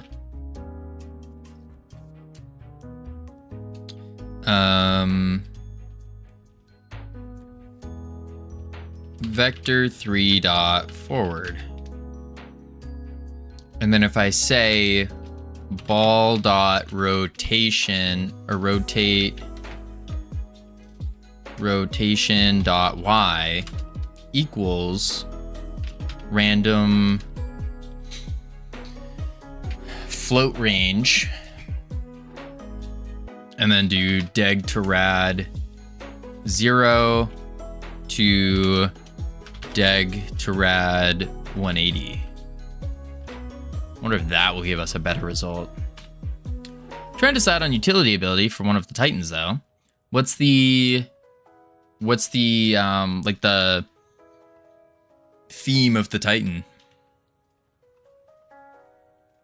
That's multi-shot. Oh yeah, that's much better. Oh yeah. Yeah. Let's do a multi-shot on it. We'll do a couple. Wait. Yeah, let's go in different directions. I was aiming for something like Tone from Titanfall 2, but it's turning into a mix of Tone and Ion. You're gonna have to break it down mechanics-wise. I don't know Titanfall 2. Okay. Still kind of going in a line though. See See, that looked good.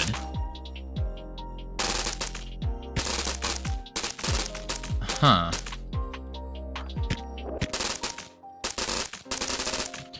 Weird. Let's do the, what is our next goo ability? Oh, we can add more bounces. That would be an obvious one that we should do. Enhancements, create new, script, extra bounces, enhancement, create.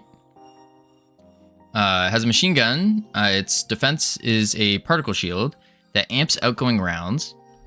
Its offense is a missile salvo, which is sort of universal across all of them. And its ultimate is a laser beam that comes out from the front. So it's kind of like a slow-moving, heavy hitter kind of deal.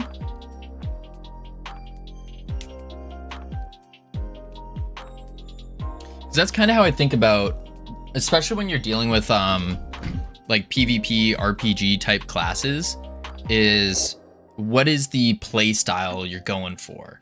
Are you going for a, like the typical themes are, if they move slow, they hit really hard. If they move really fast, they also attack really fast, but do less damage on the attacks. Same thing with like plate wearers are typically slower, harder hitting. Leather wearers are kind of fast. And then cloth wearers are like squishy glass cannon type deals. Typically.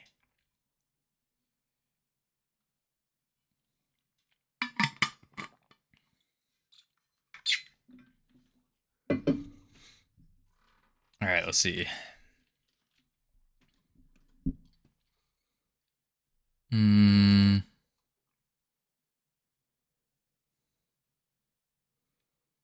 All right, let's go into boom. Boom. Where'd my music go? Oh, it ended again. There we go. This is kind of what I meant to mimic, but as a machine gun instead of a cannon. Tone is a class based on blah blah blah. All right, with a focus on target locking weapons and rockets. I see. And you're going with the machine gun instead of a cannon. Are you still doing the target locking? Because it seems like that's what the focus of this one is. Maybe not.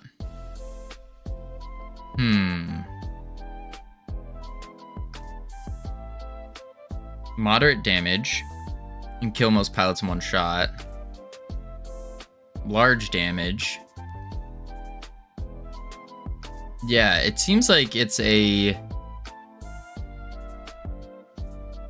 Do you understand what I'm saying though with like the the slow movers do big damage and all that? That's what they're kind of doing with this. From the sound, from the, like some aspect of that.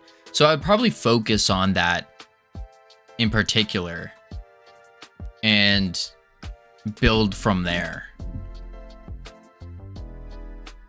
That would probably be the best play.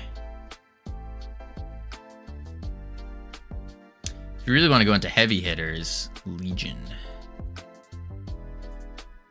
On full defense, controlling combat zones, short and long range, power shot. Huh. Gotcha. Alright, catch you later. Sounds good, Plobby. Appreciate the lurk. Alright, let's see. Yeah, that makes sense. But I would try to think about them in that kind of, in that light, that idea. Because it makes designing them a little bit easier. Where didn't I just make a script? Am I going crazy? Healing, oh no, here it is, extra bounces.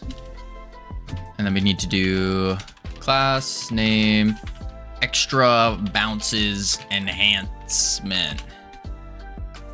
Extends enhancement. Boop.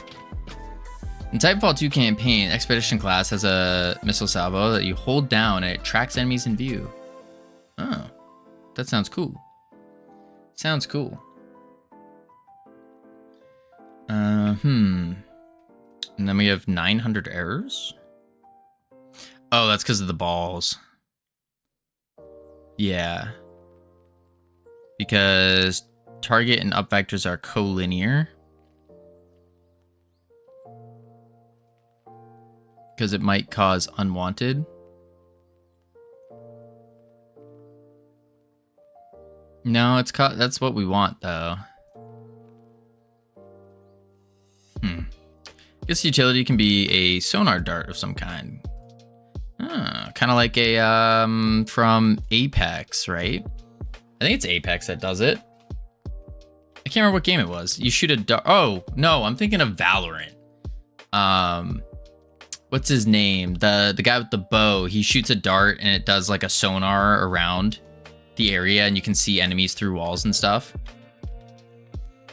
Sova, yes, thank you. Apex also has that now. Of course they do.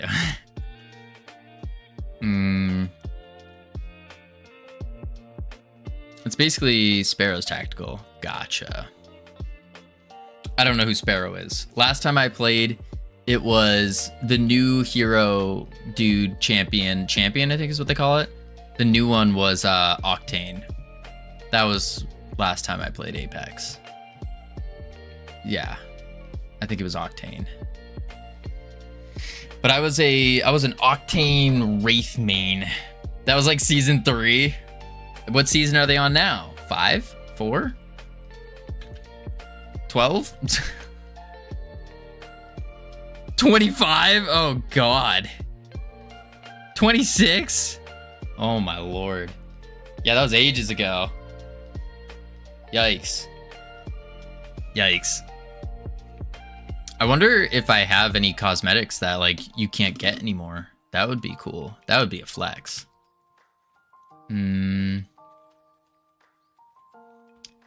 Alright, so extra bounces. Oh, a lot of people do. Lame. Lame. It's not like Fortnite with the what is it? The Dark Knight one, where it's like the knight and he's like in full black armor. Start bringing back previous battle pass cosmetics. Oh, gross. I don't like it when games do that. I don't like that at all, because it's like it removes the allure of it. Like, I understand as someone who sometimes has not gotten those like one-time event cosmetics, it's kind of nice, like, oh, I can finally get it. But at the same time, when you're someone who already has it, it's like, man, I just grinded out all of that for no reason now. I don't know. I think it removes some of the niceness about it. I think so. I think it kind of ruins it. I like when there's a one-time thing you can get, and if you miss the opportunity, you miss it, you know? At the end of the Battle Pass, they tend to do reactive weapon skins, so those are also in the Mythic shop as well. Gross. Gross. Nah. I think once you miss it, you miss it. I like that. I would probably prefer that, actually, because yeah, it sucks in the moment, but it also kind of encourages you, like, oh, I don't want to miss it this time.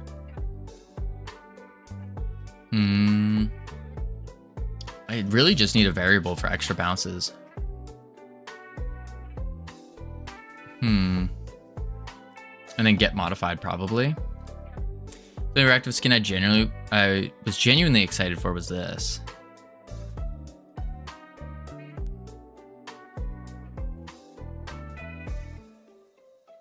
Doesn't seem that cool. I think that one's cooler.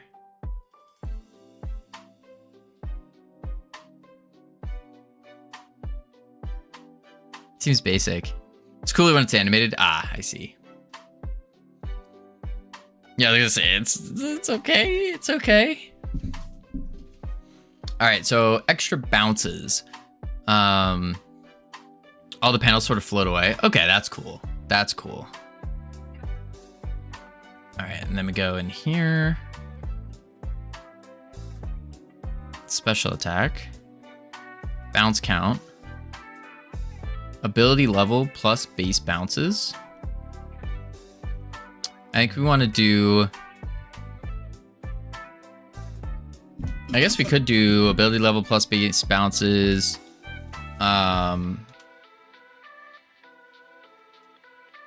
Get bounce enhancements.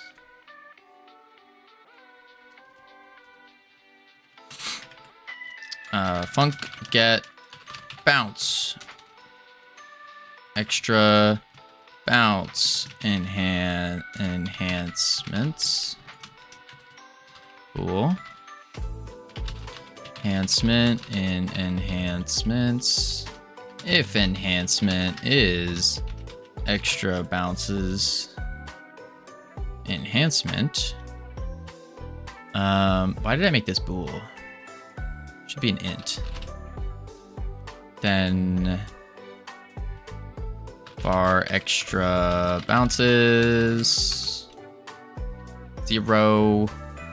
Then extra bounces 1. Return extra bounces. Yeah, I still need to decide on the pilot kits as well. Oh, that's right. You have multiple kits. You have the player, like the pilot person, and then you have the mech. That's kind of crazy. That's kind of crazy. Ability special plus get bounce enhancements. There we go. The mechs are fully scoped out. Let's go. I think I'm split on if I want to use the lore I've been basing it off of so far, or just do something inspired by Titanfall 2. I think a new lore is always the better route to go, but I would also probably say start making one of the mechs plus one of the pilot kits and set that up first, and then play test the crap out of it, and then you can make the next one, play test that, make the next one, play test that, and just keep doing it that way. Because that's what I was told to do with the classes in this game. And it turned out we're dropping all the classes and going simpler.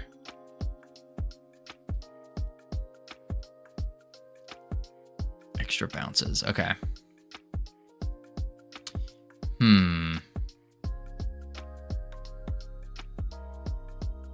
Okie doke.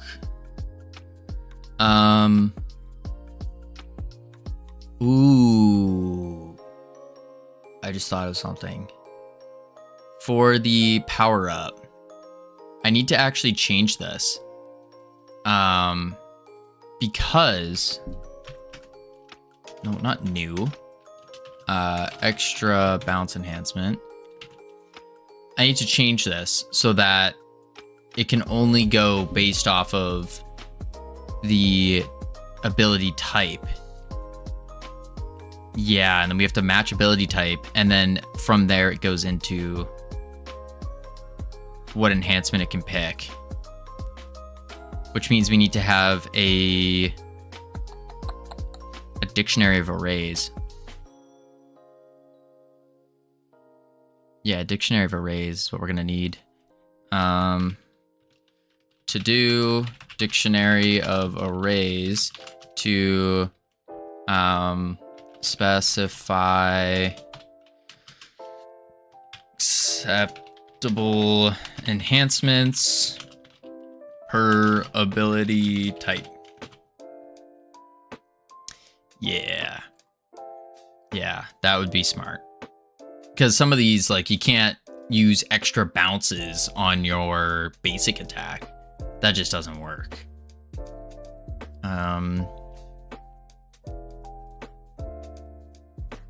Okay, plus get extra bounce enhancements. Okie doke. Now we should be able to go lobby, play. And we should see it bounce 6 or 7 times. Boom. 1, 2, 3. Okay, good. Special. Oh, I didn't add it into the cheater. Ah. Debug. 6. Selected. Oh my gosh. Enhancement equals extra bounce. Cool. And then I need to go into here.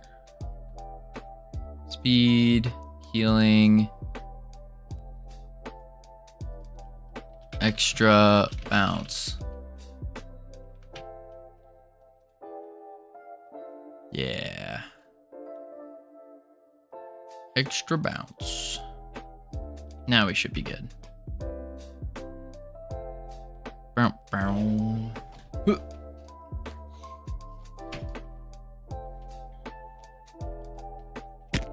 Special ability or special attack. Extra bounce. Boom, boom, boom. 3, 4, 5. Wait, 1, 3, 4, 5, 6, 7. 1, 2, 3, 4, 5, 6, 7, 8. Perfect. If I add a bunch, they'll just keep bouncing.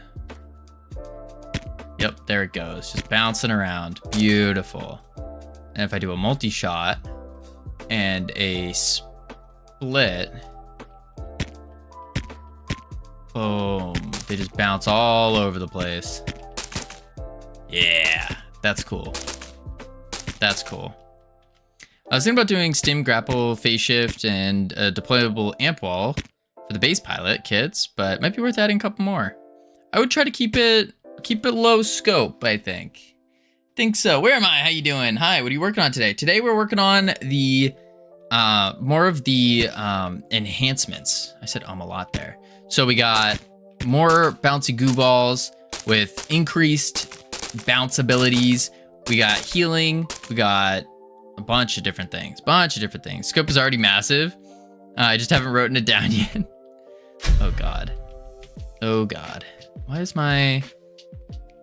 What the heck? That was weird. But yeah, that's what we're working on today. Just getting more enhancements going. All right, extra bounces, cool. And we also, I did a huge thing where we have scoped the game down to just being the goo wizard now.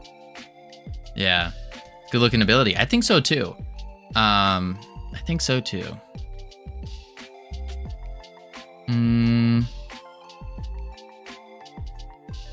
Okay. And now we can do goo ball explodes on final bounce. Yeah. Create new script.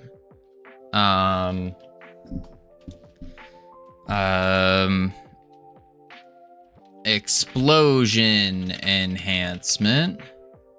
And I wonder if we could add this to everything else. That might be okay.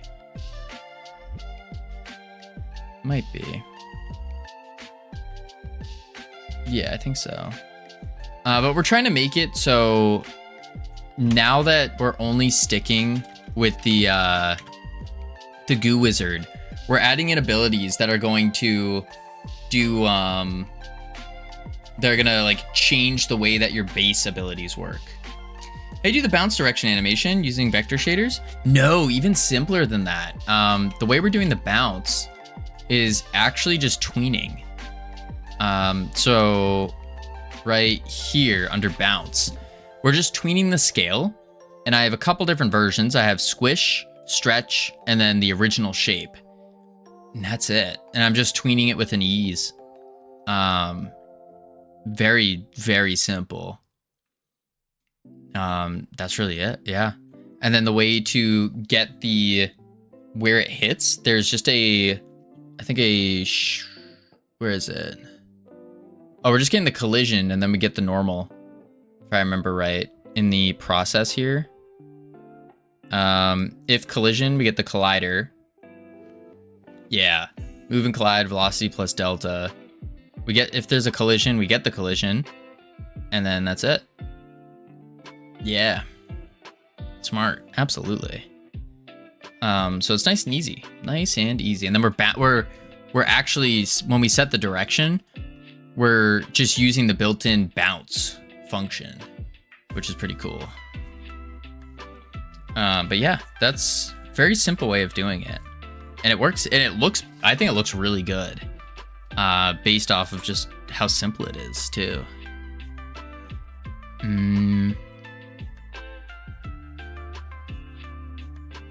On hit effects, apply poison.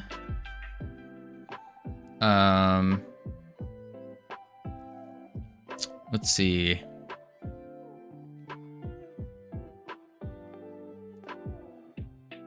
Shoot, we could do an on hit effect of explosion.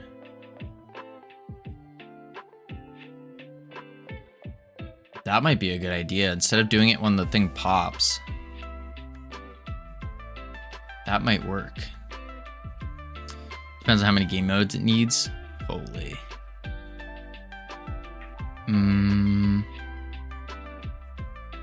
Let me just check these. I guess I always think of the low level, which makes things way more complex. Yeah, absolutely. I try to think about what is the simplest way to do something. Simplest and most efficient. I think that's usually the best way to go about it.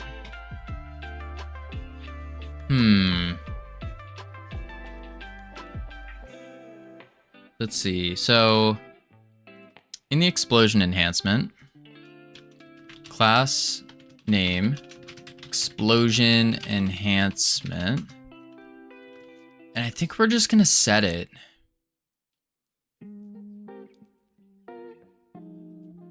to where it will, I guess it could go to any ability and it just adds an explosion to abilities. That might be the play.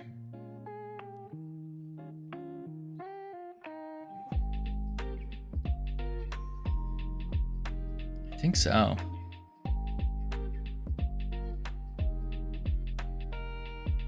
Yeah. So it's going to be similar to the poison enhancement then.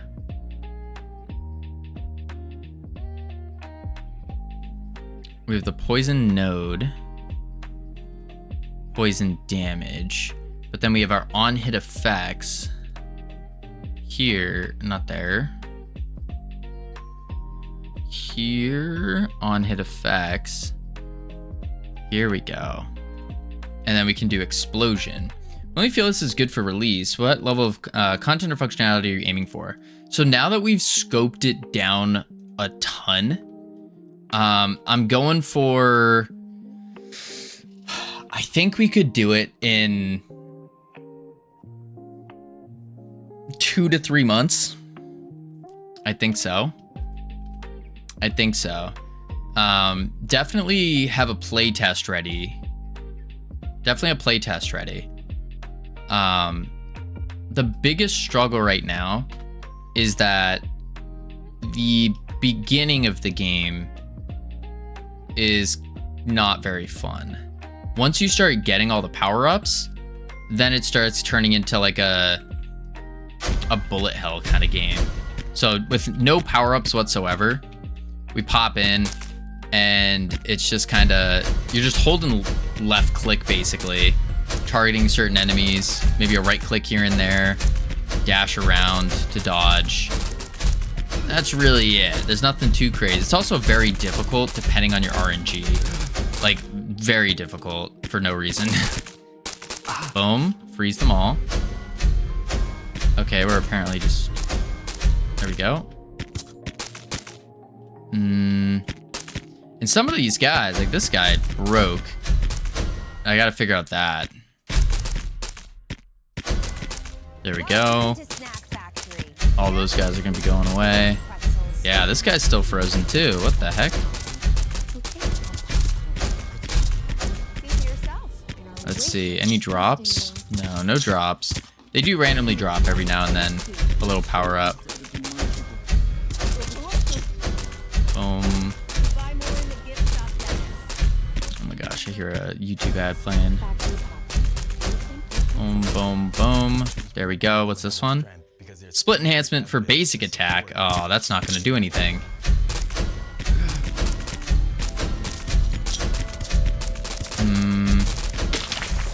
Yeah, I also got to set it so it does it for the specific thing needed. But yeah, that's the basic thing here.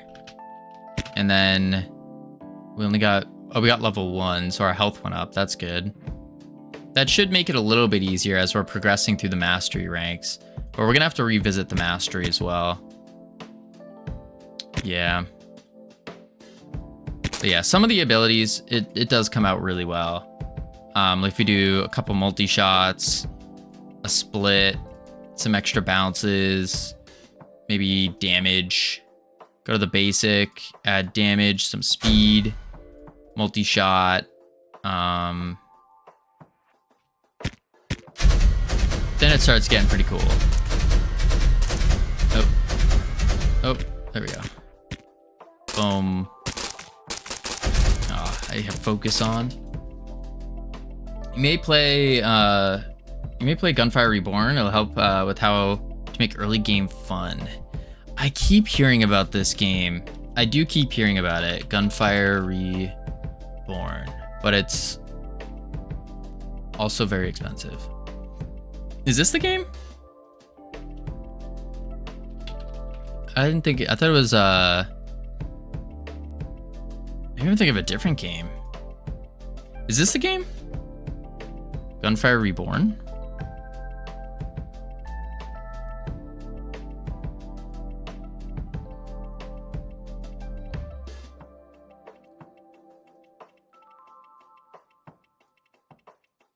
Yeah. It kind of looks similar to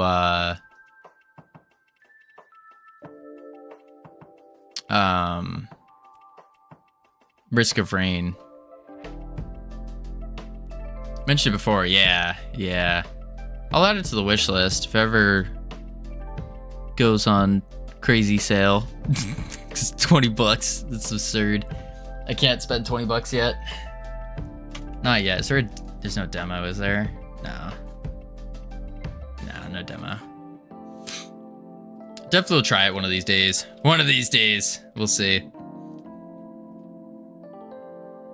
But I do want to go through like at some point, I am gonna start really focusing on playing more indie games. To have the feeling of the game. Yeah. At some point, I'm gonna play out. I need to play out some more indie games. But that's probably not gonna be till after this game is done. What was the other one? Explosion enhancement. And then we need to go lobby. This one. Boom. Add explosion.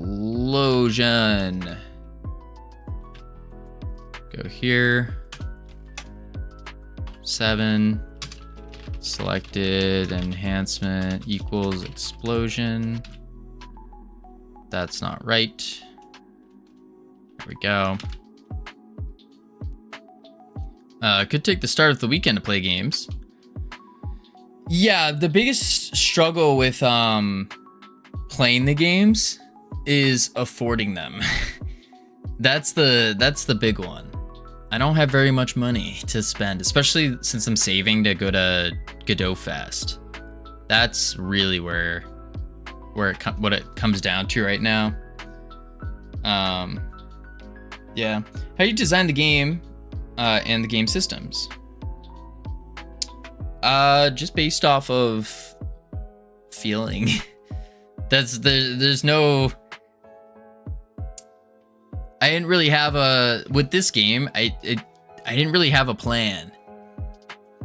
I just was like, okay, there's something here.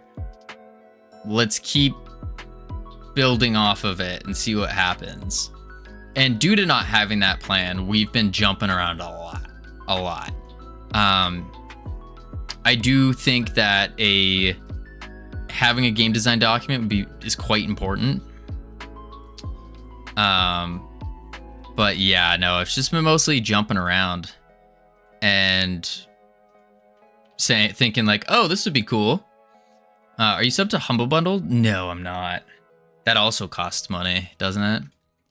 Humble Bundle. Bundler? Bunder. Yeah, no, I'm not. Nah. This also costs money. Because this is another... On top of everything else, I did want to start going into looking at Humble Bundle stuff and getting start collecting assets to use. I figured that would be really good, and have like a little database off on the side of just collected assets over the years. But gotta first get to where we can afford that stuff. That's the big one. That's the big one. Home bundles are, while great value, can still be sort of expensive. $35 isn't a small amount of money for a full-time indie dev. True.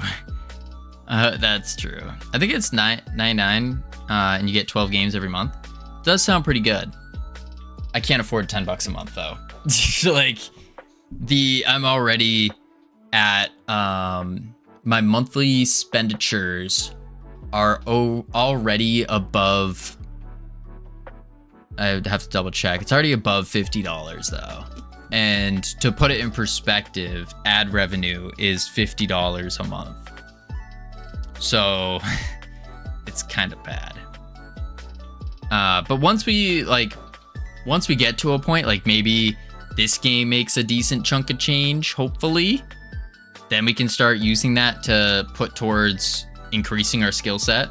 But yeah, I'll look if I have the key for Gunfire Reborn.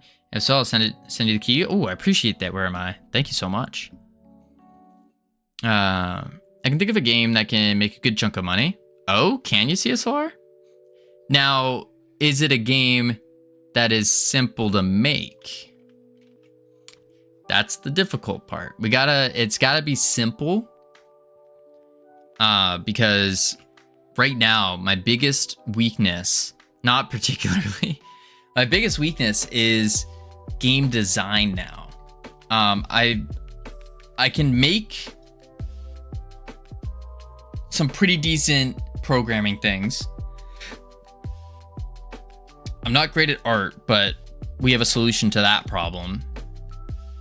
And then the big one is the game design now and figuring out how to make a game fun. Howdy, Ryan. How you doing? That's the big one. All right, let's see. Selected enhancement. Okay. Good afternoon, indeed. I still think the lifeguard game would be really good. Lifeguard game's really good, but I don't think we're there yet. Unless we do the lifeguard game. That was another thought, is we do the lifeguard game and we release all of the mini games separately as separate games. And then you finally release the one that puts them all together. That was a thought. But then what happens if people already have all of the mini games? And it's like, why did I get these mini games? That doesn't feel good.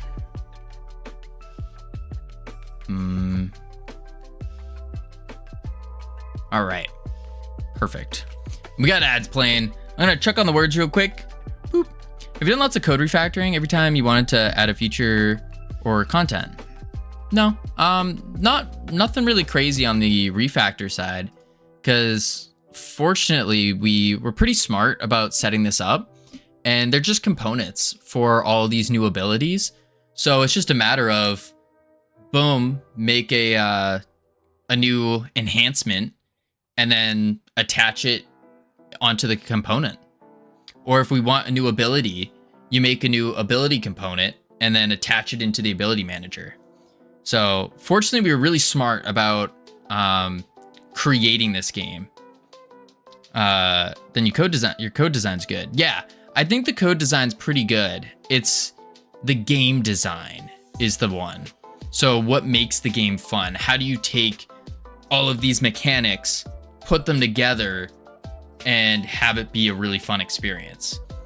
I am jonesing for a mech game with unique drops and part replacements. So I haven't said it enough. Number one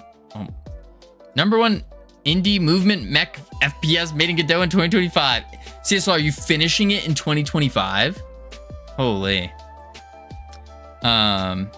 Even if you didn't study code design, that's true. Well, I mean, to be fair, like, there's some really, really smart people that pop into this stream and have been helping with like designing the code and setting it up. So I think that's a big one. That's a really big one. But I'll be right back real quick. I need to grab some water before ads end. So I'll be right back. Boop, boop.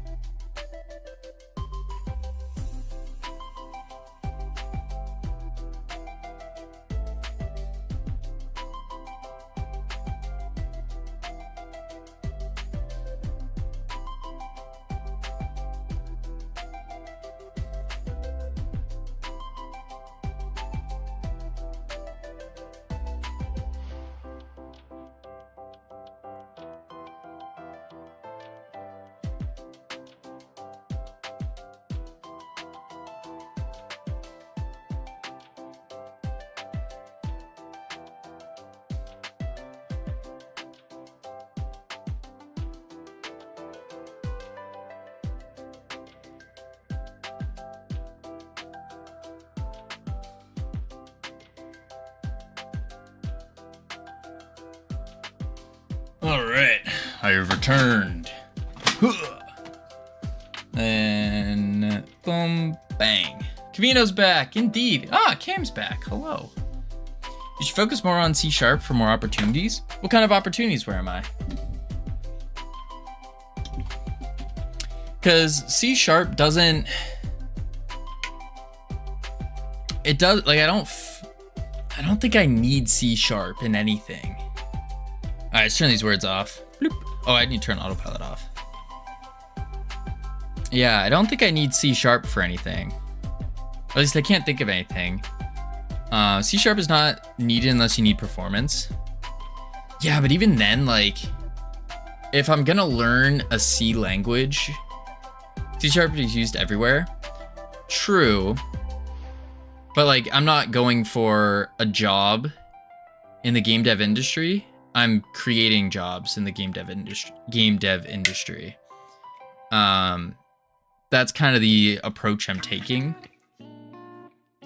And the only C language that I would probably end up learning would be C#. I know C# is used a lot in game development within the industry, but I think I'd still prefer C++ if I were to learn some kind of C language.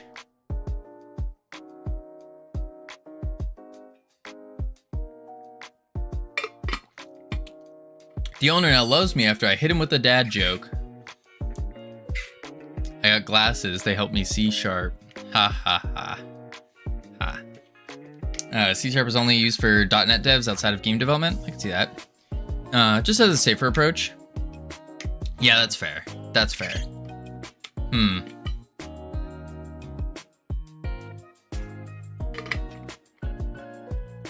Very fair. I don't know. I'm not too concerned. Yeah, but I would like to learn C++. That's one I really want to learn, and then figure out how to do stuff in C++. Because then also I can help make the Godot engine better by doing C++. And yeah, I can maybe finish the game this year. First demo I made took a week. And most of it was random UI things. CSR, if you can make a game of that scale that you're talking about in a year, holy moly. Holy moly. I'd be more inclined to use Rust if needed for performance in Godot. I hear about that. I do hear about Rust. But, like, the engine's built in C++, not in Rust. And most game engines are built in C++ and not Rust. And I don't know enough about programming in general to know whether or not, or to have an idea on whether or not Rust is a language that's going to be used in the future, or if it's just a fad. What screwed me over in the last demo is that I didn't really understand Titanfall 2's movement. I have the player movement done. That's debatably the hardest part to get right. Maybe. Alright, where were we? I do C in C++, but to be honest, I wouldn't recommend it. If you don't want to think in low level and create your own helper functions that are already implemented in GD or C# and JS. I mean, I'd be okay with creating my own helper functions. I assume those are, I don't really know too much, but I would assume a helper function is something like a wrapper for a whole bunch of other things. So maybe I'm trying to find a good example. What's like a built-in, like an unhandled input would be a helper function. Yeah, I won't. Yeah. The vector3 dot is a helper function. I see. My dot product. I gotcha. Yeah, I don't know. I am interested in learning C++, mostly because these game engines are built in C++. You really don't want to calculate dot product and code? Yeah, I heard a little bit about it, and it seems terrible. Terrible. But we were doing dot product mostly for our tab targeter right here, which we're not even using anymore. Where is it? Dot. There we go. Dot product. Turns dot product the vector and width. I see what's going on. So that's a helper function.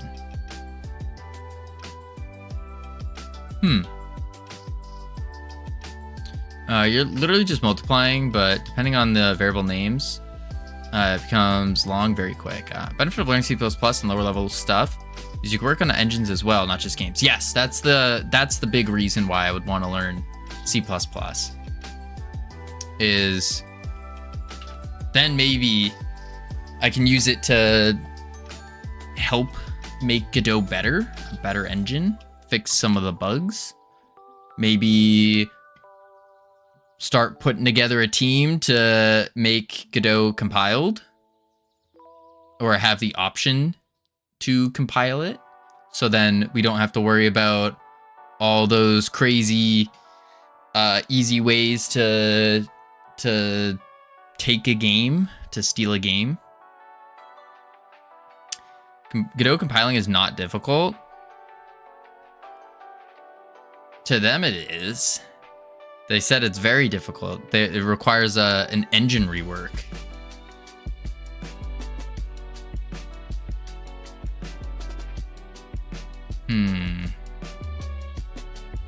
Compiling the engine isn't hard. Then why haven't they done it? That's my question.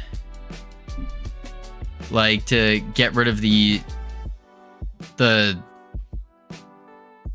what is it called? The GDRE tools or whatever. Because most people don't care to. Oh. CSLR. You want to be the compiling the engine is not compiling the game. Yeah. That's the thing we need to compile, is the game. Yeah, the game needs to be compiled.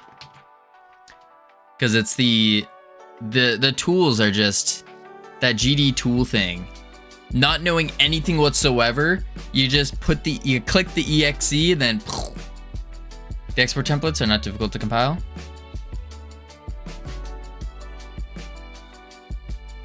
CSLR. If you want to be the savior of the entire Godot community and be written in the annals of history within Godot, then you should submit that change and fix the engine.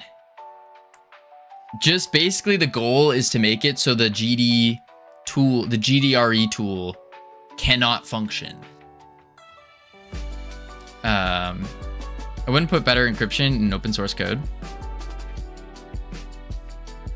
Right. But it's not even, to my understanding, it's not even about encryption. It's, where is my tool? It's literally just the pack, something with the pack file. Not even the exe, and how you can just open it. It's just gross. It's gross. Encryption method is open to the public. Someone can just decrypt it based on that. True. But like right now, it's at the level of I get exe and I open game. Boom. That's it. And you get it in the editor itself.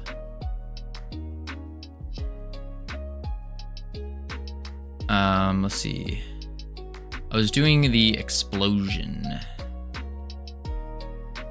Yeah. So let's close all. Boom. Then we want this open. We want I looked at the Godot source code years before. It is a mess, very object oriented in hierarchy. which lots of old and current engines are, but it's an old design principle. I see.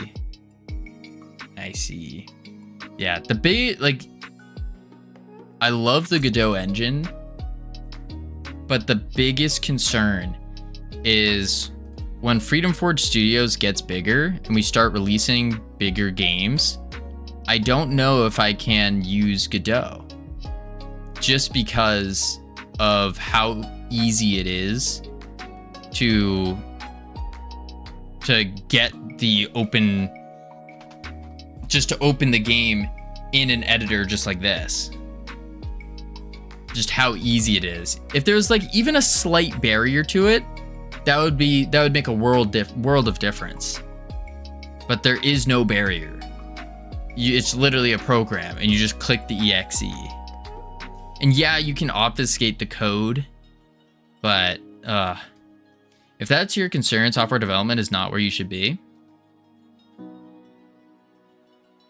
CSLR, do you know what I'm talking about with the tool? Because it's not about that. You can use GD extensions. Yes. Because there's a difference between taking like a Unity game and trying to reverse engineer it. That's one thing. That I'm okay with. But just pressing the exe and opening up this isn't absurd. You have to any other engine, the same issues pop up? No, that's not true. I don't think you know the tool I'm talking about, CSLR. I don't think so. It is gross. Do I have it or did I delete it? Here it is. It's literally this right here. And I just click it and I can open any Godot game I want in the editor. 0 issues. And then I just can re-release it. You can't do that with Unity games, with Unreal games, any kind of compiled game. Is it open source you need? Because it sounds like you want proprietary code. No, it's just, I don't know how it functions exactly. Unity decompiling is harder because it's compiled C#. That's the thing though, you're not even decompiling code or any of that. You're just opening it. That was the crazy part, is it's not any kind of compilation. And that's what blows my mind. Like, new version available. You can encrypt the packs to prevent that. Not anymore, because the encryption key is left on the exe. And so this tool now can take that key from there. Darcio, welcome in. Let me close that. I probably shouldn't be touting that, talking about it. Welcome in. What were you working on? What were you doing? For those who don't know me, hello, my name's Covino. We're working on a roguelite RPG type game. What were you working on, Darcio? Let's see. I can just give you guys a little showcase. So we're kind of scaling it all down right now because I have this disease, we'll call it, and it's a terminal illness, and it's called AAA brain. And what that means is a lot of my favorite games tend to be AAA games. They do. And so I try to make games that are like those, AAA. But you see, I'm just one person. And I also just started programming about a year ago. Doesn't work out too well. And so, in an effort to combat this disease, I'm trying to scale down this game. The original idea with this game is you have multiple classes, and with these classes, you can unlock them through dungeons, arenas, that kind of stuff. And then eventually, as you're killing enemies, you gain mastery in that class, where you unlock new versions of abilities. You unlock little mastery upgrades with your health, with ranking up abilities, all that kind of stuff. And of course, it's a roguelite. So on top of all of that, you're getting all these enhancements is what we're calling them. But instead we decided, okay, we're going to scale it back. And we're just going to focus on one singular class, which just so happens to be the one class we started with, called the Goo Wizard. So the Goo Wizard is all about goo. It's all about things like sticking and bouncing. So our basic attack here sticks these little goolings. You can see them on the bones there. Little goolings that sap goo from the enemies and fill up our goo meter here. Now with the filled goo meter, we can use abilities like the Goo Wave that splatters on the walls on enemies and pushes them back, knocks them in the air a bit. We also have our special attack, the Goo Ball. Boom, which is a bouncy goo ball, bounces all around. Then we also have an ultimate ability that is a goo explosion. So you explode in goo and you cover all the enemies in goo. That's kind of the idea we're working with. So in the arena, we also have a dash ability. I should mention that. So the idea here is you're killing all the enemies that are going through. We have a bunch of different types of enemies, from basic melee to healing to casting to charging, who randomly broke, to these guys that reflect your abilities on the shield and can do damage to you by doing that. Here's the goo explosion. Boom. Goo explosion. But yeah, it's kind of the idea. And then as you kill enemies, there's a small chance like that for an ability to drop that will enhance your ability, whether it's doing damage, poison, and then the specialty enhancements, things like multi-shot or healing goo. So that goo that drops when you dash will heal you when you walk through it. We have one that splits your goo ball into many, many goo balls. There's a lot. And so we're trying to make more of those because we probably need to have at least 50, I would think, to make the game to make it decent, you know? So here's the split, for example. Boom, and then it splits into multiple, and yeah, it's pretty cool. Yeah. You can use GD extraction in many native languages, which compiles to native ASM. Oh. Everything is compiled to ASM. If you know ASM, everything is source available. Huh. I've been into some game making plans that could take a couple months. Chewing it still seems fun. The full goo game might take years to make. The full goo game. Nah, this game itself's not going to take years. This is going to take a couple months now. Sorry to hear about your condition. I had no idea. Game looking good though. Magnetonics, long time no see. How you doing? Scale back is fine. Yeah. I think because really what we want to do is I need to get really good at game design. Now that I'm starting to understand programming a little bit more, I need to work on how do I take these mechanics that I make them fun, and then make them fun together when you add them all up. And that is game design. So in my little opinion, it seems like the way to get good at game design is by making a lot of games. And so if you make one mechanic games or something, then you can start pumping out more and more. That's the idea, at least. Work's been taking a lot out of me, so I haven't had the energy left to work on my game in a while. I also got sucked into a TCG, and it's been hard addicted to that. Oh, Magnetonics. Kachi boy, how you doing? Favorite coffee roast profile? That's a tough one. So I've kind of forgot all the different types of coffee. And the reason for that is I used to consider myself quite the coffee connoisseur. And then one day, I couldn't drink coffee anymore. I don't know what it is. I get sick every time I drink it. I get super, super sick. It's like I over coffeed myself. And now I can't drink coffee anymore. I'm like allergic to coffee. It is something that haunts me every day. It is terrible because I love the taste of coffee. I love coffee. I just can't drink it anymore unless I want to be sick. And I've tried all these different types of beans. I've tried grinding it myself. I've tried just black coffee because I was thinking, oh, maybe I'm lactose intolerant. Maybe I put some cream or something in there. No, it's the coffee itself. Coffee itself. It is disastrous. Disastrous.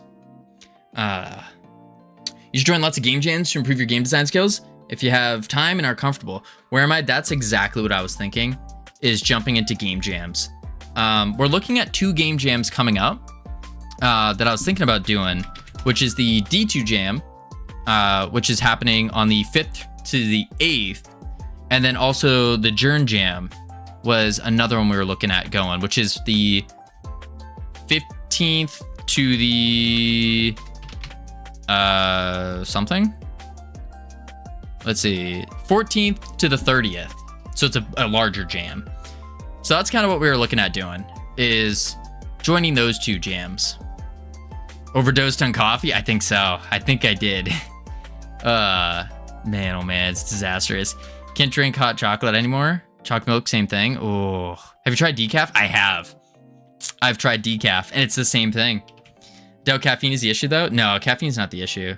Epic Stacko Jam is running for people who use Unreal, Marcus. I don't use Unreal. I have Unreal. We opened it earlier, but nah. I'm just focusing on Godot and trying to get good at using the Godot engine first.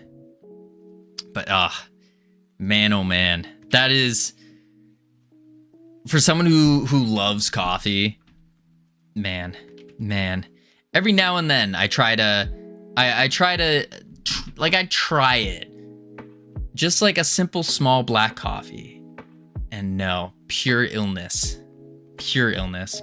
Going back to the previous topic for a second, encrypting the pack file isn't a stopgap measure, but most people won't put in that effort to go through the memory map and decrypt it. But at that point of your concern would be modders and cheaters, then people who intend to steal the game will sell it for their profit. Yeah, no, CSLR, that's the thing. The encryption, the pack encryption isn't a stopgap measure anymore because of that tool. That tool goes through and automatically will get the key because the key is stored in your exe. So it's like, that's not even a solution. The only solution that I can think of is by like hyper obfuscating the code, like renaming every function to 1, 2, 3, 4, 5, 6. Renaming every word, every variable. Yeah, this is what stops Godot from becoming widely used engine by game studios. Yep. It's a big one. I apologize. I feel like I've opened a traumatic memory. Kachi, you did. It's a very depressing memory. You can do custom encryption in the engine, but at some point that fails. Yeah. It's a big issue with Godot. Big issue. And it's one I'd love to be solved. I just don't know enough to solve it. But yeah, that would be, if they can, like, if Godot does that, there's no doubt in my mind that Godot will become the blender of game engines, like used by huge studios, small studios, used by all. But until they do that, they're not gonna get picked up. Like, already you got big studios looking at Godot. They're looking at Godot, but then they see the security issue and they're like, nah, never mind. Kind of blows.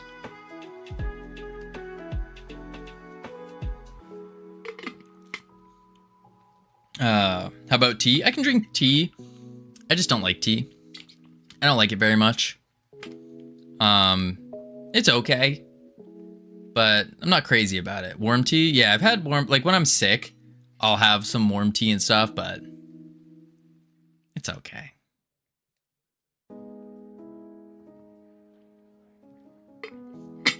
I doubt high-end cryptographic encryption will happen in source code. That's not even needed.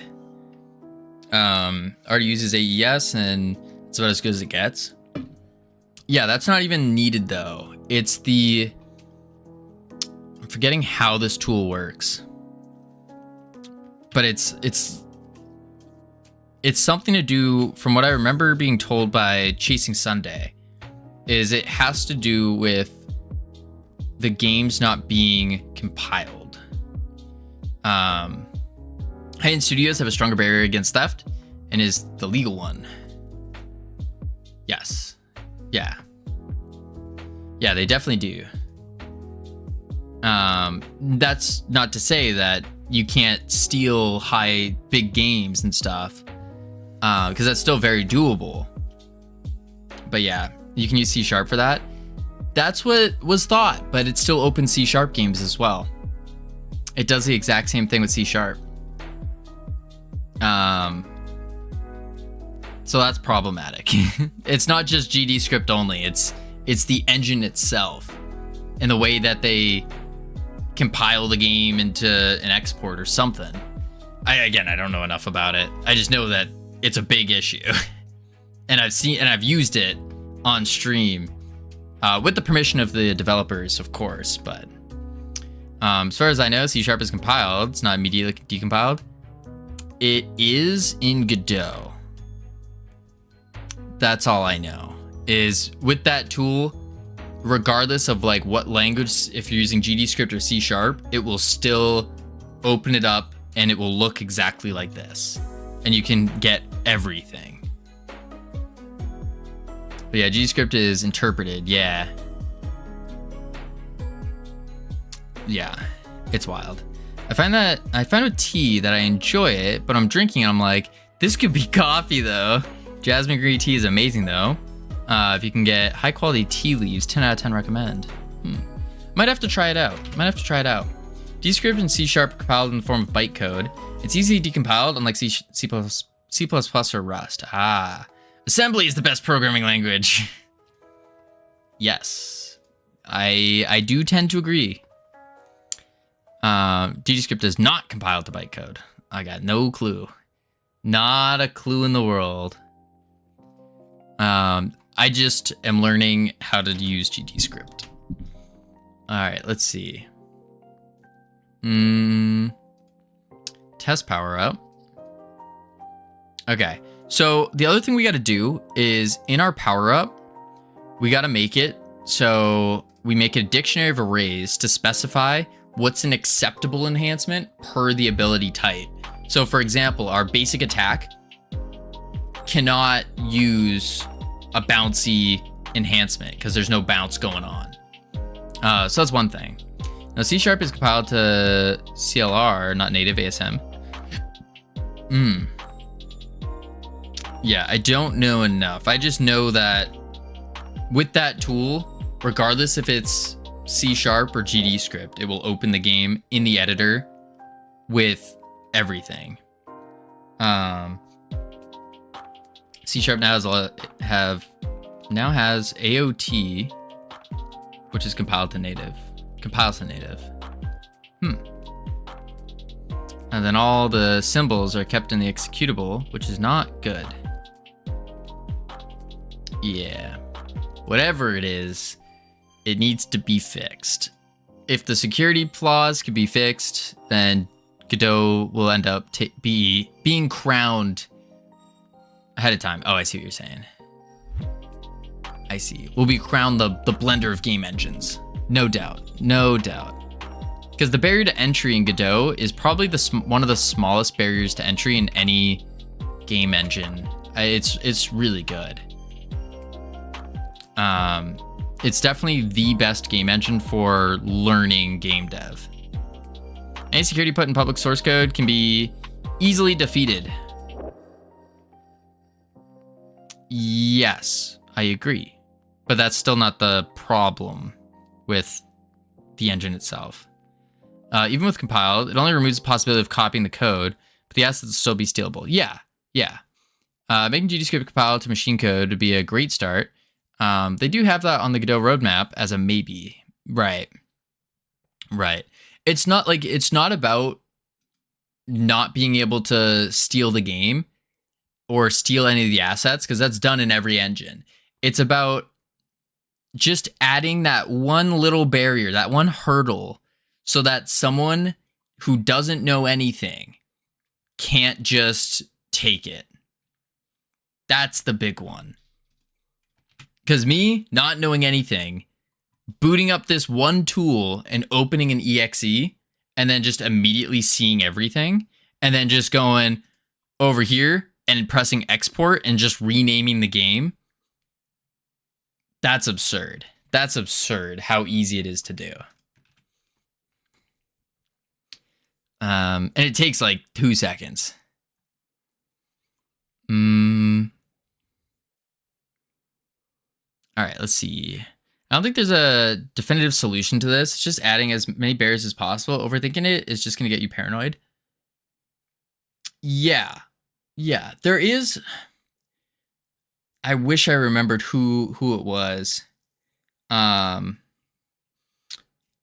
wish I remember what there was an actual definitive solution that would put Godot on par with other engines and their basic security. Right, AOT or .NET AOT? .NET? We'll have to open up the Godot docs. .NET. Don't .NET.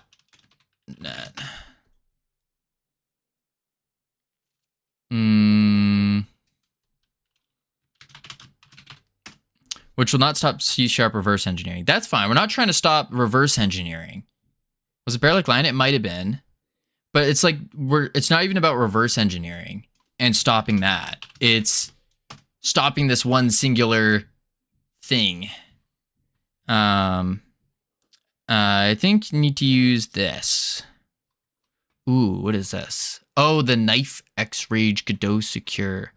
I remember seeing this before. Transforms Godot engine into a fortress for game assets by integrating Camilla AES encryption. Oh no, but the problem with this, if I remember right, there was a big problem with this. And the problem with this is that the key is stored on the exe, which the program just rips that out in the first place, which I think was the big one. And then GD MAME, which is good. I wouldn't worry about the tool. The tool's already been recorded being used, stealing thousands and thousands of dollars from indie devs. That's why I'm worried about it.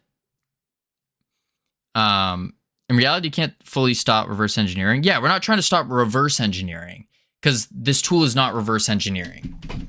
Like that's the thing. It's not reverse engineering, and that's where it gets really weird. Or any group will have enough time to figure out. Yeah. The problem is that it takes 0 time to do, and there's no reverse engineering. There's no basic knowledge that you need to have. There's nothing. Tools extraction is only possible because it's reverse engineered Godot's packing. Is it their packing? I don't know. I don't know what it is or how it works. I could look. I mean, we could just read it actually. It's literally just pop the tool open. You can view the source. Yeah, that's literally the tool. You pop it open. You slap the exe in. Like you download the game, get the exe. That's unhinged. That's what I'm saying. Here it is. It's literally this. Let's see. That's just how to use it. Say how it uses. Is yet to be implemented for converting the following resources. So FBX and GLBs are safe. Oh, it does have. Oh, so C#. Monoscripts. Oh, no, never mind. You just use that one. I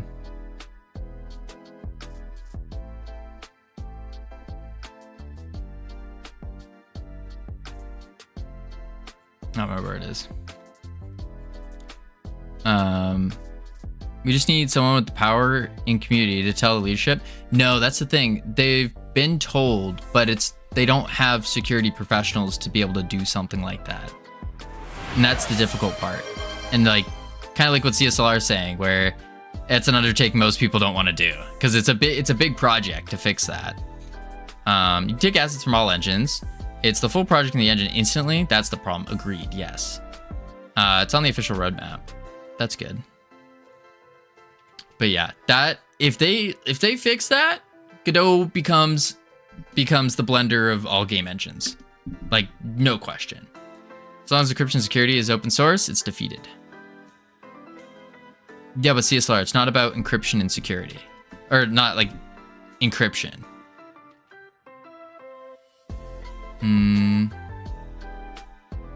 Yeah. But even then, like, even if it was, it's making it, you just need to add a singular barrier. That's the thing. A singular barrier would be nice. A little block. You'd have to basically write an intermediary layer, I guess, like virtual machine that interprets code to get compiled or something. I have no idea. No idea.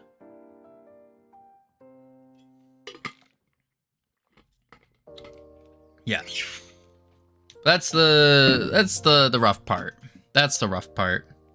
And when our studio does get bigger, that is something in the back of my mind that's always there. Like, if it is that easy, then you just can't use Godot. At some point, someone's going to figure out how to decrypt the entire game. All I can do is slow them down, not fully stop it. Correct. Yeah. But again, the problem is that it's immediate and has no skills required whatsoever. You don't need to know any programming. You don't need to know how things interact. You literally don't need anything but the exe and the tool, of course, that you just download. That's the problem. It's not immediate, no skills whatsoever if you actually care to do custom engine build. Wait, it's not immediate and no skills whatsoever if you actually care to do a custom engine build? What do you mean by, oh, like you're saying do a custom engine build of Godot and then you have to write your own, you have to fix the problem. Custom security implementation is not perfect. That tool won't work. Oh, I see what you're saying. I see what you're saying. Yeah. Can't expect most people to do that. I don't think CSLR is expecting most people to do that. It's just a solution. And that might have to be our solution, is figure out how the heck to do that. But I think, I mean, I'm not concerned for smaller games like this. I'm not. We can use the GD MAME and all of that. Isn't any tool like that way? If someone with the knowledge made a tool for another engine, same issue? No, because the other tools that can be made for against engines like Unity and Unreal, there's still missing pieces to it that can be put back together. But yeah. Are you more worried about the code or the game assets? It's a little bit of both. It's not necessarily like I'm worried about the code or the assets, because like I'm showing the code on stream all the time. Like if someone really wanted to, they could rebuild letter by letter just by watching the stream. That's fine. It's more so just how easy it is to do. That's the thing that bothers me. Like we're just out open in the wind, you know? That's kind of the scary part. But yeah, the assets too. That does blow to lose. Event is action pressed. Okay, we're not there. Biggest issue with decryption will be cheaters and modders. Legal action is as far as you're going to be able to go after that. Yeah. Even Unreal, the assets are rather easy to extract. Yeah. Stealing games and renaming them is a huge thing in Arabic-speaking countries. Yeah, it's a big rabbit hole. They have tons of tutorial on YouTube. Yeah, and that's actually why you want to, because we had a viewer on YouTube from the UAE, and he was talking about that, and he said the reason that they do it is because most games didn't translate to Arabic, which I thought was really interesting. So we translate our games to Arabic. Stealing games, renaming them is a huge thing. I read that. Does it really matter if your game is fun enough? It's gonna be a ROM available on some emulator someday. That's true. That is true. The big scary part is just the horror stories that you hear from other indie devs that try to release their first game, and it starts going really well, and then someone immediately takes it and then re-releases it and then tarnishes the name of their studio because these new players are coming to play the game, think that this version is the real version, but it's actually the fake version, and it's yeah. All right, let's see. But again, like this game that we're making, I'm not worried. It's just something that's always been in the back of my mind in the future for when we make even bigger games. All right, let's see. Arena match, skeleton boss. No. We want to look at the poison enhancement actually, because the poison enhancement is pretty close to what we're doing with our explosion enhancement. Poison damage, explosion enhancement. We're gonna need a export var explosion damage as a float equals 5. So Godot game that got stolen where the devs made a cool YouTube video about their experience. You've most likely seen it already.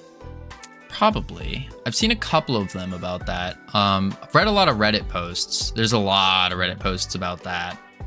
Like a lot.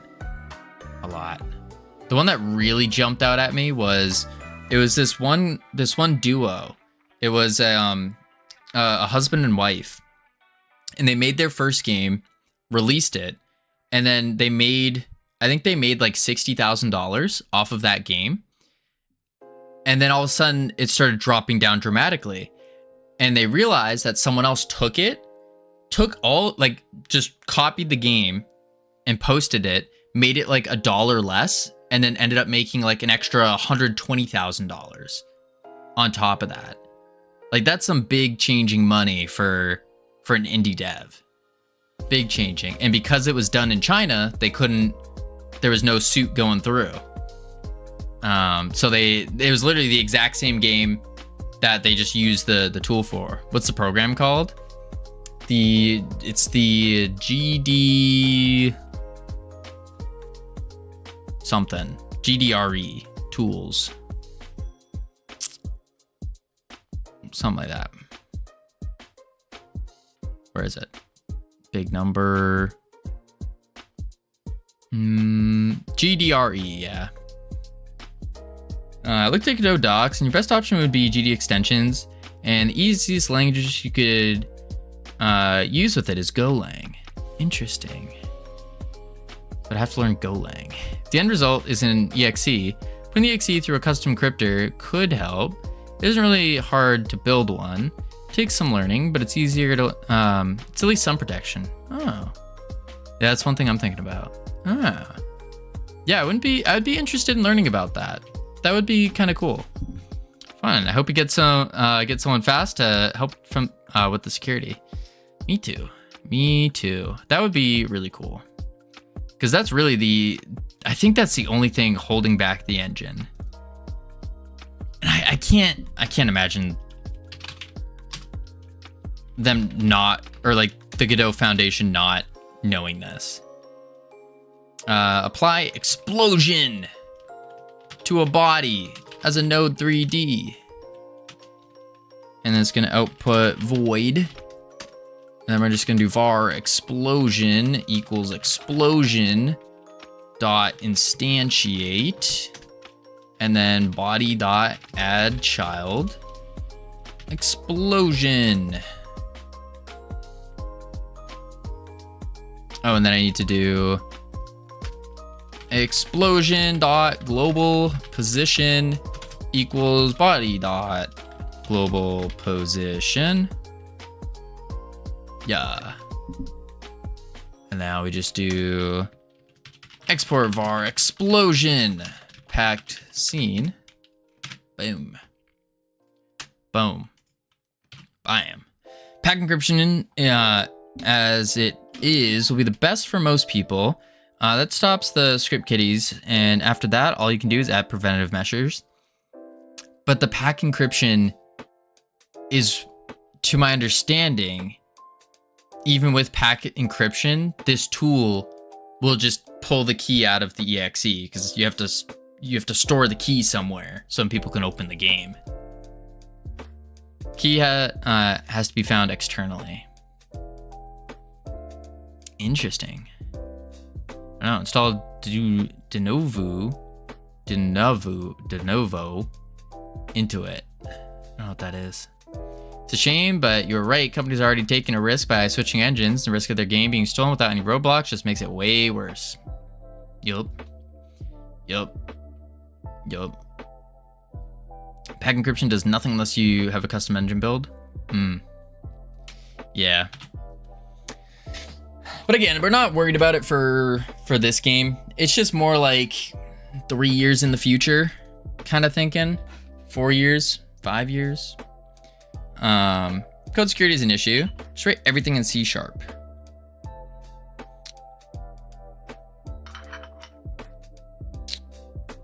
I'll have to double check the tool because if I remember right, their next build or their current build does that.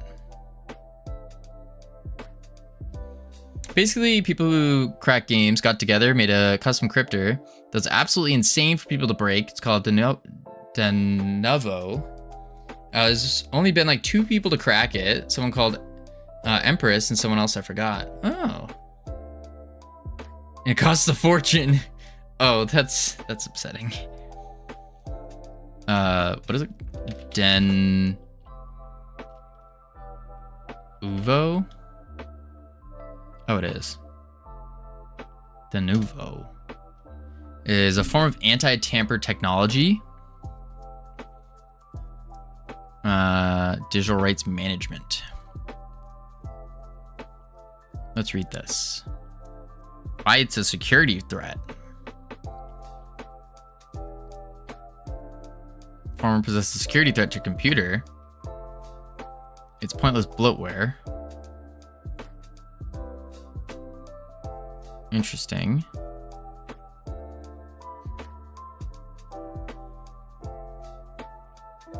Huh. Which isn't a problem for Covino since it doesn't care for Linux support anyways. What? It's also evasive.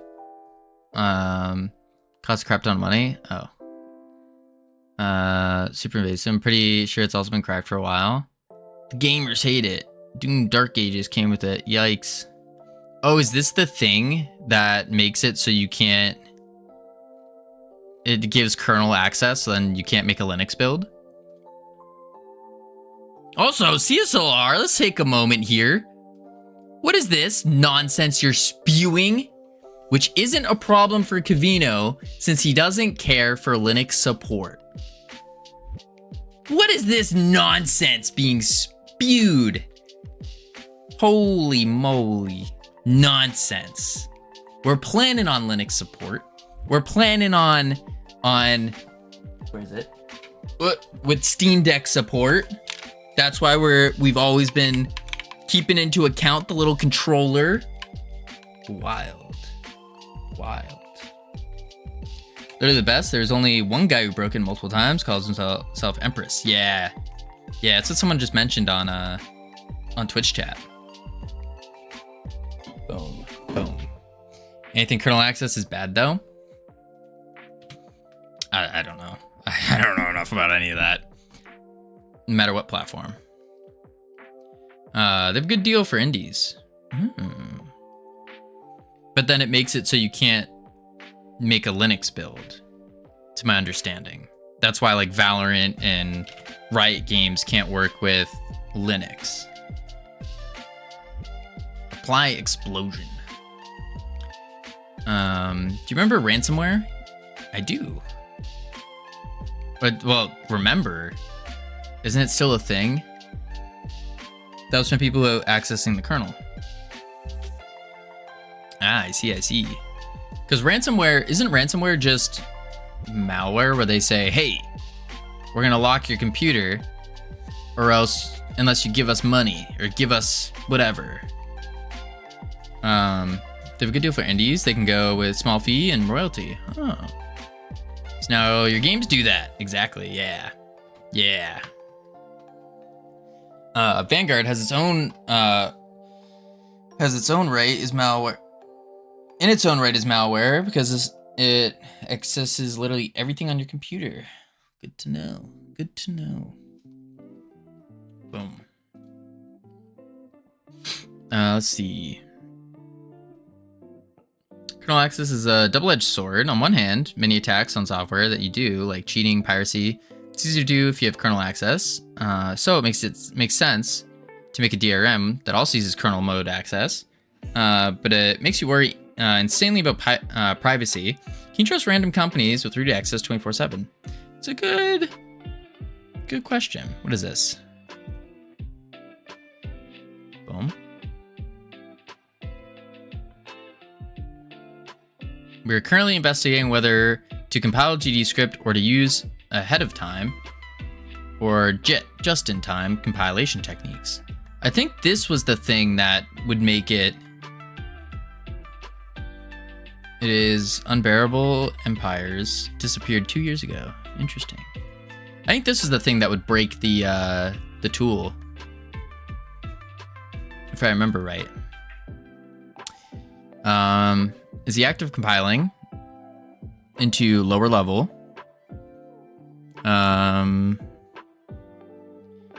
Acts of compiling, high level programming, so C, C++. No DRM is different from kernel level anti-cheat. It would slow it down for a bit. After some point, the tool would update to decompile. I see.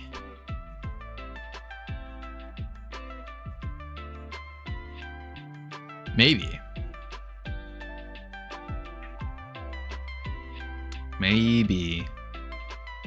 I don't know. But to my knowledge, this tool isn't decompiling, is the thing. They'd have to make a brand new tool, basically.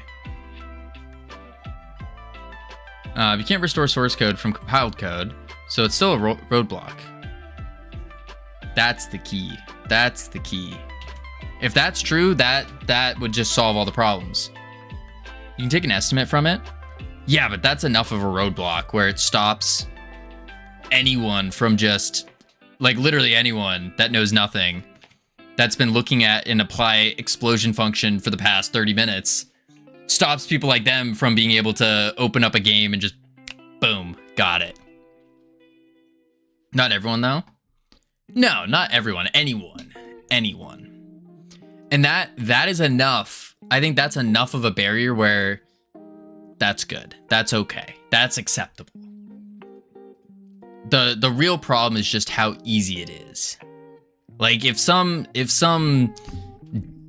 dingus who's looking at an apply explosion function for 30 minutes can open up an exe, that shit, and then look at everything perfectly, that's absurd. Most people don't want to bother learning how to convert garbled mess into understandable logic again. Yeah.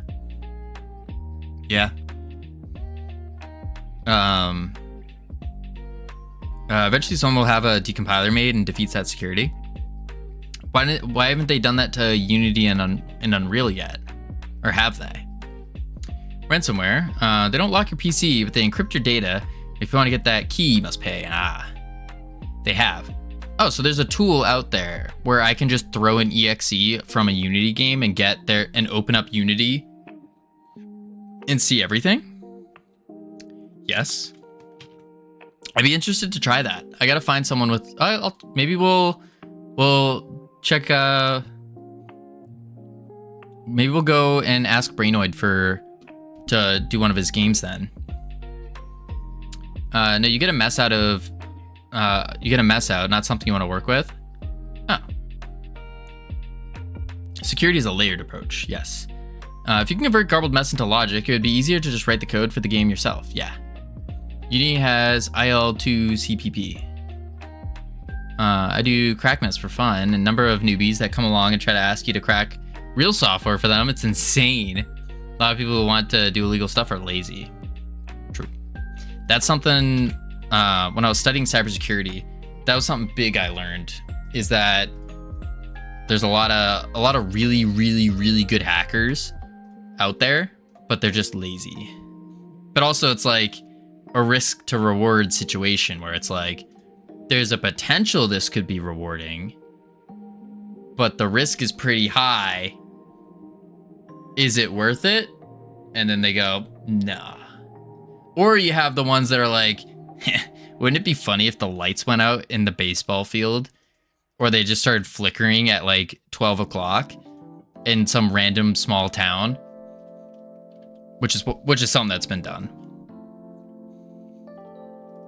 And although that's not good, I should preface and say that's not good. It is kind of funny. It is kind of funny. Let's open up actually the Gooseplosion. Boom. Exactly. That's why crack messes are great. Fun for the puzzle, no legal or moral issues. Yeah. Is Crackmess that website where software companies will submit for their software to be cracked, and then you like submit the report of like what you did? Because I know there was a website and it pays out like a bunch. I know there was a website for that because someone in my university was doing that, and they were making, I think they were making like $5,000 a month just playing around breaking things, and it was really cool, really cool. They had like their account, they had like little badge numbers and like a rating, and they were able to, it would be like real software, and they would submit a little report on what they broke, how they broke it, and then they get a payout for that. I don't remember the name of the website though, but it was really cool, really cool. Talked about AOT earlier, yeah. All right, let's see, knockback power, rotation speed. I think this is the one we want. Yeah. Yeah, it is. Gooseplosion. So I can just go boom, boom, boom. Gooseplosion. Not sure, but I think Godot supports C# native AOT. Someone correct me if I'm wrong. It might be something to look into in the future. Yeah. I think there's different websites, like a bug bounty program. Yeah. That's cool. Crackmess is more people write programs for you to break to teach you cool things. Oh. Unity has IL2 CPP. Yeah, another way of doing AOT. And then .NET implements their own AOT process. I see. I see. I think it has, since it's statically linking to mono. A lot of this is going way over my head. Way over my head.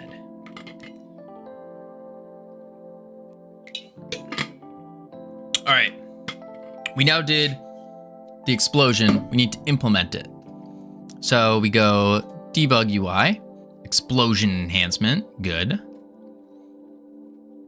We need to go to our ability, and we need a has explosion.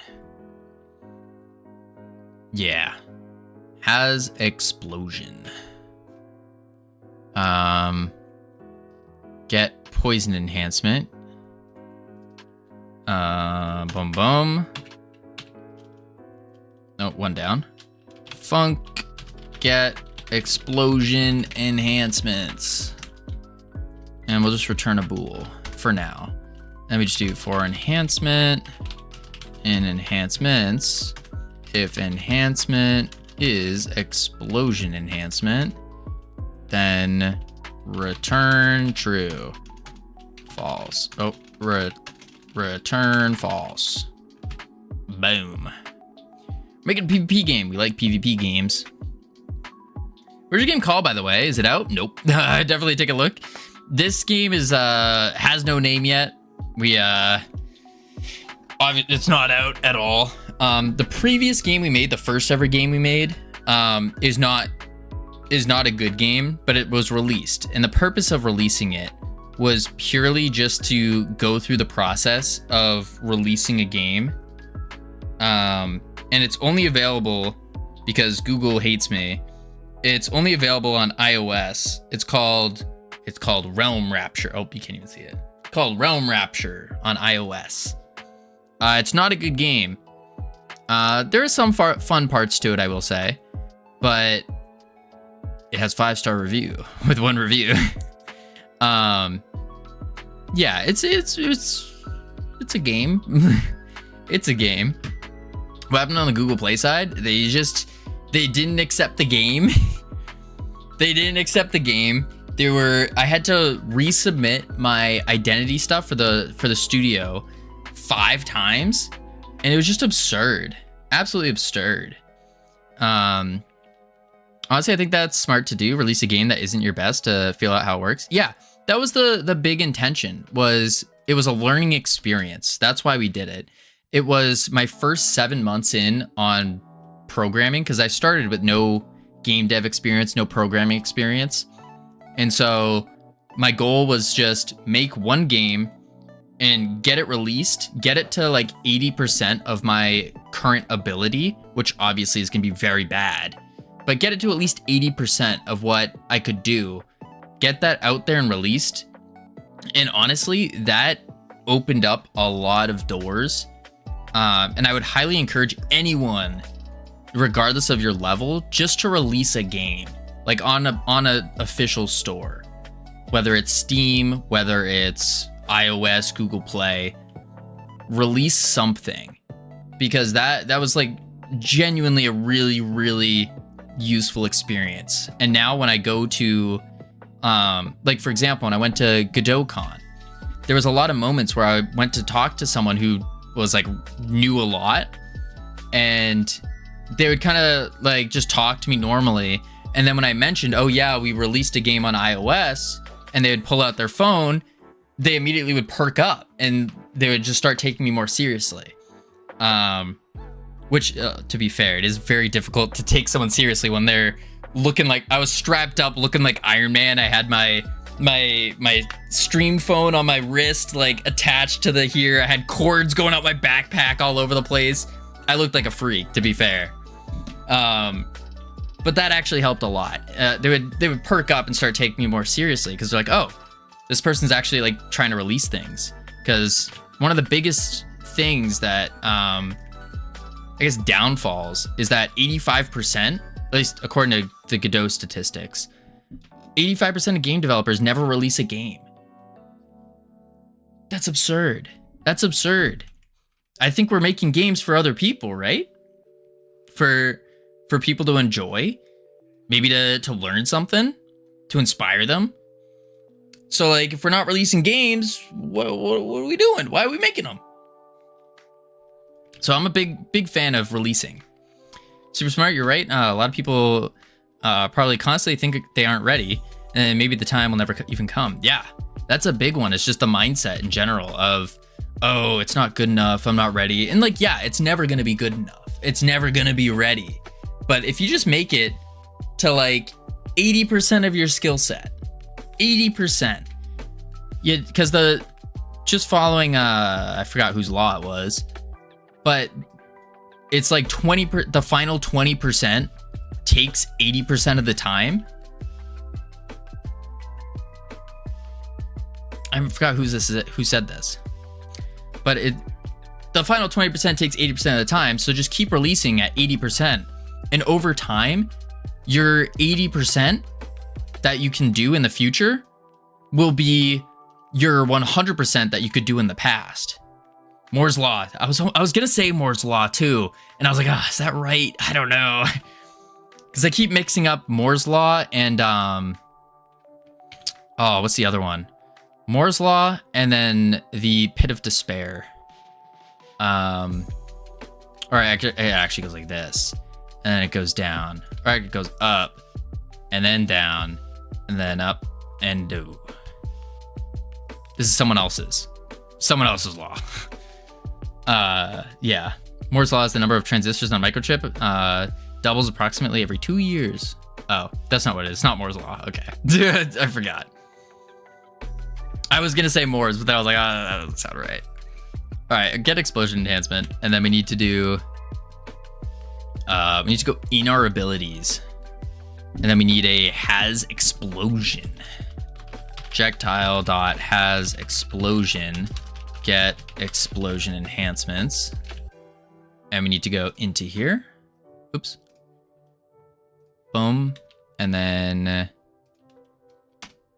var has explosion. Tyler, how you doing? I'm currently new to the whole computer science and programming in general. It's been an overwhelming experience.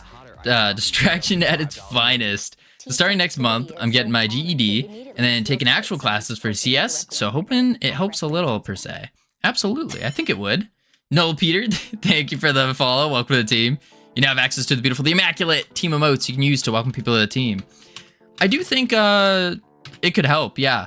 The biggest thing that's going to help, Tyler, is just getting started. Like, just do something, and that helps dramatically.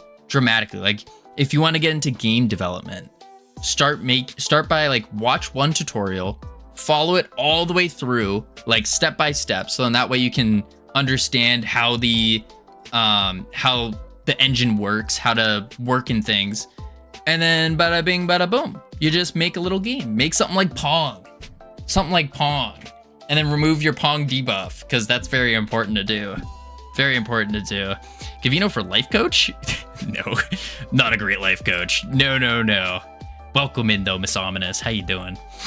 I'm using Netflix peer-to-peer at the moment. Not really share with multiplayer system. I'm going with long term. I think peer-to-peer is pretty decent, especially if you're using the Steam relays. I think they're quite good. All right, so we have has explosion, and then what we need to do is, where's the attach Guling on body entered? If has, okay, so we just need to do if has explosion on hit effects dot apply explosion body, and then we're just gonna go boop, copy, and then boop. Oh, dodge that. There we go. Conchi, thank you for the follow. Oh, I thought I put an N in there. Thank you for the follow. Welcome also to the team, and you now have access to the beautifully immaculate team emotes you can use to welcome people to the team. I said that really fast. All right. Our basic attack now has our explosion. Let's see if it works. And then we can add it to the other abilities. It might be a very big explosion, though, now I'm thinking about it. It might be too big. Too big of an explosion. Oh, okay, there we go. And let's add basic attack, explosion, and the moment of truth.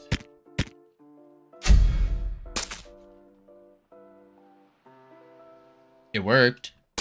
It worked. It's kind of a big explosion, though. It's a little big, but it works. By the way, I hate the Twitch emojis. I've heard that before. I'm going with the host authoritative approach, which is security flaws. It is, but prevents certain things from happening. Yeah, I think going from the host is fine. Like, yeah, the host can cheat. It's easier for the host to cheat, but currently been taking CS50 course for the computer. It's on Scratch section, which in a way I don't think is useful in certain aspects. I'm 50-50 on that statement. Not really a note taker per se. It's really the whole getting a lot of information to register and comprehend, as well as understanding it. Yeah, I think that's good. Be careful of information overload.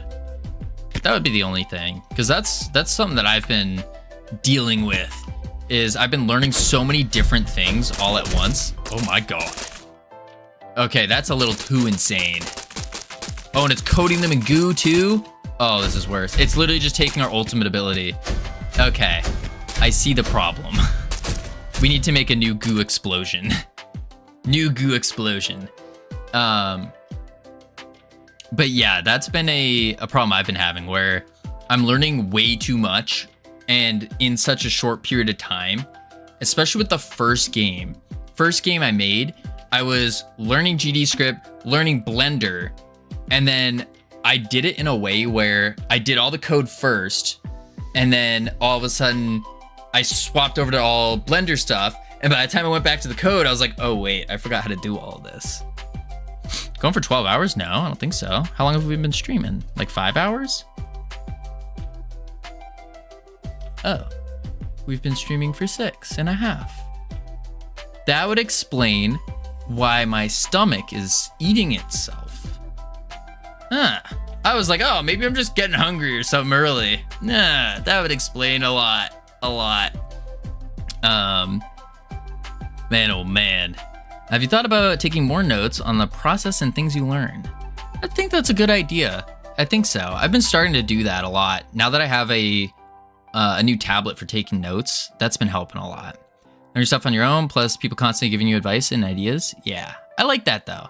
And that's like the super top secret, not even top secret, the super secret to how I've been doing game dev is I just got really lucky, and there's a lot of like truly brilliant people that just pop into Twitch and they go, hey, Covino, you're an idiot. You should do this instead of this. And then I do it and I'm like, oh, there we go. And so that's how I've been learning, really.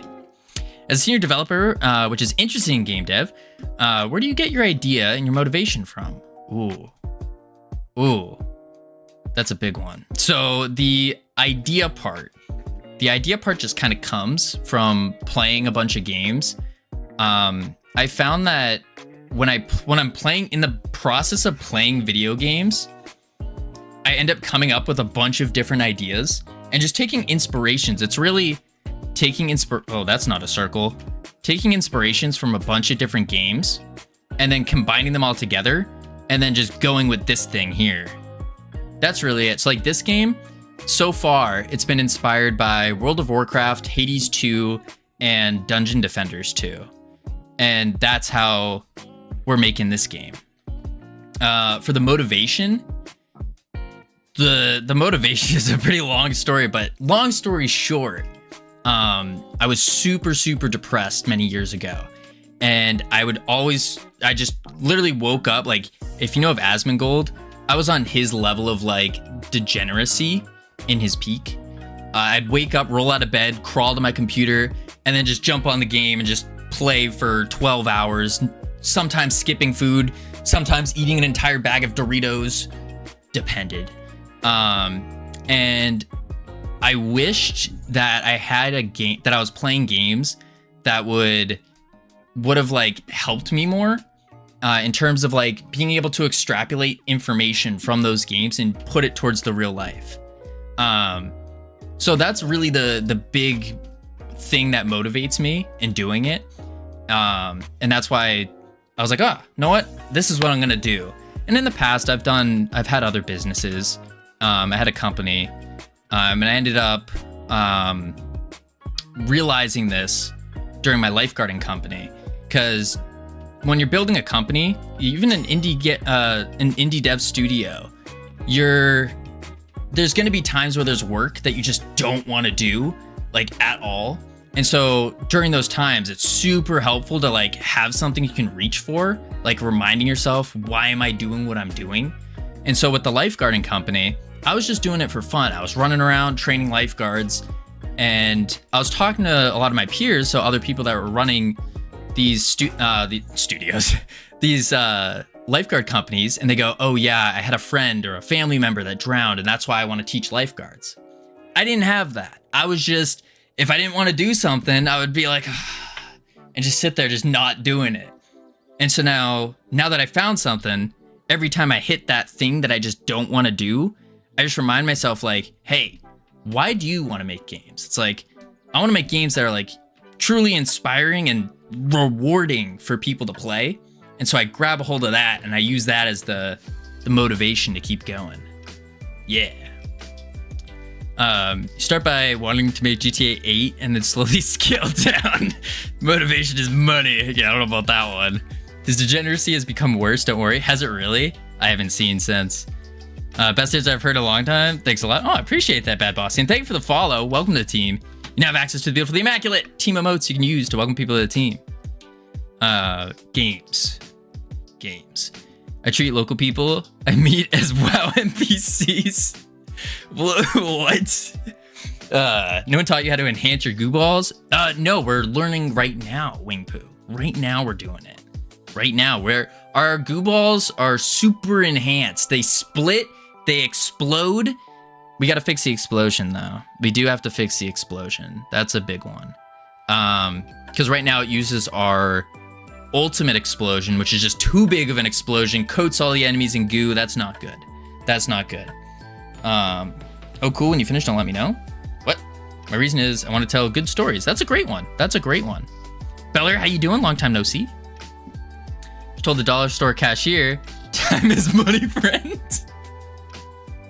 You did not, Chasing Sunday. You did not. For those of you who don't know, that's a line that the goblins say in WoW. They go, time is money, friend.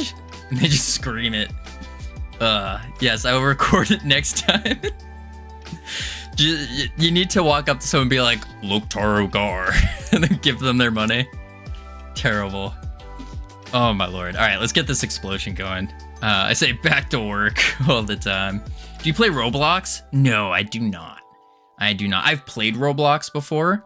I was gonna develop in Roblox originally, but I met some big developers there and I didn't really like the strategies that they were going with, and it left a really bad taste in my mouth.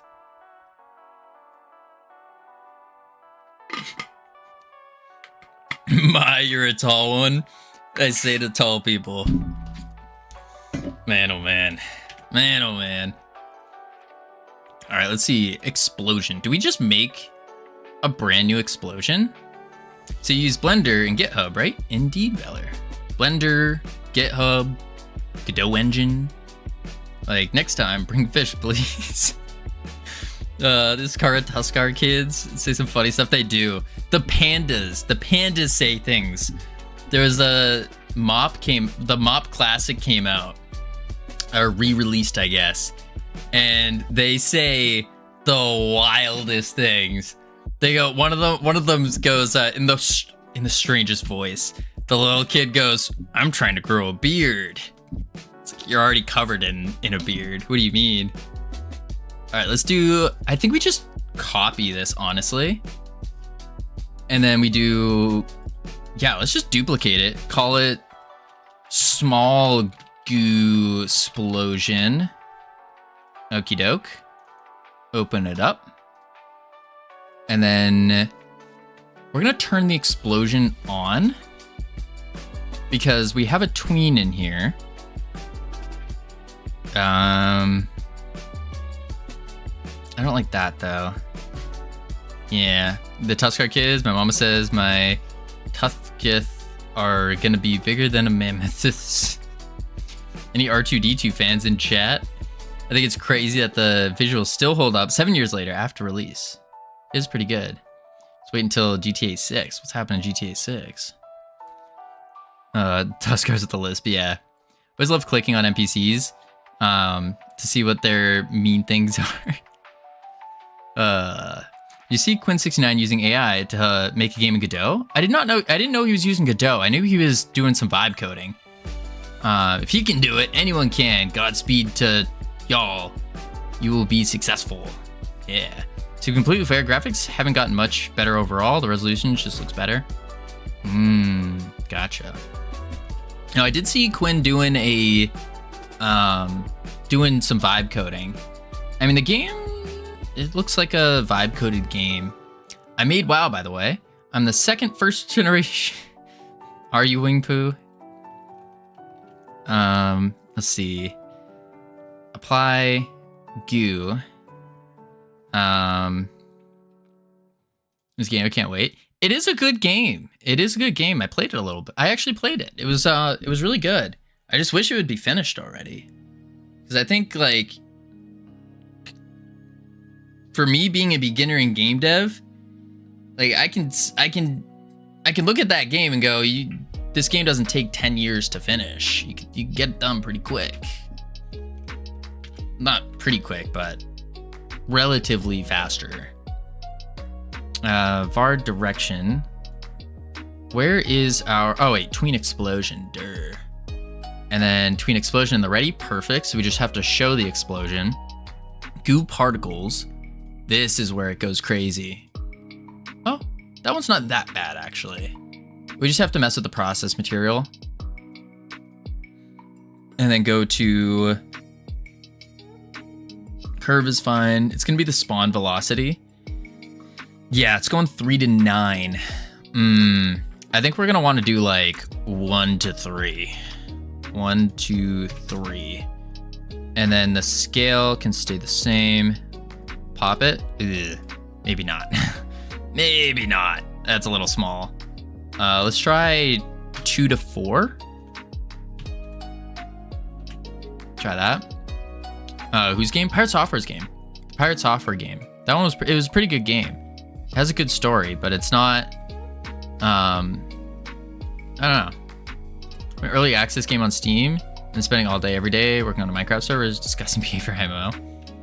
I mean, when you take on, to be fair, like taking on a live update game, which would be like a Minecraft game, I can see it definitely being a big thing. What is this? Ultimate projectile? I can see it taking up a lot of time. I haven't heard anything good about the story. Yeah, no, the story's phenomenal. The story's really good. It's a little dark. It's good though. I think it's really good. But yeah. He gets piled on for no reason, to be honest. It's minuscule reasons outside game dev. He updates the game a ton off stream. That's good. That's good. I do think there is a lot of hate, which I'm just not a fan of in general. Like, if you don't like someone, just don't watch their content. Don't support them. That's it. I think it's a waste of energy to like just crap on someone. It doesn't seem useful. If it has poison. Are we not? Oh shoot, I shouldn't have been messing with this. No, that's fine, that's fine. Yeah, because we're not actually shooting it. Yeah. Goo particles now. And then, or is it the ghouling explosion? That's what it is. The ghouling explosion's yeah, that's the crazy one. Okay. Just got popular to be mean to him. Yeah, got enough of it. People decided to keep up. Yeah. I think he should make it clear that Heartbound is not his main priority right now. That's the right thing to do. Yeah, I think whatever the main priority is, mention it.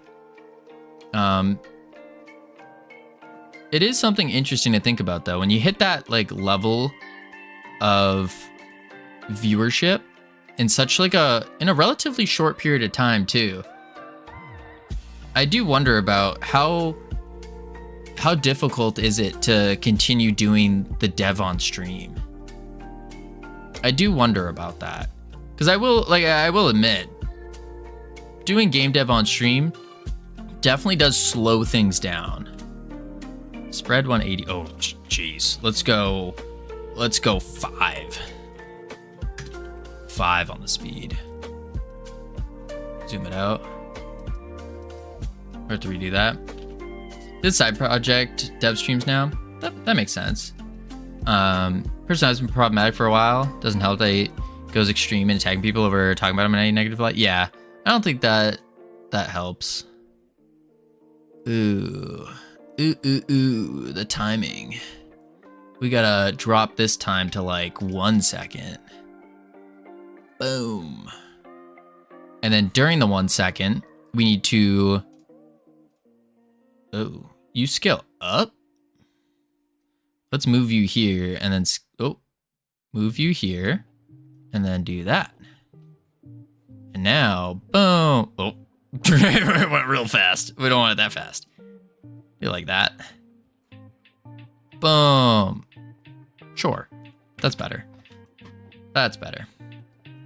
Someone says this code is inefficient. He says this code isn't the issue. Spends the next 5 hours stream ranting. Love issues that people could and would attack and pile on us for. He just has that viewer base gets evolved in OnlyFans that set it off. Yeah. This code is awful though. I have seen some questionable things in the code, but again, I'm a beginner, so I don't really know too much. Goo block. Apply goo. This is what we don't want to do. Small goo explosion. There we go.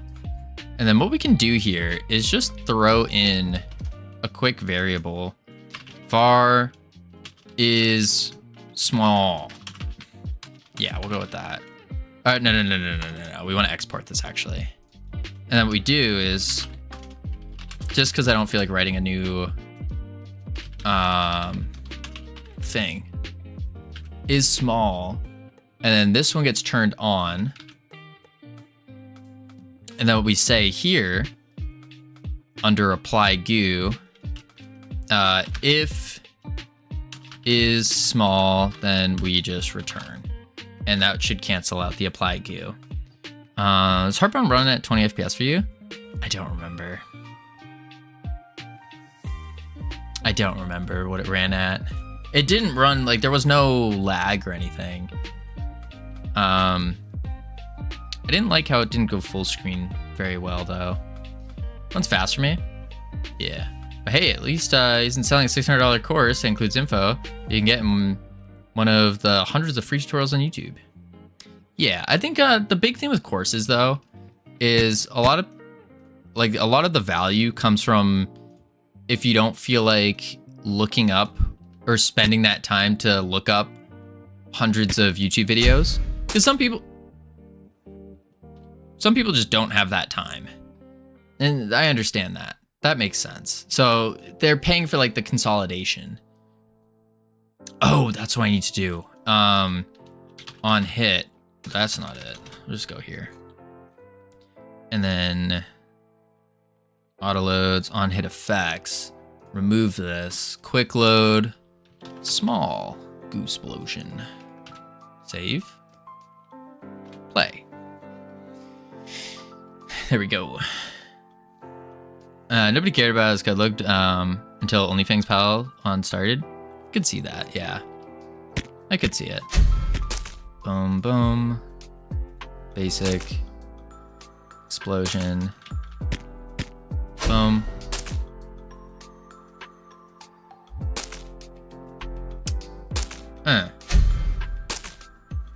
It's a little large of an explosion. So we just need to go to this explosion and tween it down with our beautiful magic numbers. Okay, we're gonna remove those magic numbers. And instead, we're gonna do a const, and we're gonna say big vector 3, and we'll do, let's try like 5 maybe. And then const small as a vector 3 equal vector 3, and then 0.1 maybe, like that. And then we just remove this, call it big, go this, call it small. Yeah, now let's try it. If you acted like a decent person, wouldn't need people to leave them alone. Yeah, I think there's ways to go about the trolling that would reduce it. I definitely think so.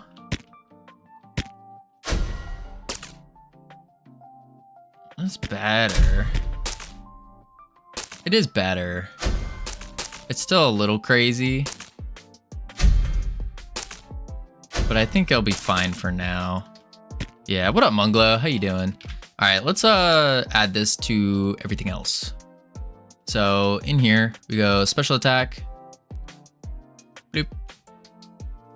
And then goo ball. And we need to do goo ball dot has. This is where it's gonna, I'm a little worried. Explosion equals get explosion enhancement. Open the scene. And then has explode. Oh, we already added that. When did I add this? Okay. Oh, that was the basic attack projectile. What am I looking at? Interesting. Interesting. I think people are obsessed with them. It's like people watch stuff like Love Island. Most people love drama. Yeah. Not a PS hater by any means. Clearly really odd person.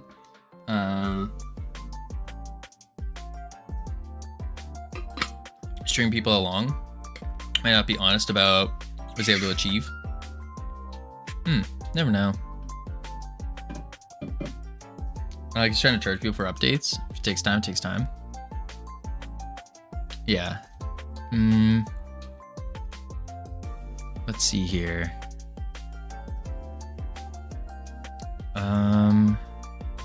Has explosion. Oh, that's why. Has, oh, that's a var. Has explosion. Cool, false. I don't like this. I don't like this, but I think it's gonna be our best bet for now. And then we just do if has explosion, then on hit effects dot apply explosion self.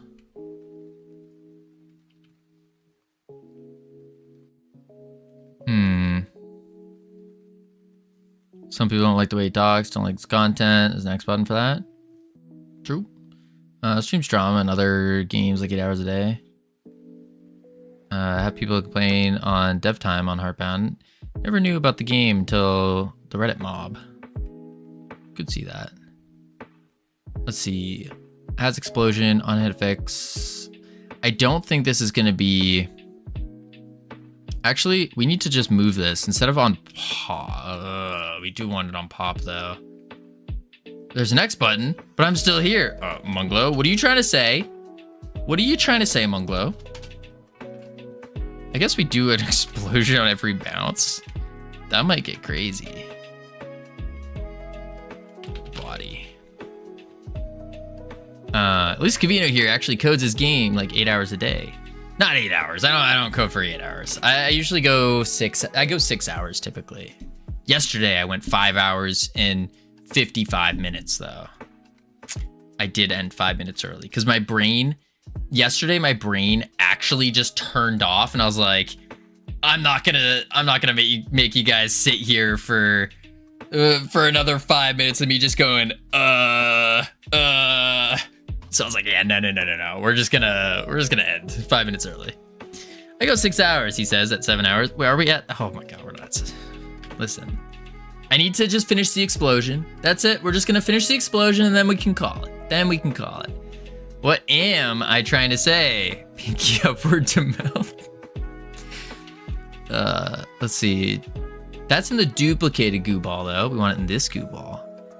And then we do boom, boom. If has explosion. How much percentage wise are you done refactoring the original code? I'm not really refactoring anything. There's still a lot of code that's in here that's just kind of dead. Time-wise, it'll probably take like an hour, I would say, to remove all of the dead code. I think. And I'm saying dead code as in like stuff we're just not using anymore. 12-hour stream? No, we're not doing 12. No, I don't care about that interview. People love their 15 minutes of fame. I feel so bad. Where was the roommate before it was popular to hate on him? Interview? Oh, I have no idea. Again, I'm not a fan, but holy crap, yeah. Ran for 30. Ran for 30? What? No. That's the problem. If we do a 24-hour stream, because it depends on the day, I guess. Now it does. When we were streaming every single day, if I did a 24-hour stream, it'd have to be 31. Because 24, and if I took a break, then I wouldn't be able to stream on the usual times, and that's no bueno. You are getting hungry. Gaming, I am starving. Starving. And I was wondering why I was so hungry too, until someone mentioned, and I looked at the time, and I was like, oh, we've been streaming for nearly, it was 6.5 hours at the time. It's like, that explains a lot. Currently eating. Oh, Munglo. Just rub it in, why don't you? Let's see. Enemies in range. Closest. Where did I put it in? I did. Okay, has explosion. That's the next one. And then we can do ability 1. And then we need the goo wave. Almost there. We're almost there. Oh, I'm having fun trying to get code to boot, UEFI, on a PC in secure mode, getting access violations despite seemingly following normal security measures. During the charity stream with Hypno, I think it was the usual first bit. They did charity stuff, then another usual stream. In total, it was like 30 hours. During the charity stream, yeah, we did. I might have ended an hour early. I think I did. I think I ended an hour early. It was like 30 hours. Or was 31? I don't remember. I don't remember. I remember dying. I remember like dying. That was rough. That was rough. There's still like 32 hours though. Yeah, it was rough. It was rough. If has explosion on hit effects dot apply explosion body. Then boop. Oh, cure. And this should be enhancements. var has explosion. Bull, false. There we go. By the way, if I turn off secure mode, I can boot PC with my own code, but that's cheating. It's still 32 hours of no sleep. Yeah. I mean, I've done longer with no sleep. I have done longer, but I will say, and this is gonna sound like a dig to gaming streamers, and I guess in a way it is, but streaming a game for 24 hours, much easier than streaming game dev for 24 hours. Much easier. Like a game, I can go play a game for hours on end, but man. You know, let's face it, all you were doing was reading chat. That's true. During that, it got to the point where I just couldn't program anymore, and I was the chat reader. Dude, I still can't stand the indentation syntax. But it's a lot better in comparison. Oh, this stuff, like what I'm doing here, I don't know. I have like no comparison to any other code. It uses their Javelin anti-cheat tech. Wait, what? Battlefield 6 won't run without secure boot on. Oh, that's weird. I hate secure boot. It's a good thing, nothing bad about it. Screws with Linux. TPM secure boot future. Interesting. Let's see. Has explosion. Okay, there we go. It's Oopa. Thank you for the follow. Welcome to the team. You now have access to the beautifully immaculate team emotes you can use to welcome people to the team. Did we do it? We don't need to do the ability. Oh, we need to do the dash though. We need to do the dash. So we need to say enhancements, and then var has poison, because we didn't do poison on it, I guess. Oh, but we're doing the puddles, so maybe not. Let's just worry about explosion for now. Bool And then on entered. Oh, we do have that. If get poison enhancements. Oh, I see. We don't need it because it's this is the baseline of it. It's not a separate thing. Duh. If get explosion enhancements on hit effects dot apply explosion to the body. All right, moment of truth. Moment of truth. What do we think? Is it gonna work first time? First time, it's gonna work beautifully. Why am I even asking this? We already know it's gonna work first time. It's gonna be great, easy. All right, let's see. Basic attack, explosion, create. Special attack, create. Ability 1, create. Dash, create, because we didn't do the ultimate. The ultimate's already an explosion. Boom. Beautiful. Wait. Boom. I missed the enemy. Boom. Beautiful. Okay. Let's get the dash. Oh, yeah. That worked. What am I missing? Oh, we need more. Okay, this is going to get a little annoying, though. I can see it already. Getting very annoying. Goo wave. Ooh. Goo wave? Oh, goo wave didn't work. Let's try it in game. I just stick to Windows because it makes everyday life easier. Yeah, it does. Boom. Yeah, that's a little insane. Okay, yeah, that's a little too... We're gonna have to remove those particles. That's just... You can't see. You just can't see. Oh, God. Yeah, that's...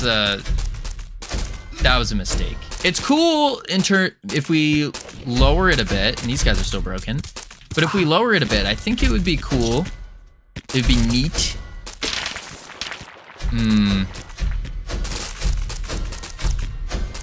Just obliterates the eyes. I think I need to remove that circle around, and then we'll be chilling. I think so. Boom. Dang. All right. That's not bad. It's not terrible. We do need to fix that, though. GitHub. Boom. I sell tinfoil hats IRL. Do you? Oh, God. 50 I have not committed anytime soon. Dash puddles. We did explosion enhancement. We did... Oh, God. What other... We did the split enhancement. We did the... What was the other enhancement we did? Healing enhancement. We'll just say that's good enough. Commit. Sells surprisingly well for gifts. Interesting. Better than the 600 or something you had the other night. I don't know what you're talking about. But no. The 600 was because we were messing with something. We were like, we were moving the files around. That's what it was. Moving the files around. Wow, what a commit. It's a decent commit. Decent, I think. Decent. All right. We're already saved. We're good. We're saved. There we go. All right. And with all of that said and done. Ooh. Let's head over to a real game dev. Let's do that. So, alrighty, folks. We are calling it here today. We're heading over to a real game.coin69. No, we're heading over to Wallaber. Phenomenal game dev. Phenomenal game dev. RSVP ASAP? Huh? Who? Dear Rux, thank you for the follow. Welcome to the team. You now have access to people with the immaculate team modes you can use. Welcome people to the team. For those of you who don't know, we stream almost every single day, except for Wednesdays and Thursdays, because I'm working on YouTube.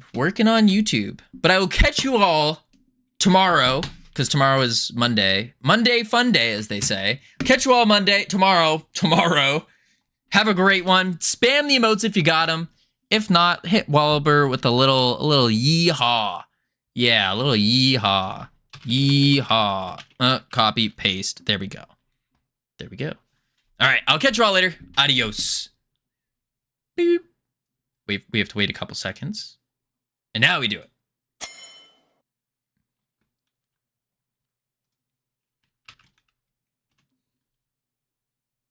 All right, one sec.